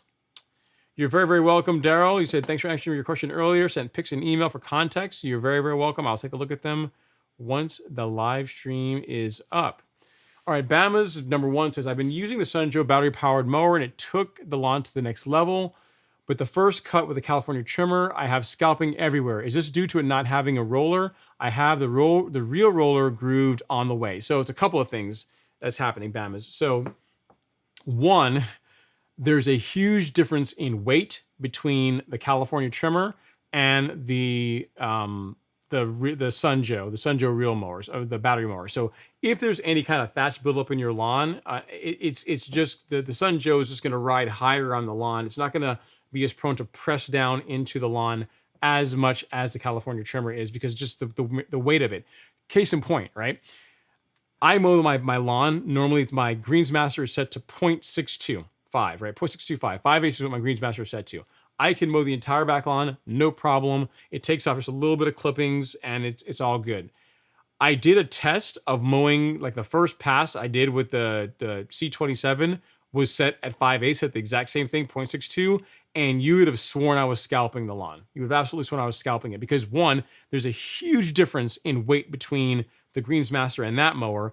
And given that my lawn had quite a bit of thatch in it, just all those things just allowed the mower to just take off a lot more than I would normally get with a mower that is lighter. So given that there's a huge difference in weight between the Sun Joe and your California trimmer, I'm not surprised that you're getting some scalping, especially if you have the California trimmer set to what you think is the same height of cut that you have the Sun Joe. So just raise the trimmer up, just start mowing it. You'll begin to learn what areas of the lawn, like you learn what the lawn can tolerate, right? You learn what you can get away with without scalping, and then just mow the lawn there. And your choice are either top dress the lawn, level it to smooth out those areas that you're scalping, or just mow the lawn at the higher height of cut. And what you're going to find is even if you're mowing a little bit taller, it still should look a lot better than what you got with the Sun Joe being mowed at a lower height of cut, because what's actually happening on the lawn is going to be lower with that California trimmer than it is with the Sun Joe. So hope that helps. It's all a learning process. It all happens to the best of us. And I'm not surprised that you got some scalping, especially if you try to set up the same height of cut with the Sun Joe as you did with a mower that's probably, I don't know, 10 times the weight. All right, Fert17X is in the house and says, "Hola, Ron. I'm in Alabama dealing with hard, rocky clay soil. My front lawn is on a steep slope. I've tried manually aerating, but it's as hard as concrete even after heavy days of rain. Please help." So I would not, when you say manually aerating, are you talking about using like one of those, looks like a pitchfork that you stand on? If that's the case, that's probably not going to be enough. I would get I would look into renting like a Ryan or a Billy Goat, one of those aerators, something you can add some weight to, because I think both of those have water tanks you can fill up to add additional weight. So try that, like water the lawn, get the soil, get the put some moisture in it so it's a little bit softer, and try one of those. If that still doesn't work, what you may have to do is bring in something that's even heavier. So you may have to pay a service to come in and aerate the lawn for you, like a Toro Procore or one of those like one of those heavier pieces of equipment that just has a bit more mass, a little bit more energy to really drive the tines down and pull cores out of the lawn to help break up that compaction. So start with that. Start with one of the rental units, one again like a Billy Goat or the Ryan. You can find those at like Home Depot or your other equipment rental places. Try one of those. Put water in it. Put weights on it. Anything you can do to weigh it down to add more weight. Put more weight on the tines. Try that and see how it does. If that's still not getting it, then I'd say you're looking at the point where you're going to have to like bring in a service to have them aerate it for you. And once you do that, it should get better. Once you do that, you're going to go through the really hard process of breaking up that compaction. And, from that point forward, it should become easier and easier to aerate the lawn after that. If you really want to do it nice, what I would say is, pay the service to come out there and do it, and then consider top dressing it right afterwards. Like that's going to help. That's going to help compaction. That's going to help prevent the lawn from becoming compacted again in the future. So that's something else to consider. You didn't ask about that, but as in addition to aerating, doing top dressing right after aerating is something you can do as well to help with that. So sorry you're dealing with it, but it can get better. It just depends on how much money it's going to cost to get to solve the problem. Okay, Brewski523 is up next. He says, "Speaking of getting into real mowing, where's the best way to find a used one? Nothing I can find locally with a marketplace or Craigslist." Look at OfferUp. Look into OfferUp. They will sell them. Look into Facebook Marketplace. You said there's nothing there. And then next after that, you're looking at like Prairie Turf or Calling, Jerry Pate, one of those places, and they will ship it to you. They'll like put it on a crate or a pallet and ship it out to you, but it's going to be more expensive, right? So there's also the auction. Like I think there's the Weeks auction. You can go there and pick up mowers fairly inexpensive. Those tend to need a little bit more work than one that you get from like a place that took mowers off of like lease from a golf course. But that's an option as well too. So look into the weeks auction. I'm not sure where you're in. I'm not sure where the country you are, but look into like a local auction for like farm equipment or lawn care equipment. That's another place to try and find one as well. But worst case, you can call Prairie Turf up in Manitoba. You can call Jerry Pate, and they will gladly ship you a mower. So it's just going to cost a little bit extra. Okay, next is Rob Miller. He says, you may be onto something here. Recent soil test N was at 2.5. Phosphorus low, potassium also low. I also got a 31,010. How often can I apply that to bring the numbers back in line? Depends on the application rate.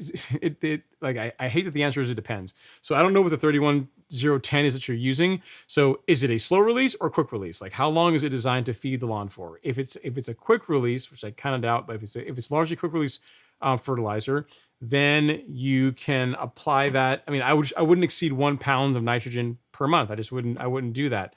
So a 0.31, if we take 5 times 0.31, that's way too much. Yeah, that's gonna be like 3 pounds. You're gonna be like 3 pounds is gonna be the limit.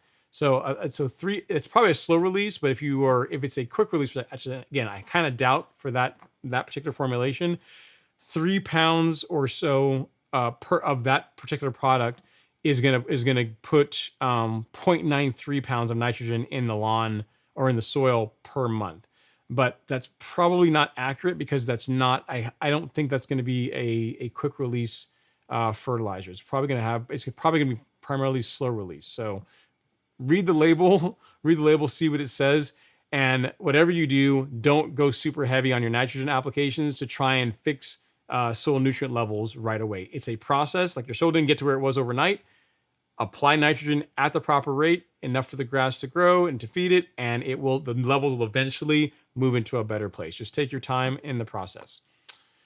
Okay, Will Doc State says, looking forward to seeing your verticutter and turf rake videos, Ron. Doesn't matter the mower, it's the results and the process that really matter, especially for the cartridge reel mower owners. Keep them coming. Yeah, so this video tomorrow is literally a review of the mower. So it's probably gonna get like 15 views, right? Because no one really cares about the C27E other than like the shock factor of this really, really super expensive piece of equipment. But outside of that, like I don't expect the video to get a ton of views. We'll see if it does.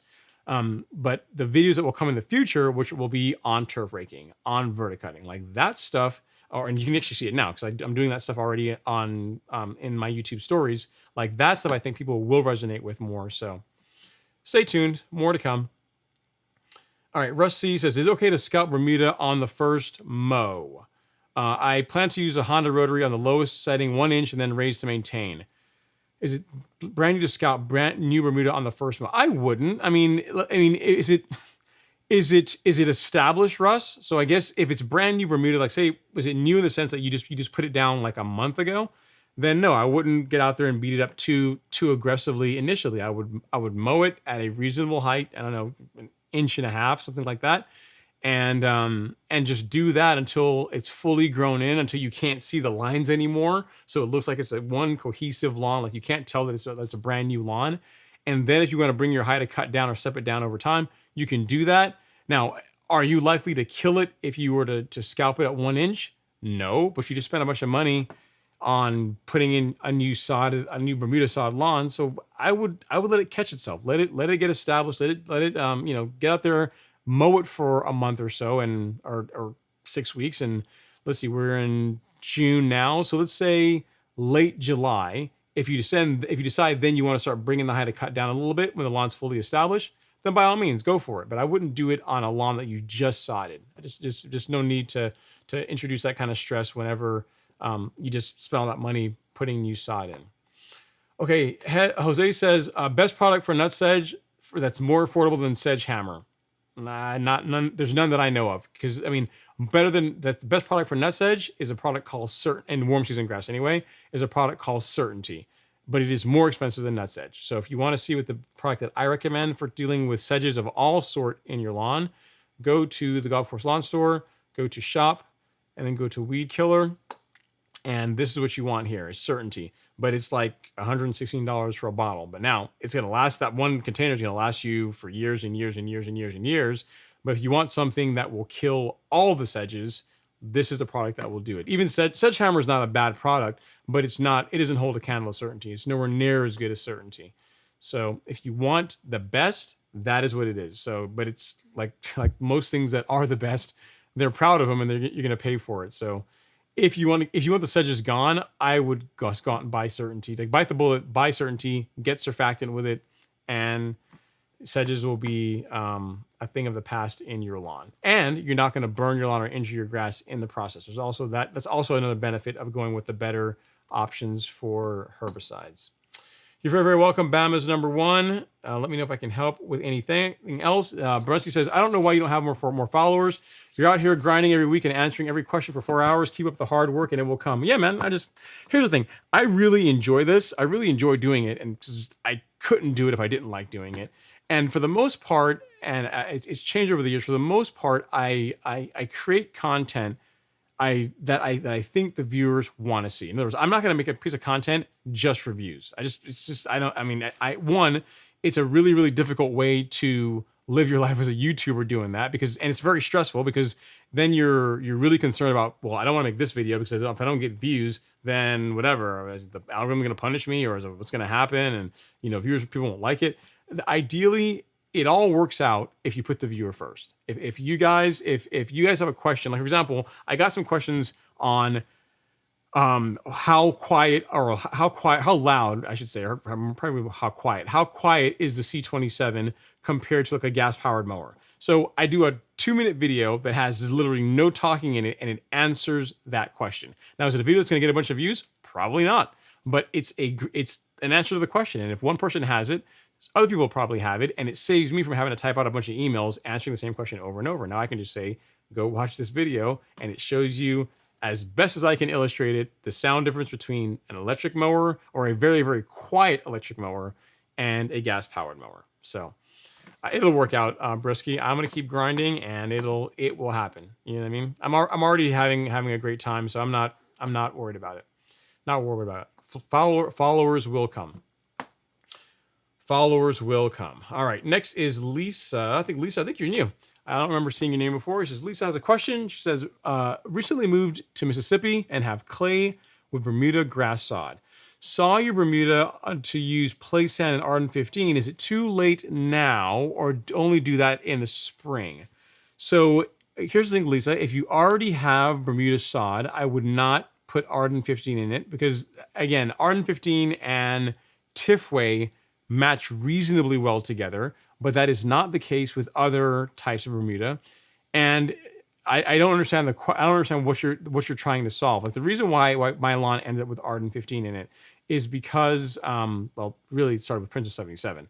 But I had a couple of trees that were removed in the lawn, and whenever the sod was put in, which was supposed to be Tifway 419, it did not match the existing lawn. Like it looked like really visually different to the existing lawn. So I figured, I already messed up. There's sods already in here that's not going to match. So why don't I just overseed the entire lawn? So the entire thing will be a mutt lawn. And initially in the first year, it didn't really look that great. Now it's looking a lot better, but it's a multiple year process. So for 99.9% of people, I don't recommend doing it. I don't recommend doing it because one, most people do it for the wrong reasons. They're trying to do it to like fix a bare spot in their lawn, or they think it's going to make them get greener grass, and it's not really going to do those things.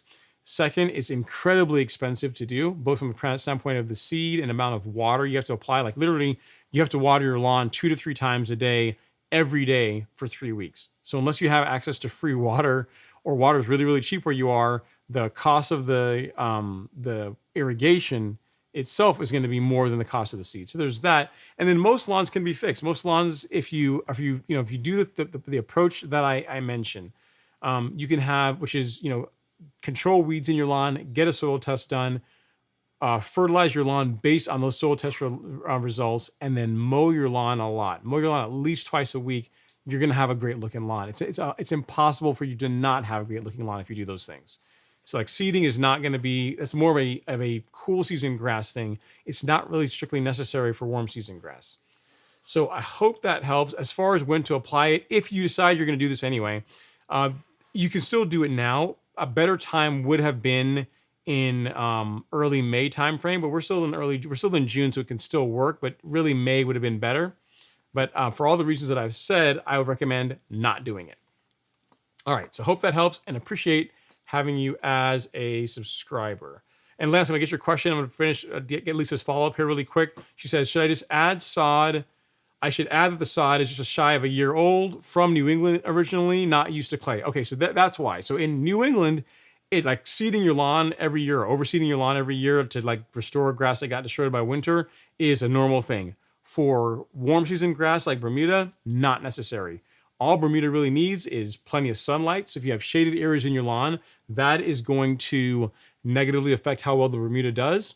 But if you have plenty of sunlight and you've got, you're feeding the lawn a healthy diet of nitrogen so that there's enough nutrients in the lawn and it's getting enough water, it's going to do well. That coupled with your regular mowing, and the Bermuda is just going to take off. Bermuda does not need much more than that to do well. So the idea of seeding your lawn every year, that comes from that's a cool season grass thing. It's not necessary for a warm season grass. Given that your sod is just a year old, just do the things that I talked about. So I'll show you. Go here to the golf course lawn store, and I have the process laid out here in this infographic. So just go to the store and just click on shop. If you just click on shop itself, there's an infographic that I put together here that shows you how to get a great lawn in just a nutshell, in 5 little images, right? 1, you eliminate the weeds. And then 2nd, do a soil test, fertilize your lawn based on those soil tests, and then mow some more. And the result will be a great lawn. And then you say you're looking to level it. As far as leveling it, looking to level it and help it in any way I can. Thanks, I'm new too. Yeah, so as far as leveling it, what I recommend doing is a blend of sand and soil. So if you can find areas or find like a service in your area that offers a sand soil blend, you can call up places and say, hey, I'm looking for a top dressing mix. Most of them will know what that means. What you're looking for is 70% sand and 30% soil or compost. The sand is going to help you with leveling out the uneven parts of the lawn. So it adds structure to the lawn, and then the compost portion adds organic material. So you're feeding the soil and you're also leveling the lawn at the same time. So that's why I'm a fan of using a blend versus doing just 100% compost or 100% sand. So I hope that helps. Welcome to the live stream, first of all. I didn't get to do that. So if there's anything else I can help with, definitely let me know. Put away the seed. You don't need to seed the lawn. Just do the other things I'm talking about, as far as aerating it, top dressing it, and then mowing it a ton. And then feed the lawn based on your soil test results, and you're gonna get a great lawn. The soil test that I recommend is this one. It's from My Soil. You can get these at the golf course lawn store. We sell them there. They're super easy to use. You can get a version that comes with this probe tool that allows you to collect the cores out of your soil. You send this off, and then within a week, you can get an email saying, hey, Lisa, this is what's going on with your soil. And in addition to telling you what's going on with your soil, there's also going to be recommendations for fertilizer that will help fix the problems that you're having in your soil. So highly recommend doing it. That's a good first step for getting an amazing lawn, in addition to the other things that I spoke about. So hope that helps. If I can help with anything else, let me know. I really do appreciate it. And welcome to the South. Welcome to, you said Mississippi, I think you said. Welcome to Mississippi. I mean, you're not in Georgia, but welcome to the South, I should say, because I'm not in Mississippi.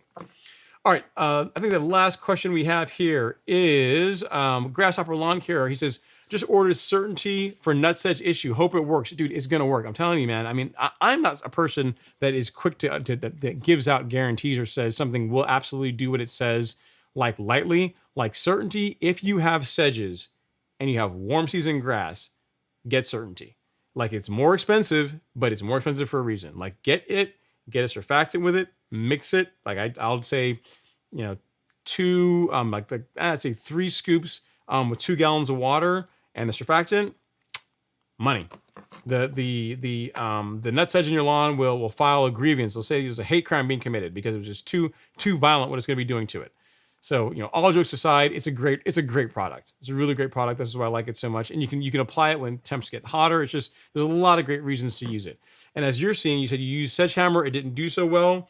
I also tried Nexus Granular, and that didn't work so well either. Yeah, for sedges, what you really want is, one, you want a herbicide that's designed to specifically designed to target sedges that works, that certainty meets that bill.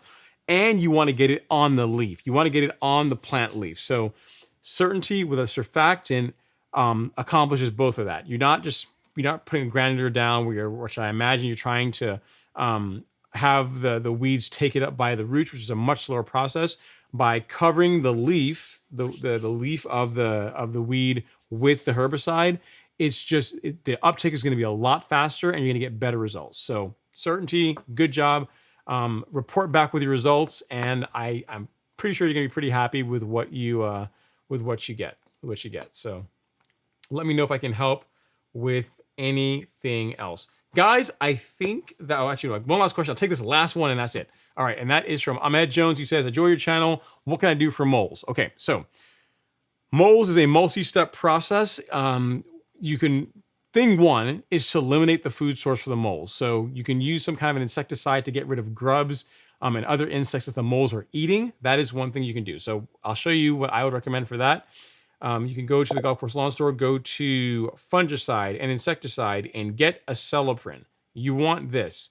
You want either celloprint in a granular, if you prefer granular, because that's easier, or if you're fine with using a backpack sprayer to apply liquids, you could get the liquid version. Either one of these will work, and that will help eliminate grubs in your lawn. That's going to substantially reduce their food source, which is thing one for moles.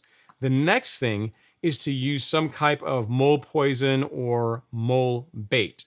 And for that, the one that I've given to several viewers, and they all love it, they all have got reported back with good results, is this one called Tomcat. You can get it on Amazon, and I'll put a link here for you, Ahmed, to a link to it. I think that still works. So go check out that link to the product, and so get rid of their food source, and then go with like either traps or some kind of a poison to eliminate them. And that should do the trick. That should do the trick. So food source and then a poison. Well, guys, I think that's it. That's it. Thank you guys so much for coming to hang out tonight in the live stream. We wrapped it up in just under 4 hours, which wasn't bad. Again, the video is going to go live tomorrow morning. But you know what? Because I like you guys, and because the 90 or so of you hung out here, if you guys want to watch it, I'll leave this available. The link will stay available for like the next hour or so. Actually, no, that's not true. I'll leave it live till the morning. So anyone that's in the live stream that sees this will be able to find it. So there you go. This is the Allett Sterling review video. So you guys get a sneak peek for being live stream. Allett, I said Sterling. The Allett C27 video. So all I ask is that you watch the entire video. If you want to leave a comment, fine. If you want to like the video, I'd appreciate that too. But I just appreciate if you watch the entire thing. And there you go. You guys now have something that no one else is going to get until tomorrow. And ivy, yes, PGR is fine with newly seeded areas and a few bare spots. It does not affect the plant until the plant is growing. It works on the foliar, not on the seeds. So yes, you can actually you can apply you can literally apply PGR and then seed right afterwards, and there's not going to be a problem. Well, guys, I think that's it. I appreciate you guys so much. Definitely watch the video if you want to, if you care about the mower, and get out there and do something fun on the lawn this weekend. Appreciate you guys as always. I will see you.